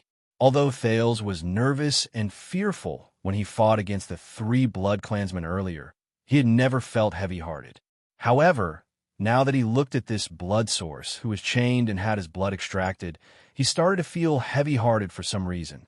Maybe it's pity, he thought self-deprecatingly. Thales touched the shackle. Only then did he notice that it was a mechanical lock made of dark black stone. It was engraved with complicated patterns and words. It was heavy and ingenious, and it locked the prisoner's hands tightly in front of his chest. There were also 2 clamps extending upwards, clamping the prisoner's cheeks tightly. He could not even shake his head left and right. Thales pushed hard and found that this heavy mechanical stone lock seemed to be firmly fixed to the ground, or it was so heavy that it was no different from being fixed to the ground. It seemed to be a heavy lock specially prepared for elites. Thales touched the position of the shackle. It was made of a special metal. At this moment, the metal suddenly heated up, and a scorching heat came from the shackle. Ah! Thales could not help but cry out in pain and let go of the shackle. The transmigrator frowned and tried the shackle again. As long as someone touched it, it would explode with a high temperature. It seemed that he could not do anything to unlock it. The prisoner's struggles slowly decreased. Thales watched him struggle and suffer in pain. He felt extremely uncomfortable, but he could only silently retreat to the side and sit down against the wall. As he moved, the light from the torches outside the cell lost its cover and shone directly on the prisoner's face. Thales saw the poor man clearly. This was a person covered in scars. His gray clothes were torn and dirty. He was also disabled. Below his knees, there was nothing at all. What was more terrifying was his neck. The flesh there had clumped together, showing a horrifying purplish-black color, as if his throat had suffered a serious injury. It was probably because of this that he could not speak. Thales touched his throat and remembered the 2 times he was strangled. When he thought of the pain, he could not help but shudder. He looked at the prisoner and thought to himself, "Poor man. He is covered in injuries, but it is a miracle that he can live until now." The prisoner's expression was exaggerated. His facial features were contorted as he panted, as if he was enduring great pain. But he could only let out rough moans that sounded like a whimper. Short green hair covered half of his face. The other half of his face had a strange tattoo. Whimper, he continued to moan in pain.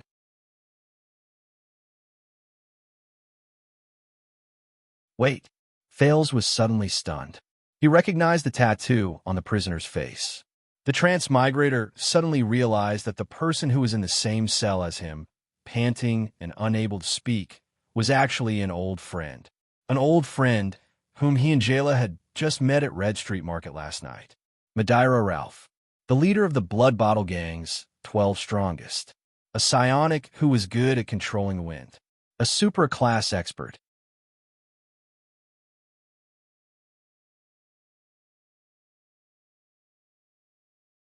Chapter 29.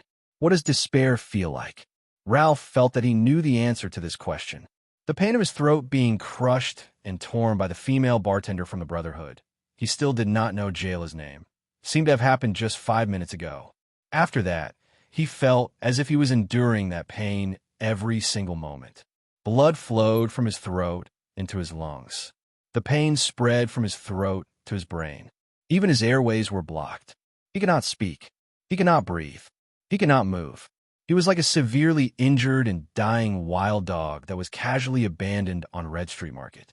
Whether he died of pain, suffocation, or suffocation, he did not have long to live. Only his childhood experience of wandering around the Camus Union had forced him to live, and his desire to live was the only thing that kept him alive. He, the superpower user who could control the wind, used his superpower again and again. As if he were squeezing a sponge, he squeezed the air that was full of dust, blood, and filth into his lungs through his cracked throat one mouthful after another. Then he squeezed the air out from another wound on his neck. Phew, phew, phew, phew. Every breath was accompanied by inhuman pain. It was as if he was going back and forth between Hell's River and the human world. I'm probably the first person to use my psionic ability to prolong my life, Ralph thought sadly. Ralph felt like a stray dog that scavenged for trash in the sewers for a living. The female bartender left. The cop left. A few teams of thugs passed by his heavily injured and dying body. A spy flipped him over and checked his mouth and nose. An earth-shattering explosion reached his ears. Ralph did not care about it. He only instinctively used his psionic ability to breathe amidst the pain. Until dawn. Until Numino, who retreated in panic, carried his corpse. Numino, who was born as a hunter in the countryside, was recognized as a coward among the strongest 12. Ralph had always looked down on him. He mocked, humiliated, and bullied him in the gang. It was the Phantom Wind follower's hobby. The most ironic thing was that it was this coward whom he despised who collected his corpse at the last moment. Ralph was woken up by the sharp pain in his legs. His hands were tightly bound. He opened his eyes in the police station's morgue. Then he saw Nikolai, the leader of Blood Bottle Gang's 8 cadres. He did not know that he had already lost 5 of them in Red Street Market. Was the Red Viper Nikolai? But Nikolai only stared at him with a complicated expression, shaking his head in disgust and malevolence. "You are one of the few survivors from the Blood Bottle Gang," Red Viper said faintly. Ralph struggled and wanted to make a sound. He endured the pain in his throat, but he could only make meaningless sounds. A sharp pain came from his knee. He could not feel anything below his knees. "Look at you, Ralph, the strongest of the 12 strongest, the only superclass expert. That outstanding, arrogant, and promising Phantom Wind follower, Ralph. A young man who was proudly recommended to the Air Mystic by Lady Catherine. A young man with limitless potential." The Red Viper gently patted his face. Her eyes were still filled with complex emotions and disgust. "But now he's lying here like a corpse, unable to speak, unable to breathe, unable to move, unable to eat. Why are you still alive?" The Red Viper's eyebrows furrowed. His expression became ugly and crazed.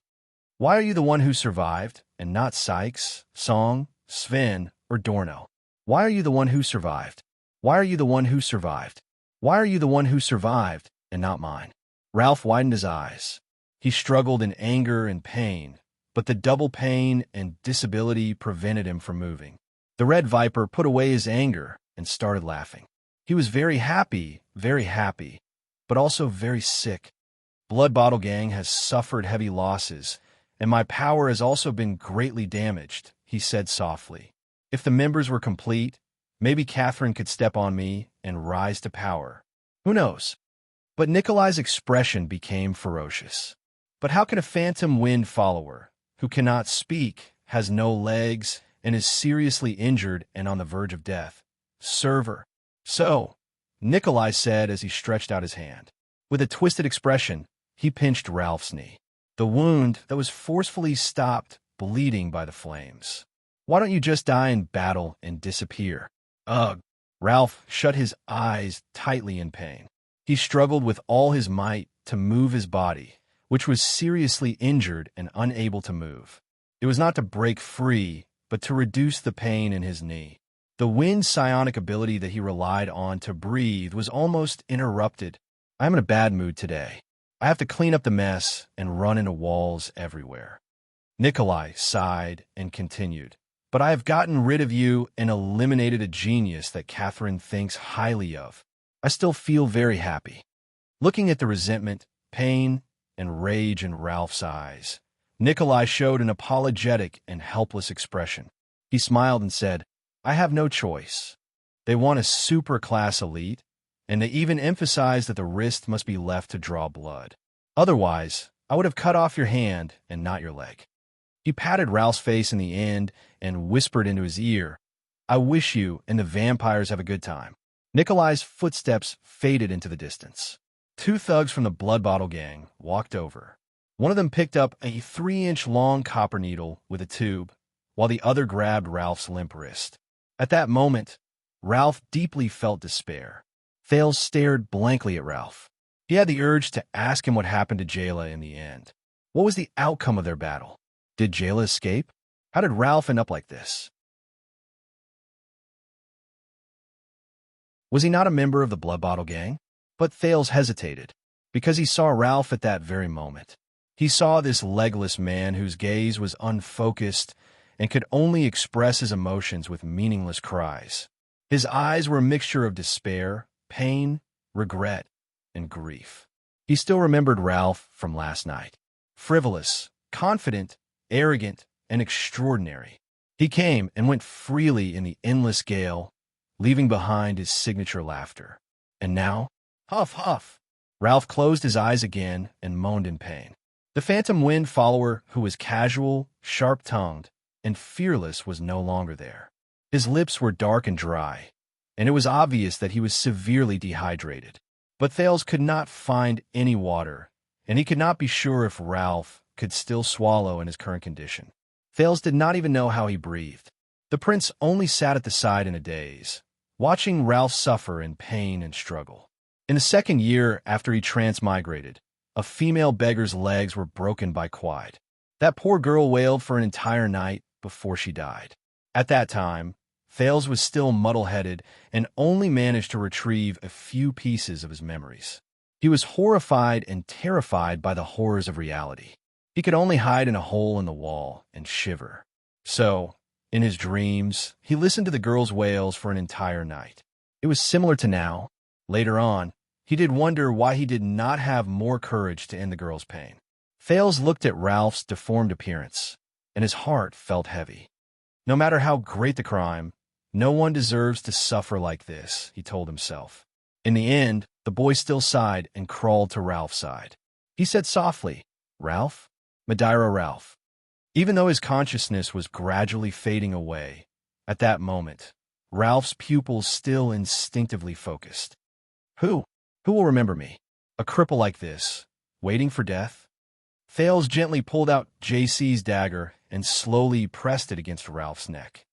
I know that you are in pain right now. You are enduring torment and suffering that ordinary people cannot imagine. And I can end your life and help you to free yourself from all of this. Ralph's breathing through his throat and psionic ability suddenly became disorderly. Torture, suffering, relief. But I must ask you solemnly and cautiously, Madeira Ralph, are you willing to let me free you from your pain? If you are willing, blink your eyelids. If you are not willing, I will only ask this once. Thales had a solemn expression as he waited for Ralph's reaction. In the darkness, Ralph stared at the boy's blurry silhouette in front of him. Relief. Ralph felt the pain from his throat to his knees. Every breath tore open the wound in his throat. Every time he struggled, it affected the stump in his knees. He was thirsty, hungry, cold, in pain, and most terrifying of all, in despair. He remembered the feeling of the wind fluttering beside him.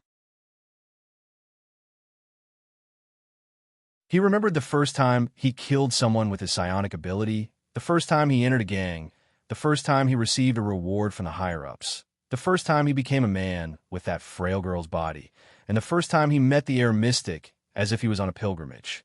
He remembered his enemy's fearful gazes, his companion's submissive gazes, her expression of admiration, and the smugness and satisfaction he felt when he heard the whispers about the strongest 12.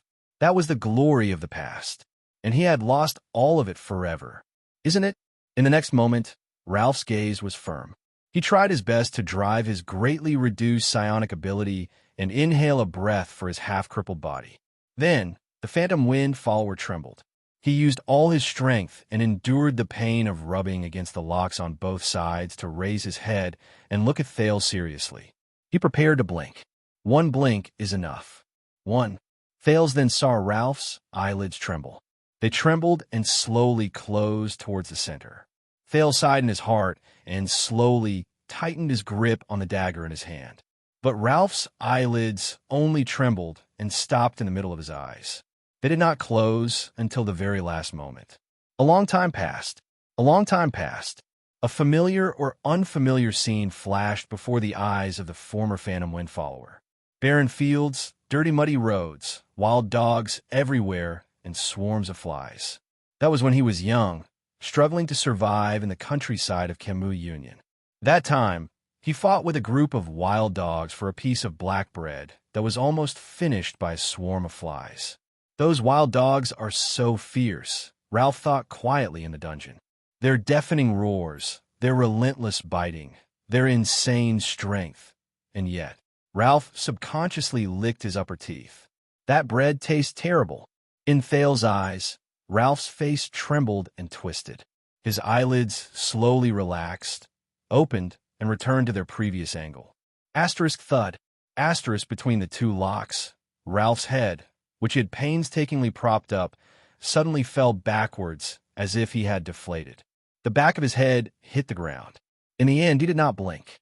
Thales quietly exhaled and slowly put down the dagger in his hand.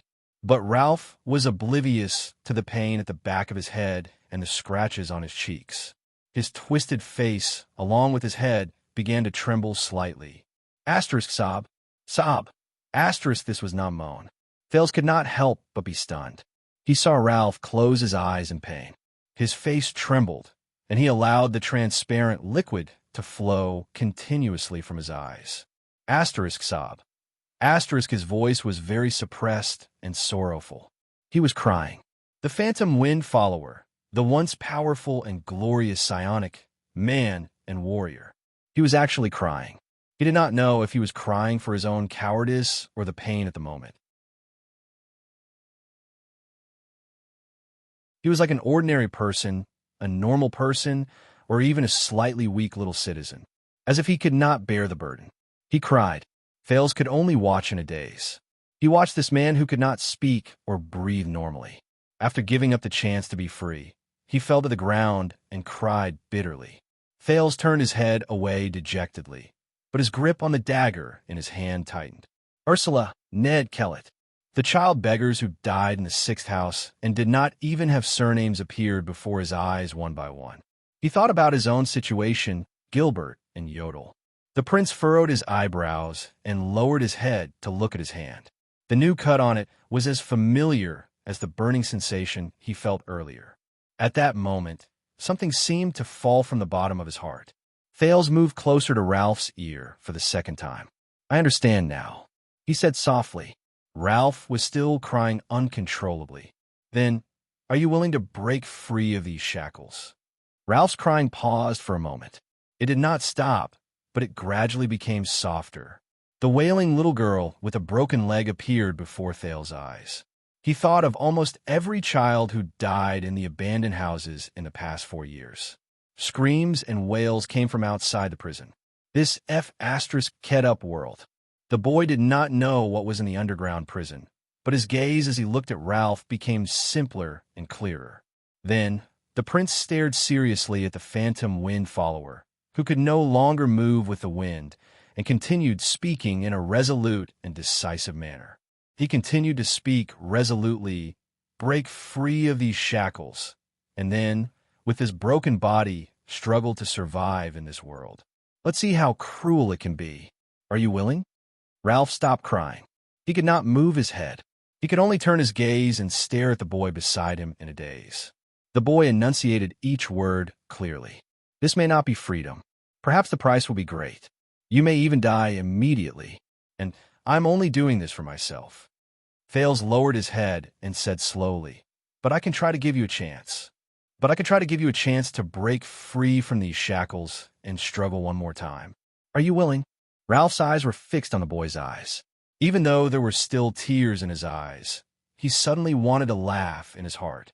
He seemed to feel that the pain in his throat and knees were gradually becoming numb. Those wild dogs who fought with him for his bread. The fate of those stray dogs. Ralph forced himself to breathe, and a strange joy welled up in his heart. The fate of those dogs. How tragic. Ralph, who was lying on the ground, raised his trembling eyes and stared at Thales. In the next moment, the phantom wind follower slowly but clearly. He blinked once. Everyone blinked countless times in their lives. It was inconspicuous. But just now, Ralph blinked once. It was the most important blink of his life. Ralph slowly lowered his head. Thales smiled, dispersing the gloom in his heart. The prince nodded briskly. All right, I understand. I originally thought that His Highness had woken up ahead of time, but it doesn't seem to be the case now. In a dark room on the 3rd floor of Vine Manor, Chris furrowed his eyebrows. In front of him was a huge brownish-black stone coffin that was connected to countless blood vessels. It had complicated patterns and was as tall as a person, 3 meters wide, and 6 meters long. At that moment, the huge coffin kept vibrating. I try to connect to His Highness consciousness, but the feedback is still chaotic. There's only hunger and killing instincts. No matter how I pacify and communicate, it's the same. Chris put down a blood vessel in his hand. His expression became increasingly grim. If this continues, His Highness will only use up his remaining energy and blood in advance. Rolana's expression was horrified. The red-haired blood clansman said nervously, "Something must have agitated His Highness, but we didn't do anything." Chris' eyes sparkled. There was no trace of the deathly stillness and dryness from before. The old man said resolutely, "It's not us. His Highness only had this reaction 5 minutes ago." At that time, Chris's expression changed. He suddenly turned around and shouted at Istrone, who had a solemn expression on his face. "Don't worry." He shouted at the solemn-looking Istrone, "That whelp. We can smell the fragrance of his blood, even from 2 floors away. With His Highness' sense of smell, it's even more obvious. Where's that whelp?" The restless Istrone looked at the agitated Chris and answered subconsciously. He seemed to have accidentally cut himself just now. Then he pulled out that half-crippled superclass's blood vessel and said some strange things. I didn't listen carefully. Then the expressionless Chris did not listen to Istrone's explanation. The suspicious coffin was still vibrating and making muffled sounds. The old man rudely and directly interrupted Istrone's words. "Bring that whelp up." "No, I say you stay here. Let Rolana do it." As he watched the huge coffin vibrate more frequently, an unusual spark flashed in Chris' eyes. His blood is what His Highness desires. "This plan is very risky," Thales calmly stated to Ralph, who was on the ground. It was as if he had returned to the 6th house and was doing everything he could to protect the innocent child beggars who were born to suffer in Hell's River. But it's even more unwise to sit here and wait for a miracle and surrender. Ralph only quietly looked at the boy whose gaze was obviously different from ordinary people. He laboriously inhaled a mouthful of air. His serious look, Ralph laughed in his heart. He's not any worse than Big Sister. The Phantom Wind follower did not realize that after experiencing the choice between life and death, he had already become much more at ease. Thales continued to explain calmly, as if he was not the one speaking. "I don't know how much power you have left, but I estimate that it won't be a lot. Also, that old man's power. So, reckless risks and waiting passively are not suitable for the current situation. Our best timing is to wait for my reinforcements to arrive. The moment they break the door, you won't be able to wait for reinforcements, mortal whelp." A cold female voice interrupted Thales' words. Ralph's expression instantly tensed up. Thales was stunned for a moment. He turned his head around in disbelief and looked at the cell door. Outside the bars, Rolana Corleone, who was dressed in a playful riding outfit, used her slender and beautiful right index finger to seductively scratch her lips. At the same time, she used her left hand, which had turned into a terrifying claw, to violently open the cell door's lock. "Istrone said before, right? No matter what you do, we will be able to hear you." Young Mr. Istrone, who played a trick on you. As if mocking him, Rolana chuckled and swayed her alluring, slender waist. Step by step, she gracefully and seductively entered the cell through the open cell door. What a pity. Perhaps if you were a few years older, even I would be bewitched by you. But now, you are about to become His Highness's fragrant and rich energy-filled beverage. Perhaps the adorable Rolana can even have a taste? Watching Rolana, who could suddenly appear at any time, Thales understood that she could subdue him at any time. The prince heaved a deep sigh. It was sincere and regretful. "Ralph," he said flatly. There was not a hint of panic in his voice. "I need 10 seconds. 10 seconds? Rolana suddenly felt uneasy. She thought of Istrone, who had been fooled. What other trump card could he have? That half-crippled supra-class mortal who was trapped in the Nightwing stone lock? But the cunning Rolana did not want to take the risk. Her expression became fierce and decisive in the blink of an eye, a deliberately mystifying brat. Her alluring figure flashed before Thale's eyes in an instant. Once His Highness has sucked you dry, you can still. But at this moment, a strange gust of wind suddenly rose up in the narrow prison cell. Asterisk whoosh. Asterisk the light from the fire flickered rapidly and dimmed. The gust of wind pushed Rolana 3 steps back. Shocked, she quickly grabbed the bars beside her and stood firmly. This is a psionic ability? Impossible. This child cannot be a psionic. That is... Rolana strenuously looked at the superclass elite who was chained to the ground by the Nightwing stone lock beside Thales. It's him. He's already in this state, but he still has some strength left. It's useless. Rolana breathed a sigh of relief and thought happily. Being chained to this state and heavily injured, even if you have a psionic ability, how long can you last? As for that trickster, even if I have to endure Chris' scolding later, I will have a taste of him first. He will definitely leave a deep impression on you. Rolana thought fiercely. Then, let's begin. Thales looked at Rolana, who was obstructed by the gust of wind in front of him. He calmly turned the dagger around. 10. Under Ralph's puzzled gaze, he used his uninjured right hand to hold the tip of the dagger. 9. Good luck to both of us, he said. 8. My first mystic ability test. 7. Begin. 6. Thales stared at the black stone shackles on Ralph's body. Ralph's face turned red as he stared at Rolana. The gust of wind continued. Rolana gripped the bars beside her with a cold expression. Her left hand began to transform into a terrifying crimson claw. 5. I want to break his shackles, Thales thought silently. I want to save this man who has nothing left. 4. If it's really as I expected. The boy recalled the scenes of life and death in his mind. Quide's hand around his neck. Asda's hand clenched gently. Also, the bloody scene in my distant memory, and the gentle Chinibu whose name I cannot name. 3. Thales clenched his teeth and closed his eyes. His right hand suddenly grabbed the metal lock. A burning sensation came from the metal, but he gritted his teeth and endured it. Rolana felt something.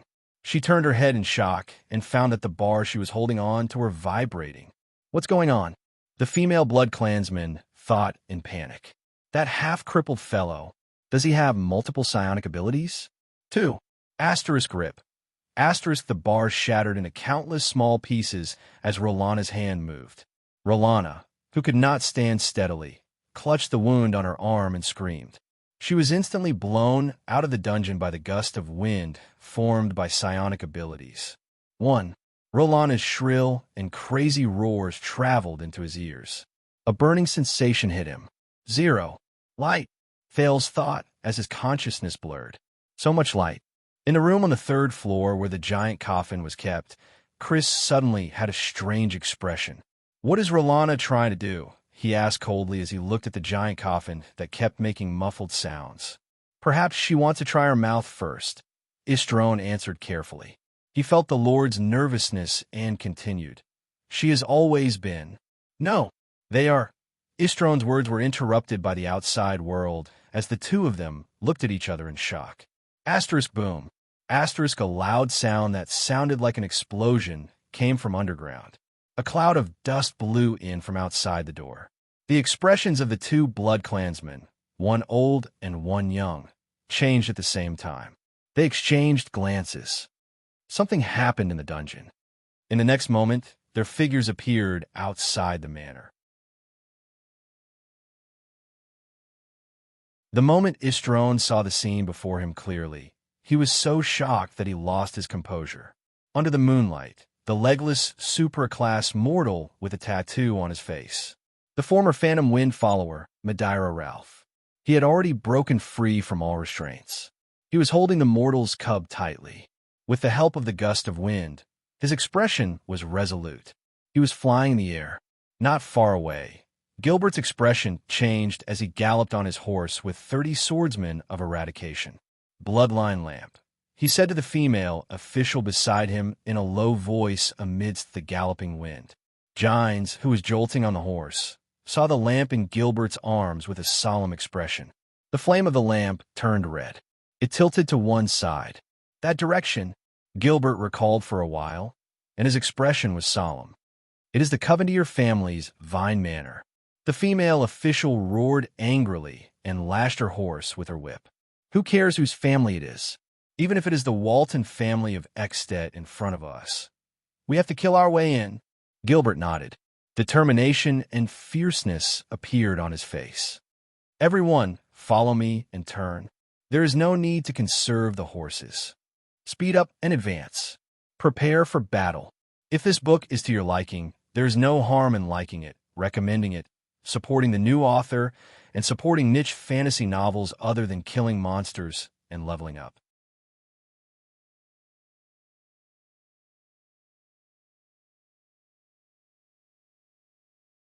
Chapter 30. Ever since Asda's disappearance, the boy had yet to truly test his power of losing control. He did not know how the mystics controlled it. He did not even understand that thing at all. He could only simulate a scenario that was most similar to the experience of losing control based on his previous induction and inference. Then, he tried to use it. In Thal's plan, this power was supposed to be something he could explore and research in secret and safely after he had more or less understood the origins of mystic energy and mystics from Gilbert's lessons in a peaceful and safe environment. After he had considered the reactions of the people around him towards him losing control, he would then start to explore and research this power step by step in an orderly manner. However, the impending disaster before his eyes and Ralph's miserable state, where he could neither live nor die, made him decide to bring forward this potentially dangerous mystic energy experiment. The first 2 times he lost control, he used blood as a medium, the dagger as a material object, and the mysterious sphere as energy inexplicably moved before his eyes. So, his initial guess was that the power had something to do with spatial transference. I just need to transfer the lock of the stone locked to my hand, Thales thought in his heart. The process of the experiment was simpler than he had imagined. The burning sensation in his body grew stronger, the stone lock grew bigger, and more scenes appeared in his mind. Then, Thales lost consciousness. When he opened his eyes again, he saw the moonlight, heard the wind, felt the cold, and saw the blood clansmen on the ground, who were extremely shocked. He was already in Ralph's arms, and the ground beneath his feet was gradually drifting further and further away. Even though the process is a little strange, Thales thought wearily, it looks like the experiment is a success. Although Ralph was in a sorry state and in pain, he had already freed himself from the burden of the heavy shackles. He forcefully controlled the wind and floated upwards. At that moment, no one was more shocked than Chris. How is this possible? The old blood clansman mumbled with lifeless eyes. Istrone and Rolana were still young. Therefore, only he knew that the Nightwing lock used to lock the superclass elite in the dungeon was a secret treasure passed down in the Corleone family for nearly 1,000 years. It was a torture tool exclusive to the Blood Clan's Duke, and could only be opened with the blood of the person who was locked. It was used to trap Supreme class elites. It was originally prepared to prevent Her Highness from going berserk when her mind was in a muddled state. After Her Highness' condition stabilized, it was used on the transcendent blood source. Even the most advanced magic gun in the world could not break the shackles. How did they open it? Before he was heavily injured, Ralph was the darling of the wind. He could even lie down 10 meters in the air with his limbs facing the sky for 5 minutes under the effect of the wind. But now, with much of his blood drained, he was extremely weak. He was tired and thirsty. The sudden loss of his legs also affected his balance. The sharp pain in his throat distracted his energy. Most of the superpower he was proud of had to be used to maintain the breathing from his throat to his lungs. He knew that he had no chance of winning against the 3 blood clansmen, and he also knew that Thales seemed to have activated a backup plan of convenience. So, after Ralph broke free from the chains, he only wanted to continuously use the wind to rise to a height that they could not reach. If the Blood Klansmen chased after him, he would try his best to use the strong wind to blow them down. But he still underestimated Chris, who had become a supreme class elite hundreds of years ago. Chris' movements were not slowed down by his surprise. 1,000 years had made him more resolute despite his age. His withered face darkened, and he instantly leaped more than 10 meters into the air, pouncing towards the two people in the air. For Her Highness, I must snatch back that cub. He closed in on Ralph in an instant, and the strong wind rushed towards him. Fales was surprised to see that Chris, whose clothes and hair were fluttering in the strong wind, had actually turned into a bloody mist with an expressionless face. It was not a bloody water like Istron's, but a bloody mist. In Thale's eyes, the bloody mist was dispersed by Ralph's wind, but it continued to spread upwards, passing through the strong wind barrier Ralph had built without any hindrance. The bloody mist seeped into the area in front of Ralph. Under the two people's solemn gazes, it gradually turned back into the pale old man with an obscure face and started to descend again. Ralph could not speak. He could only roar angrily. He raised his left hand and activated his psionic power, wanting to blow the old man down from the air. But before he could finish roaring, Chris Corleone's hand gripped Ralph's left wrist. Chris' tone was even colder than the temperature in the sky. He said in a terrifying voice, "Do not even think of flying." Asterisk crack. Asterisk, asterisk, ugh. Asterisk, the sound of Ralph's bones breaking and his pained moaning came from 20 meters in the air at the same time. Then Istron, who was on the ground, and Rolana, who was covered in dirt, rushed out of the dungeon while holding her half-grown arm. They saw Ralph, who was holding Thales, being grabbed by Chris' left hand and pulled towards the ground by the latter's terrifying strength. Ralph looked as if he had gone mad. He used all his strength to urge the wind to blow him upwards, almost forgetting to breathe, but he still could not shake off Chris's sharp claws that had pierced through his bones and tightly gripped his wrist. Thales could not even open his eyes due to the strong wind. Exhausted, he had already used up all his trump cards. The prince was already powerless. Finally, Ralph, who was struggling with all his might, was inevitably pulled down from the sky by Chris. Ralph lost his balance. Almost exhausted, he tried his best to urge the wind, but Chris' great strength made it impossible for him to rise into the sky again. For His Highness, that cub must be alive, Chris said coldly as he fell from the sky, with Ralph tightly clasped in his hand. Rolana licked her teeth with hatred on her face. She swung her newly grown arm and immediately smiled, getting ready to catch that cub. Beside her, Istron's perception was slightly stronger than Rolana's. His expression changed, and he suddenly looked outside the manor's gate. There, a concentrated tremor was getting closer and closer. "Rolana," Istron said anxiously, but Rolana's entire body and mind were focused on the two people in the sky. Thales did not dare open his eyes. However, the increasingly faster sound of the wind and the increasing sense of weightlessness in his ears indicated that the situation was not good. Is this move still too early because of this sudden accident? Ralph had already given up on breaking free from Chris' grip. He looked at the moon that was getting further and further away, and the ground that was getting closer and closer. His eyes gradually became pure, clear, and relieved. At that moment, Ralph suddenly realized that after experiencing so much pain, a fractured wrist was actually not that painful at all. The Phantom Wind follower's lips curled into a smile that had not appeared in a long time. "What a pity, child. Thank you for giving me a chance. At least I've struggled, and those vampires won't have the chance to touch you." Tom seemed to have slowed down. Then, Rolana, who was about to catch Thales on the ground, saw in shock. The half-crippled Ralph howled and roared the moment he was about to fall to the ground. With one hand, he threw Thales in the direction of the manor's house with all his might. "No!" Chris roared without any grace, but Ralph, who had one hand free, grabbed his waist tightly and threw him to the ground. Thales felt the momentum of his fall change, and his body involuntarily flew in another direction.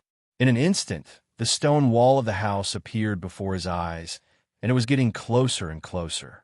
He was about to crash into his head. Thales could only shut his eyes tightly. Is this the end? But out of the prince's expectations, the tragic sight of his head being smashed did not happen. His momentum suddenly stopped, and he felt dizzy. Then, he fell into a stable and safe embrace. Asterisk thud. Asterisk Ralph and Chris fell fiercely, and the huge force even broke the ground. Dust immediately flew in the air on the empty ground of the manor. Rolana's expression changed drastically. She rushed towards Thales, who was flying in the direction of the house, with a flash. But Istrone, on the other hand, glanced at the manor's gate with a solemn expression. He arrived in a flash. His voice rang through the manor in the empty night. Enemy attack.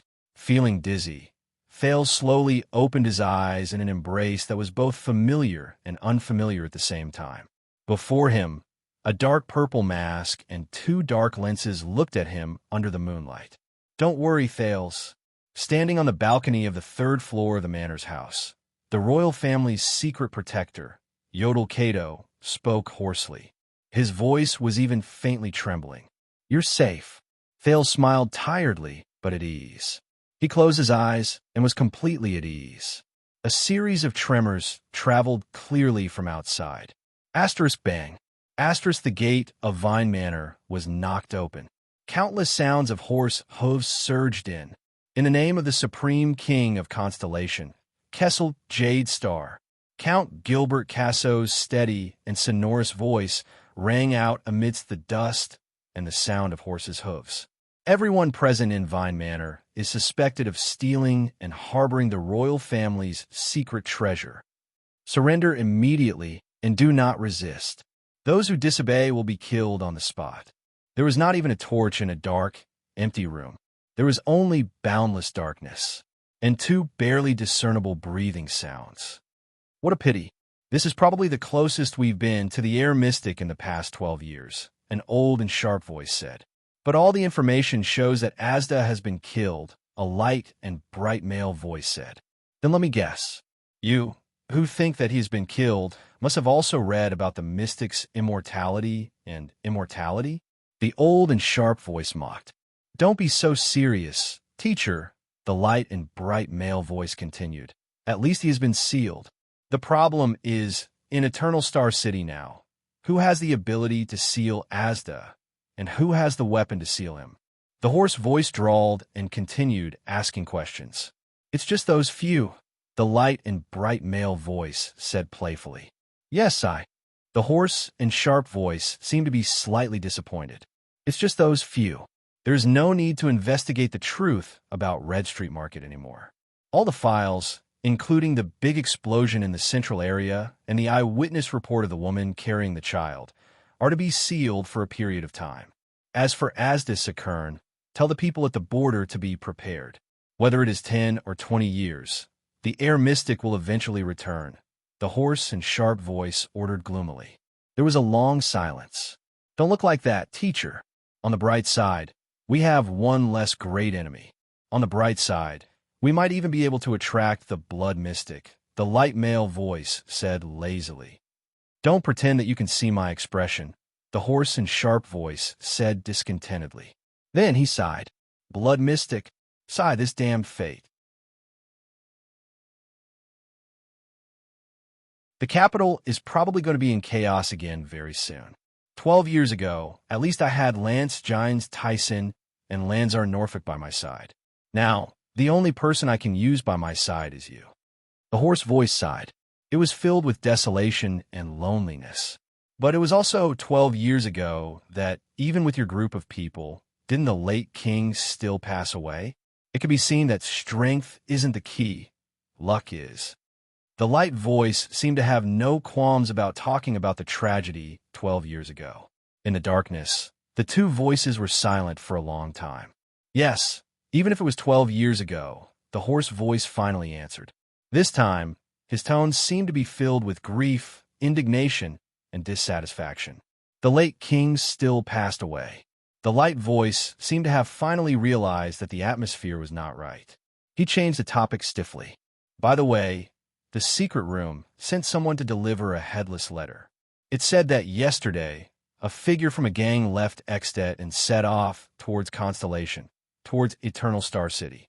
The old woman also said that this was to repay your previous favor. The long-awaited cooperation between the Secret Intelligence Department and the secret room. The hoarse and sharp voice seemed to have been piqued. Coming to the capital at this time? The Blood Mystic? No, I sent someone to investigate. It seems to be a doctor from Blackstreet Brotherhood. His name is Ramon. Is there something wrong with him? Someone saw him performing a little trick on a small road in the countryside. Little trick? The hoarse voice finally became serious. Yes, a little trick, the light male voice said in a cynical tone. But according to the profound knowledge stored in all 20 levels of the Jade Star Library, I came to the conclusion that this little trick that can instantly heal wounds was commonly known as. His cheerful voice instantly became low. Magic! The voice slowly faded away. This darkness had truly sunk into a deathly stillness. It was like a graveyard in the middle of the night. After a long time, that old woman, the hoarse voice actually chuckled softly. She actually used this information as a favor to repay me. How cunning and treacherous, just like in the past. Gilbert took the lead.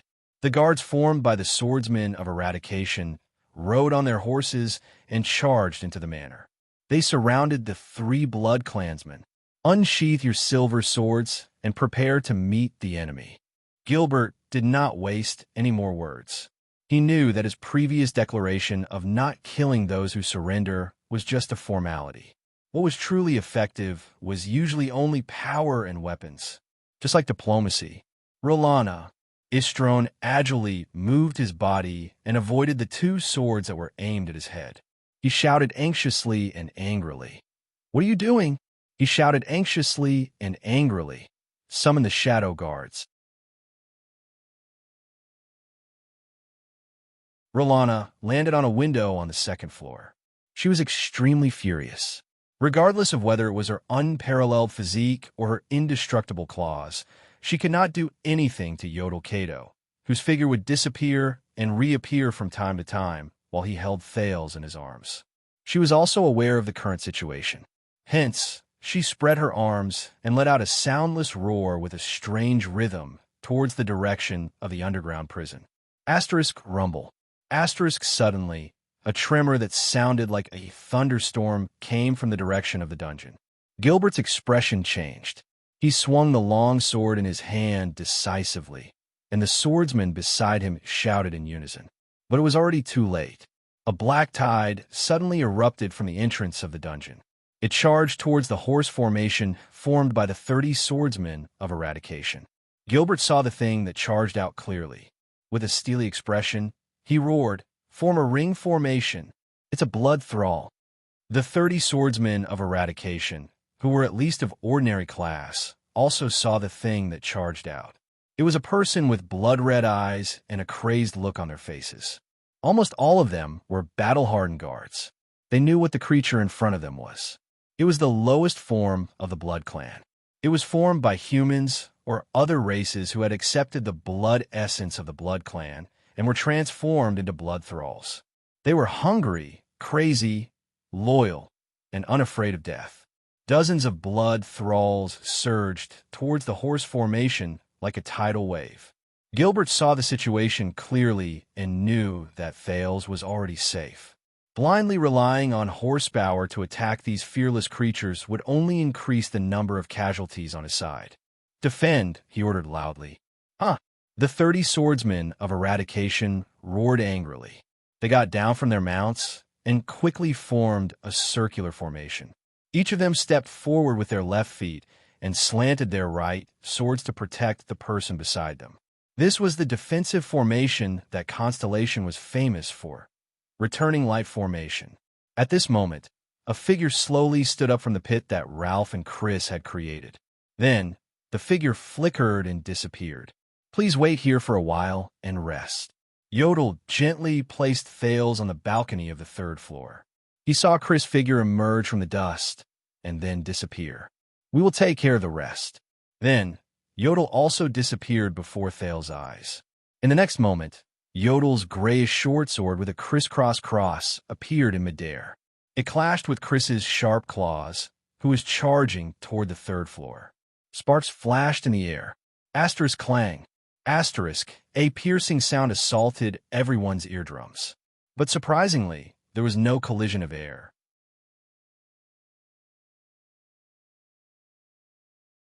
Yodel and Chris, two supreme-class elites who could be considered the best in the world in the Western Peninsula, roughly understood each other's strength after exchanging a few moves. They split up. This is the ability to move through shadows. Chris' expression was cold. His right claw pierced deeply into the wall of the second floor and fixed himself on the wall.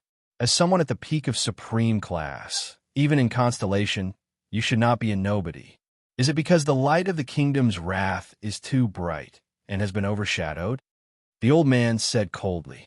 The battle between the blood thralls and the guards did not attract his attention at all. All his attention seemed to be focused on Thales on the third floor. As usual, Yodel did not say a word, and his emotions could not be discerned. His strange figure stood lightly and illusory on a window pane on the second floor. He looked like he was on the verge of falling, but he never fell. Under the manor, the blood thralls and the round formation finally clashed. Asterisk bang. Asterisk, the first dull thud came from a violent collision between a blood thrall and a guard. The sharp sword beside the guard slashed open the blood thrall's body with its two sharp edges, while the blood thrall's claws and nails tore through the warrior's armor regardless of the cost. The same scene quickly appeared at every point of the round formation. The scene immediately became chaotic. Amidst the chaos, Thales noticed that Rolana Corleone was roaring furiously and leaping towards his direction. But before she could reach him, she was forced to take 2 steps back by a long silver metal chain that meandered in the air. "Your battlefield is here, you blood-sucking B*TCH. As her words were filled with anger, Thales saw a black-haired woman in her 40s. She was dressed in a suspicious light blue female court uniform. He did not know her at that time. She whipped her chain violently in front of Rolana. Rolana sneered. Her body flashed, wanting to leap out of the range of the metal chain sword. But the moment her body swayed, her neck was firmly entangled. The part of her neck that was entangled by the chain was actually emitting green smoke with a hissing sound. "This is a silver chainsword, B*TCH. The female court official, Gines, roared angrily with a displeased expression.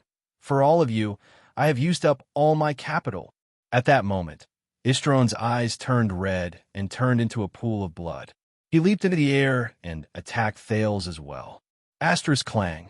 Asterisk, Istron roared furiously. He crossed his claws and parried a silver sword that was aimed at his chest. Mr. Gilbert, who had dismounted from his warhorse and was working together with 3 swordsmen of eradication to charge past the blood slaves and stand firmly in front of the door on the first floor, looked at Istron with dissatisfaction. He raised the silver sword in his hand and made a standard starting gesture for a duel. "Please stay away from that child." The battle between the blood slaves and the swordsmen was still going on, but Thales watched in exhaustion as the 3 blood clansmen pounced on him again and were continuously stopped by their troublesome opponents.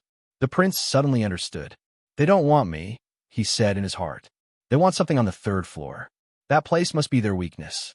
The sounds of the battle between the blood slaves and the swordsmen continued. The 3 blood clansmen and the 3 warriors were still fighting fiercely. When he thought of this, Thales' gaze was filled with suspicion and fear, but he still firmly pushed open the door to the balcony. After he pushed open the door, his weak body immediately collapsed in the room. Asterisk thud. Asterisk, however, a dull and strange sound attracted the prince's attention. Thales panted softly and raised his head.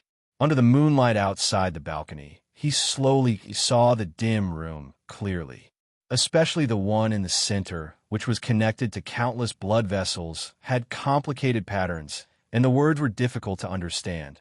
The huge black coffin. Asterisk thud. Thud. Asterisk, as if awakened by something, the dull sound from the black coffin became more and more intense.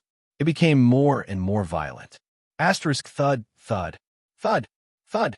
Asterisk Thales suddenly realized that his action of pushing open the door and rushing into the room was more or less a little rash. Until asterisk thud, asterisk an incredibly loud sound rose. Thales was shaken so much that he fell backwards. His eardrums rang. The lid of the black coffin seemed to explode from the inside.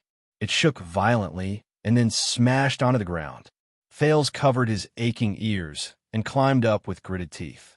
He saw that on the edge of the black coffin that had lost its lid, a withered, charred, and filled with an ominous aura. You're tuning in to the Romance Rendezvous YouTube channel. We're so grateful for your support, and don't forget to subscribe to join us on this incredible journey through captivating stories. Your generosity through donations truly makes a world of difference, as it's the primary source of revenue that allows me to expand and enhance this channel for you. Thank you from the bottom of my heart for being a part of this adventure.